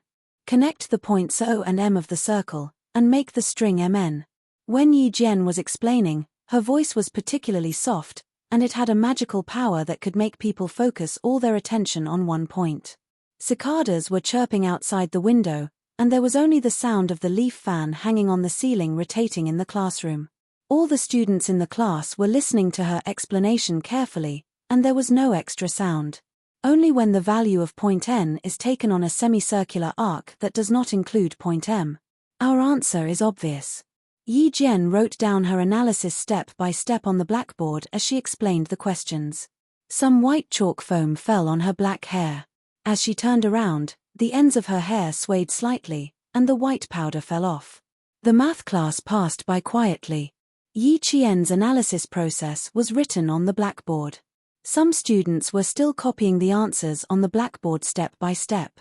There were also students who took their test papers to answer Yi Qian.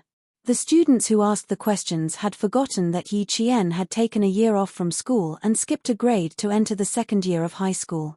It had only been a day, but they all had the feeling that they had been in the same class as her all along. It was as if they had known each other for years. Just as Teacher Tong said, Yi Qian never rejected her classmates' questions. However, she had a good grasp of her limits. She didn't know how to solve everyone's questions. She imperceptibly told her classmates her principles. She couldn't help them all the time. In the end, they still had to rely on themselves. Class 1 was a class that didn't relax even after class. They listened attentively in class and discussed enthusiastically after class. They only returned to their seats after the bell rang for language class. Chapter 405. Ms. Tong was also holding the test papers from the morning. She handed them in groups and then distributed them to the class. At the age of 52, she stood on the podium and scanned the class with a serious look. After a summer vacation, I believe that all of you have a better understanding of your results. The winner of this test is Yi Jian, who won first place in mathematics and literature. I won't criticize or praise anyone. It won't be too late to talk about it after the test at the end of the month. Yi Qian's ability in this test is obvious to all of you. I don't want to hear any bad rumors in class in the future. Do you hear me? Other than Yi Ying, the rest of the students raised their voices and replied, yes, we heard it. Okay, let's arrange the seats according to height. The taller ones can stand at the back. Ms. Tong only said a few words about the test and used the rest of the time to arrange the seats. Even though she didn't say anything, all the students understood that the difference of 1 point could be as big as the difference between heaven and earth. 1 point higher could get them admitted to a key university. 1 point lower could mean they would fail. Yi Ying lowered her head, not because of her score, but because of Ms. Tong's words. The corners of her eyes turned red as she lowered her head. Her hands gripped the edge of her skirt tightly. Her lowered gaze was like the tip of a needle. It was so cold that it sent chills down one's spine. The first day of school passed in a tense atmosphere. When the school gates opened, the sun was already setting. Half of the sky was covered in a gorgeous glow. The students who didn't have boarding houses left the school in groups of 3 or 5. After a while, the boys rode their bicycles and brushed past the girls, leaving behind their whistles and screams. Xia Jinyuan looked at the group of youthful high school students walking out of the school and couldn't help but smile. Not bad, little Fox is also in her second year of high school. The tall and slender man stood elegantly at the school gates with his hands in his pockets. His reserved and elegant temperament had already attracted the attention of countless students. When they saw his face clearly, several high school girls covered their mouths and deliberately walked past him with blushing faces. Yi Qian rubbed his forehead helplessly. Didn't he know to find a less crowded place to wait for him? Do I have to stand at the school gate and wait for wave after wave of students? It was too eye-catching to go over like this. Or, Yi Jian was still thinking about going over later when she saw Yi Ying, who had gone out with the other students, standing in front of Xie Jinyuan. He was surprised that Yi Ying knew him too. How could Yi Ying know him?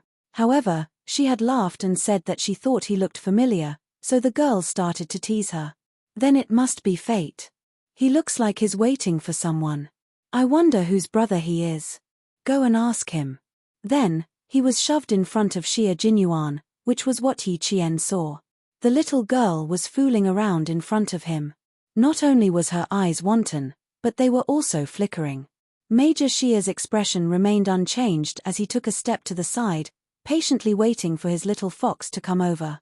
If Yi Ying hadn't wanted to come over herself, she wouldn't have pushed it over so easily. But when the somewhat familiar man in front of him acted as if he didn't see him, he was embarrassed and angry at the same time. Chapter 406. Yi Ying didn't want to be ignored, so she took the initiative to speak up. Soon, something even more embarrassing happened. The man who was standing by her side just walked away.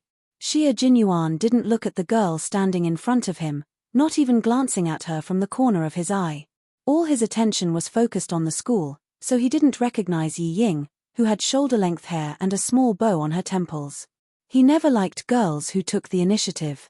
When he heard their self-righteous whispers, a trace of disgust flashed across his eyes.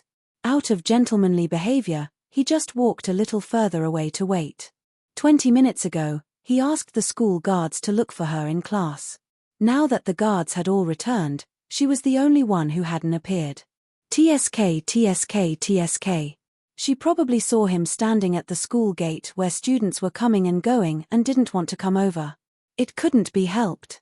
The girl was thin-skinned and didn't want to be close to him. She didn't come out not because she didn't come out, but because she wanted to wait until there were fewer people. Therefore, Major Xia did know Yi Qian well. Ying, you, help me find out. The girl, who had always been close to Yi Ying, was someone Yi Ying wanted to befriend, and whose parents worked in the government, urged Yi Ying to step forward. Ask him who he's looking for, so we can find out more about him in the future. When a 16 or 17-year-old girl became bold, it was really hard for people to take it. Yi Ying didn't want to embarrass herself, but she didn't want to reject the girl's request either. She smiled gently and said, "We can ask the school guards and see if they know who he's looking for. Isn't that better? It won't seem like we're taking the initiative, and they'll know what we want." "Oh, Yi Ying, why are you so smart? Let's go ask." The girl seemed to be overjoyed when she heard this.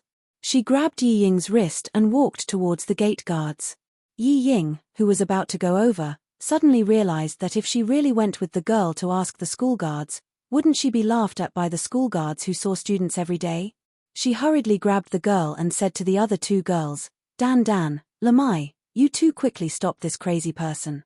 If we really go to the school guard and ask, the four of us will definitely be found out by the teacher. Instead of studying properly, you actually have the audacity to ask about a strange man. Yi Ying did not say that she was embarrassing herself and rejected them with the excuse that she was doing it for the good of everyone. It had to be said that Yi Ying had her own way of getting along with these classmates who were from well-off families. Just like Yi Zhifan, he was talented in such matters. Hearing her words, the two girls who were watching the show hurriedly reached out their hands. The girl who looked like she really wanted to ask the security guard said in unison, "It's done, Yarojing. Yi Ying is most afraid of teachers, and you're still causing trouble for her. She helped us solve our summer homework this afternoon. You can't go back on your word and let her be criticized by the teacher. What a coward. Cheng, don't ask anymore. I saw that man. He didn't react at all when he saw Yi Ying standing in front of him. He's probably a difficult person to get along with. Yaojing's parents both worked in the government, and she had been pampered since she was young." After glancing at Yi Ying, She raised her eyebrows and laughed. Look at how scared you guys are. Do you think I'll really ask? Silly. It's the first day of school and I'm already walking into the muzzle of a gun. Hearing this, Yi Ying's heart skipped a beat. None of these students who came from rich and powerful families were stupid. Although their grades were bad, they were all smart people. Chapter 407. If she hadn't stopped Yarrow Jing in time, she wouldn't have been able to get into their circle starting tomorrow. Yi Qian saw everything clearly and was amused by Xia Jinyuan's behavior. She pursed her lips and giggled. After watching him walk towards the green belt on the right, Yi Qian came out of her hiding place and walked towards the school gate. After walking less than a meter, she heard the new class monitor's voice behind her. Mom, I finally found you, Vice Class Monitor Yi Qian. Did you forget to go to the teacher's meeting room after school? Hurry up, Teacher Tong will be waiting for you later. If he hadn't mentioned it, she would have forgotten. When the school guard told her that her brother was waiting for her at the school gate, her mind went blank. She was afraid that Major Xia would say something else, so she threw the textbook in her hand and rushed towards the school gate without even taking her bag. She didn't even remember about the meeting. Teacher Tong isn't here yet, right? I'm sorry, class monitor, I have something urgent to attend to. I didn't mean to forget, Yi Qian explained. She felt bad for troubling someone to look for her. Class monitor Lu Xin couldn't help but laugh when he saw her nervous and apologetic look. Boys had loud voices and were going through puberty, so his laughter sounded weird. Why are you so nervous? I just thought that since today is the first day of the meeting with the teacher, we should leave a good impression on Teacher Tong.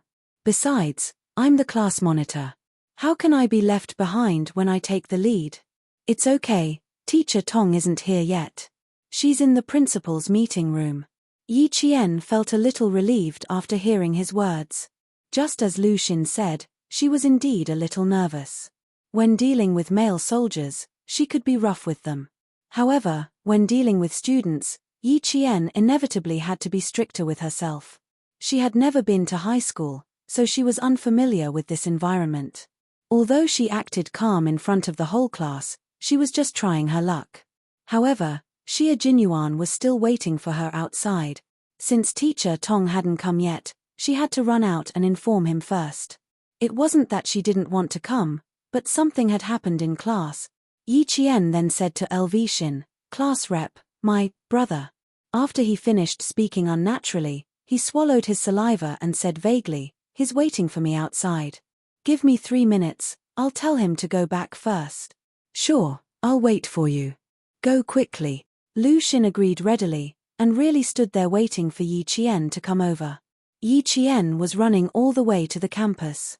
He was running towards the green belt that she had seen him running towards. Where was he? He ran over but didn't see anyone. Yi Qian didn't have much time to look around, but he didn't see anyone he was familiar with. Did he leave? Why did she come out after she left? Looking for me? A cheerful voice came from behind her. Xia Jinyuan walked over leisurely with a bottle of mineral water in his hand and teased, 25 minutes. Did you just come over for dinner? In fact, he had already seen her running out in a hurry, but he didn't say anything because he wanted to see her look when she was looking for him. Yi Qian heard the voice behind her, so she turned around and said, Captain Xia, I have a class meeting. The class monitor is here. I'm sorry. I have to go back now. I was afraid that you would be waiting outside, so I ran out to look for you. As she spoke, she couldn't help but look around, as if she was afraid that her classmates would notice her. However, this caused Xia Jinyuan to laugh in a low voice. Chapter 408. Xia Jinyuan laughed involuntarily as he looked at the slender figure who was even more hurried than him. The corners of his mouth curled up slightly as he pondered whether he should come over at night or wait for her to finish her class. If he waited for her to finish her class, it was only 5:30 p.m., and it would take a few hours to reach 9 p.m. Why did he feel like a wife-gazing rock? The slender figure quickly met up with a boy. Then, the two of them hurriedly walked side by side into the school grounds. Xia Jinyuan, who had been watching the whole time, narrowed his eyes dangerously. They were getting a little too close. Should he mention it at night? The boy was immature, But the little fox he had his eyes on was immature as well. They were both still young and inexperienced. If they accidentally fell in love, he wouldn't even have a chance to cry. He didn't even dare to taste the little girl he had raised for more than 2 years. If another boy not only tasted her freshness, but also plucked the forbidden fruit that was not yet ripe, he would vomit blood. Thinking back to his high school life, the young masters in the capital all matured early. There were a few who had some money at home, and as soon as the fertility function was put to use, they would immediately find a clean and pretty lady and play with her happily. The boys nowadays were much more daring than before. They weren't even fully grown yet, they already had the bad habit of getting physical. No, he had to remind the little fox to set her sights higher. She couldn't be blinded by a little boy who was still wet behind the ears. In the school grounds, Lu Xin saw a camphor leaf fall into Yi Qian's shoulder-length black hair. He raised his hand to remove it, but Yi Qian moved sideways faster than he could raise his hand. He dodged to the side and laughed. "There's a leaf in my hair." Camphor leaves. Our school has a lot of camphor leaves, and leaves often fall into the hair of girls. Lu Xin, who was able to become the class monitor despite not having the best grades, immediately thought of something and explained, "Us boys often help girls remove leaves from their hair because of this." "You don't mind?" Yi Qian smiled and said naturally, "I thought it was a bug and got a fright." This was how she interacted with her students. She couldn't directly say that she didn't like anyone to be close to her or have any intimate contact with her. There are insects too, but it's spring now. In the future.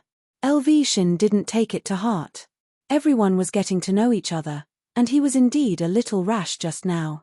Moreover, a beautiful girl like Yi Qian with good grades would more or less have her own principles.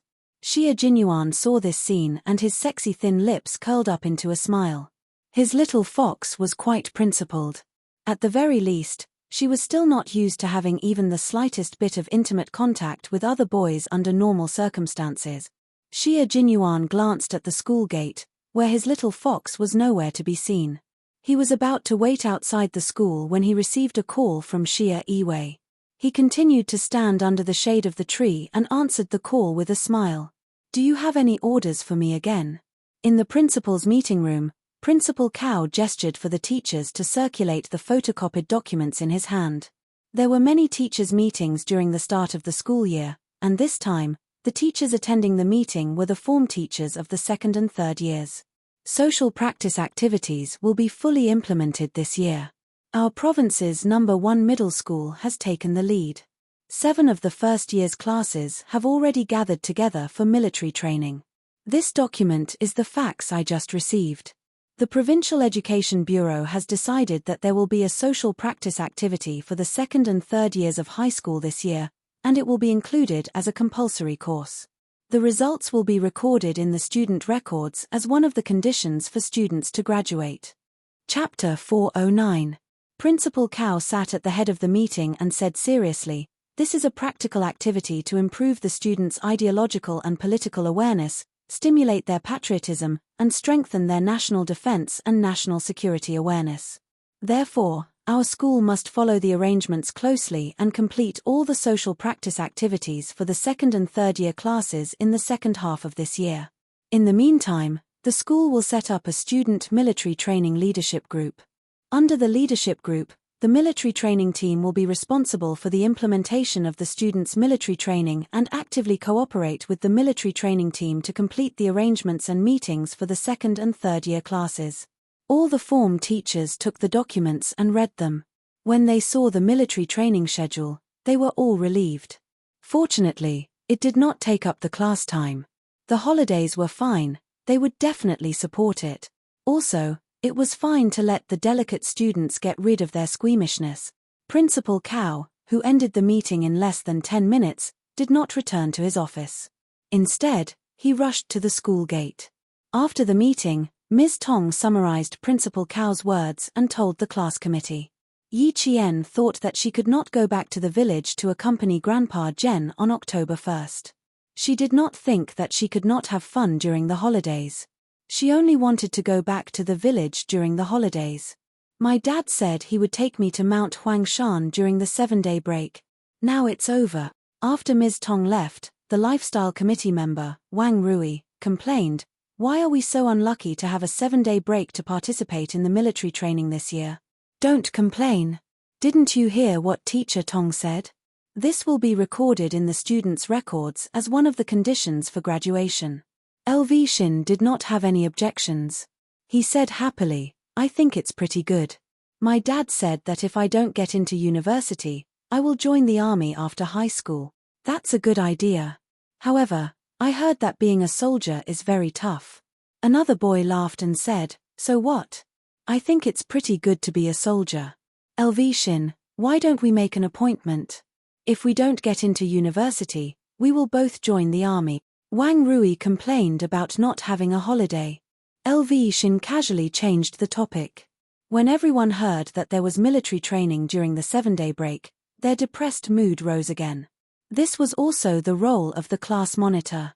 Other than the lifestyle committee, literature committee, and vice class monitor who were all girls, the rest of the class committee were all boys. When it came to joining the army after graduation, the boys were quite interested. Yi Qian saw that they were in a heated discussion. When he packed up his textbooks, he said with a smile, "If one's a soldier, the whole family will be glorious. It's worth it to join the army for the glory of your family." This was an indispensable slogan for the annual conscription. When a girl from Yi Qian said it, the boys all burst into laughter. The arts committee member, Yi Ying, snorted in disdain. Graduating from high school and becoming a soldier? Wasn't he just a poor soldier? How unambitious. You guys continue your discussion. I still have a student union meeting to attend, so I'll take my leave first. Yi Ying, who looked down on them but didn't show it on her face, waved at them and left with an elegant smile. Her temperament was not bad, and her footsteps were very light when she left. Wang Rui sighed and said, "Yi Ying is the one in our class who looks like a girl the most. She has quite the temperament." On this point, Yi Qian agreed. "Ah, sorry, I forgot to take a pen." Yi Ying, who had clearly walked out of the classroom, returned. She must have heard Wang Rui's sigh. The smile on her pretty face became more genuine. "If there's anything, you can come and find me at any time." Chapter 410. Temperament was a combination of inner and outer appearance. Yi Ying, who did not say what she thought. Yi Jian smiled and looked at Yi Ying, who had deliberately turned back and said that she had forgotten to take something. Yi Jian had clearly seen through Yi Ying's thoughts. She was afraid that he would say something bad about her, so she turned back. Wang Rui sighed. No wonder she was so proud. Yi Ying thought too highly of herself. She had always been wary of Yi Zhifan, who had personally sent her daughter to become the wife of a high school official. This person was the one she was most wary of. She looked at the time. The small meeting had taken half an hour. Xie Jinyuan shouldn't be waiting outside. Yi Qian wasn't sure if he was waiting. After thinking for a few seconds, she finally ran to the school gate. After the last rays of the sun disappeared, the sky was grey. Standing at the school gate, Yi Qian grabbed the railing with both hands and looked around. After confirming that there was no familiar figure, she returned to the dormitory. She left easily. Before leaving, Mr. Xie started the car and looked at the school through the rearview mirror.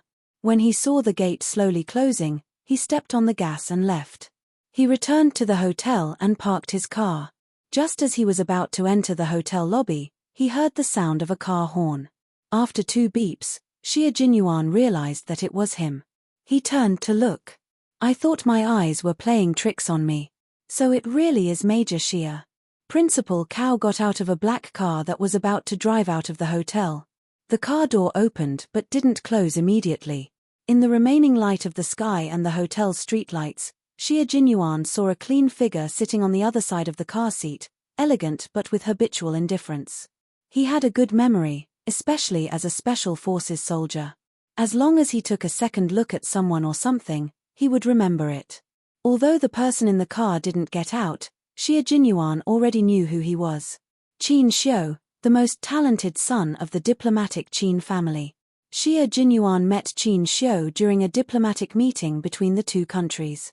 He was in charge of the security of the country's leaders. Qin Xiu was the leader's interpreter. Including yesterday, They had met twice.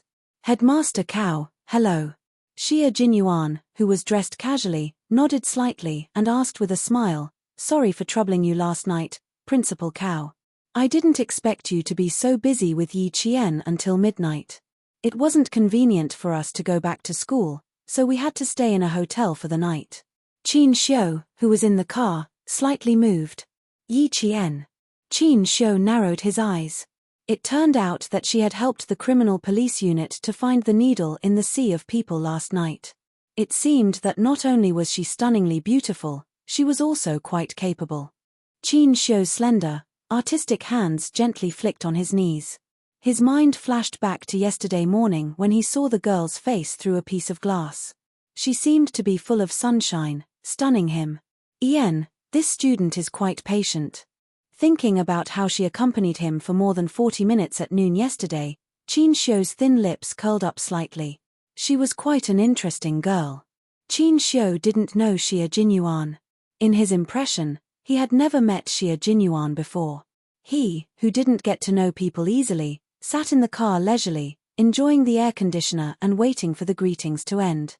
I won't be joining you tonight, I still have something to do here. Next time, I'll have dinner with you as a token of my gratitude. Xia Jinyuan didn't have any intention of befriending Qin Xiu. He said a few words politely and watched Headmaster Cao get into the car. Tonight, he would look for his little fox. Other than the mission, he wouldn't talk about anything else. Chapter 4:11. After returning to the car, Principal Cao, who had come to pick up his nephew for dinner, sighed. Your generation in the capital is really full of talented people. If I'm not wrong, that Major Xia just now is the youngest major in family Xia. It's a pity that you two don't know each other. Otherwise, you could have chatted with him tonight. He continued, you two are staying in the same hotel, but you didn't bump into each other during the day? The youngest major in family Xia? Oh, so he's Xia Jinyuan. I stayed in my room all day. It's a pity that we didn't bump into each other. Qin Xiu, who was originally indifferent, tilted his head with a hint of interest. Although he said it was a pity, his handsome face did not show any signs of regret. He said calmly, my mother really wants to get to know him. Every time I return to the capital, she wants me to go out and set him up. Unfortunately, I'm in the civil service, and he's in the military. We even have different social circles, so how can we get to know each other? Your mother has ulterior motives. Ha ha ha, even your father didn't participate in this kind of thing. You should stay away. Principal Cao laughed and exposed his sister's intentions. We're flying to Germany the day after tomorrow. Uncle is free tonight, so I'll take you to a place farther away to try the real specialties of Southern Province. Qin Xiu smiled. I'm not very particular about food. You can arrange it. Not long after the car left, Xia Yiwei entered the hotel. Xia Yiwei walked in her high heels, and the hotel staff was about to ask her about it when Xia Yiwei gently raised her hand. She did not say a single word and expressed her intentions clearly, causing the staff to keep quiet. It was the peak hour of the hotel, but even so, Xia Yiwei still saw her cousin, who was often talked about by the noble ladies in the capital.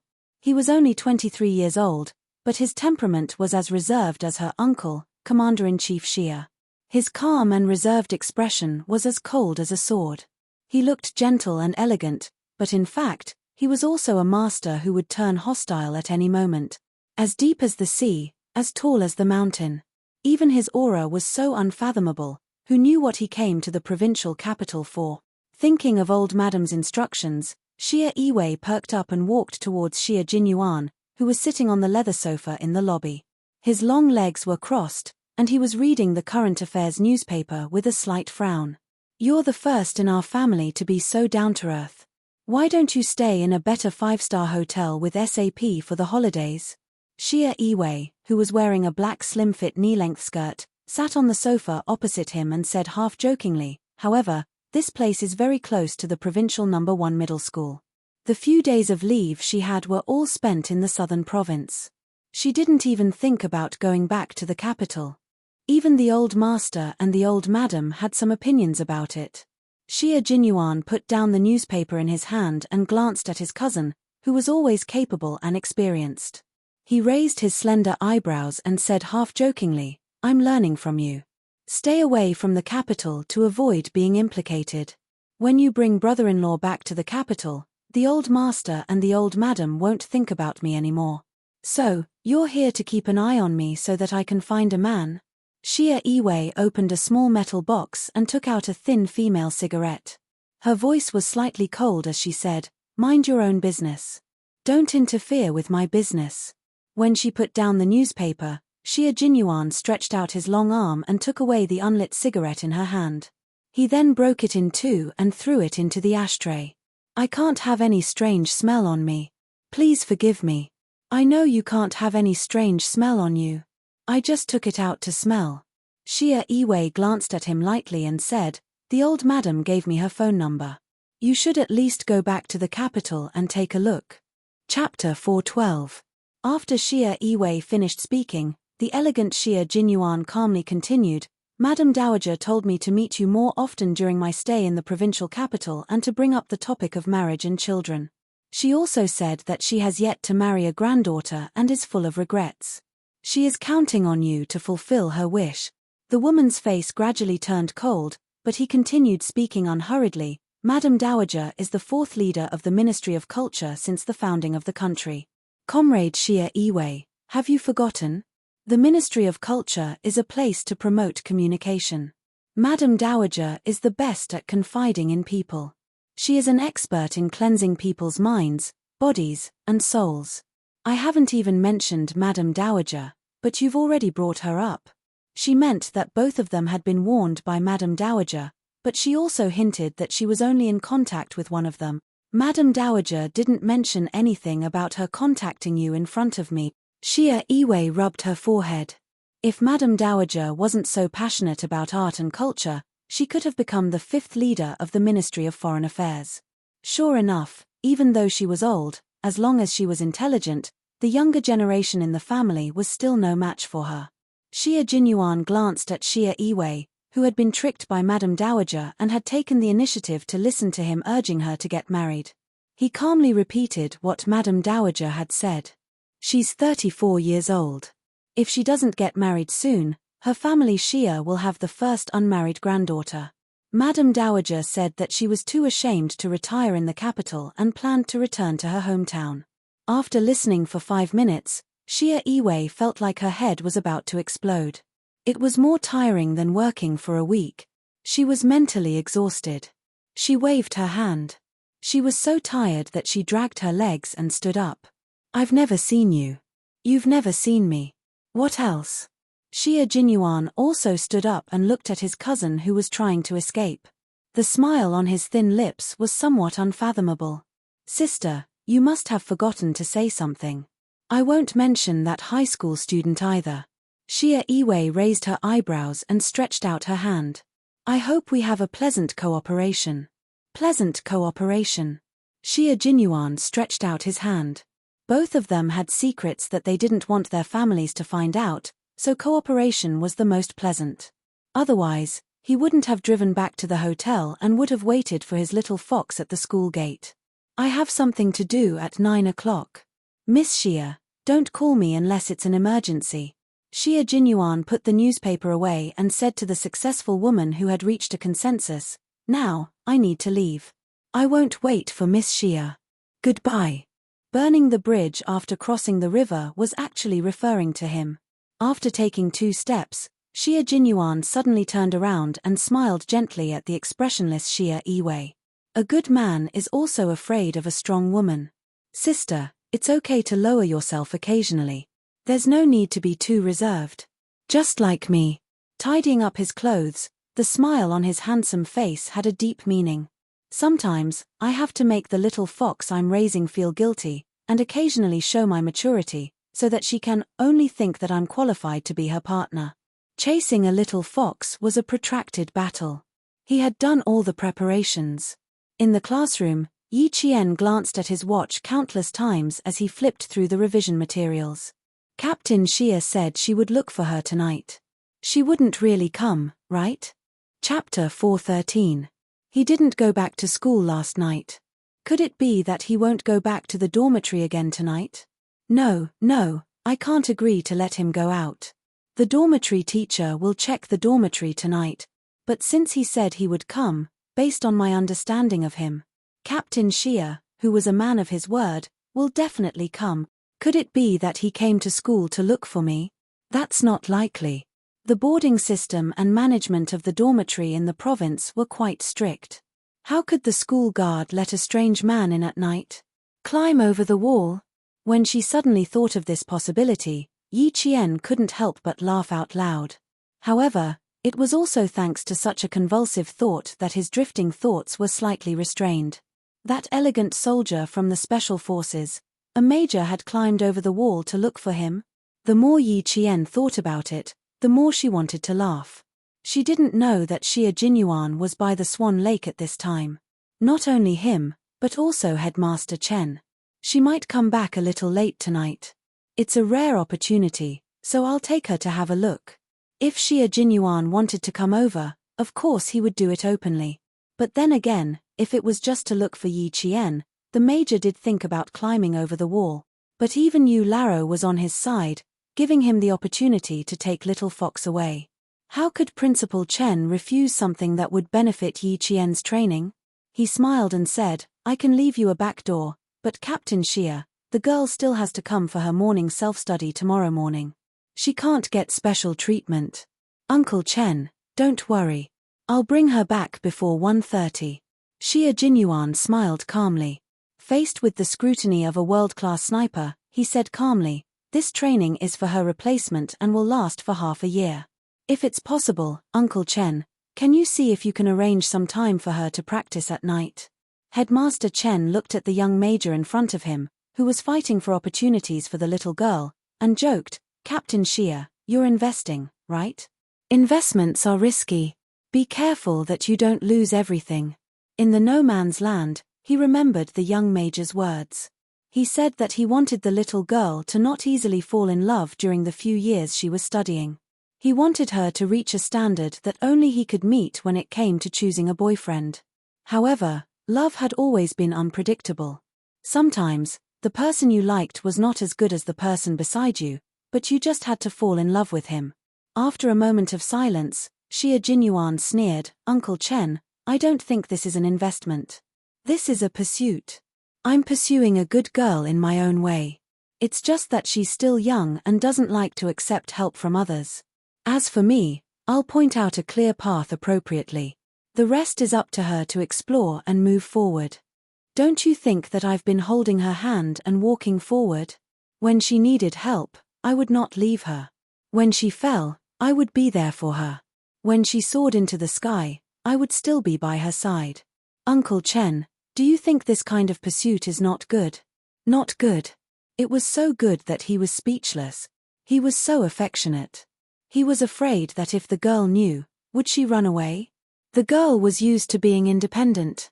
Suddenly, there was a man who could walk side by side with her, and he was also his comrade. Principal Chen seemed to see how hard the major's pursuit was.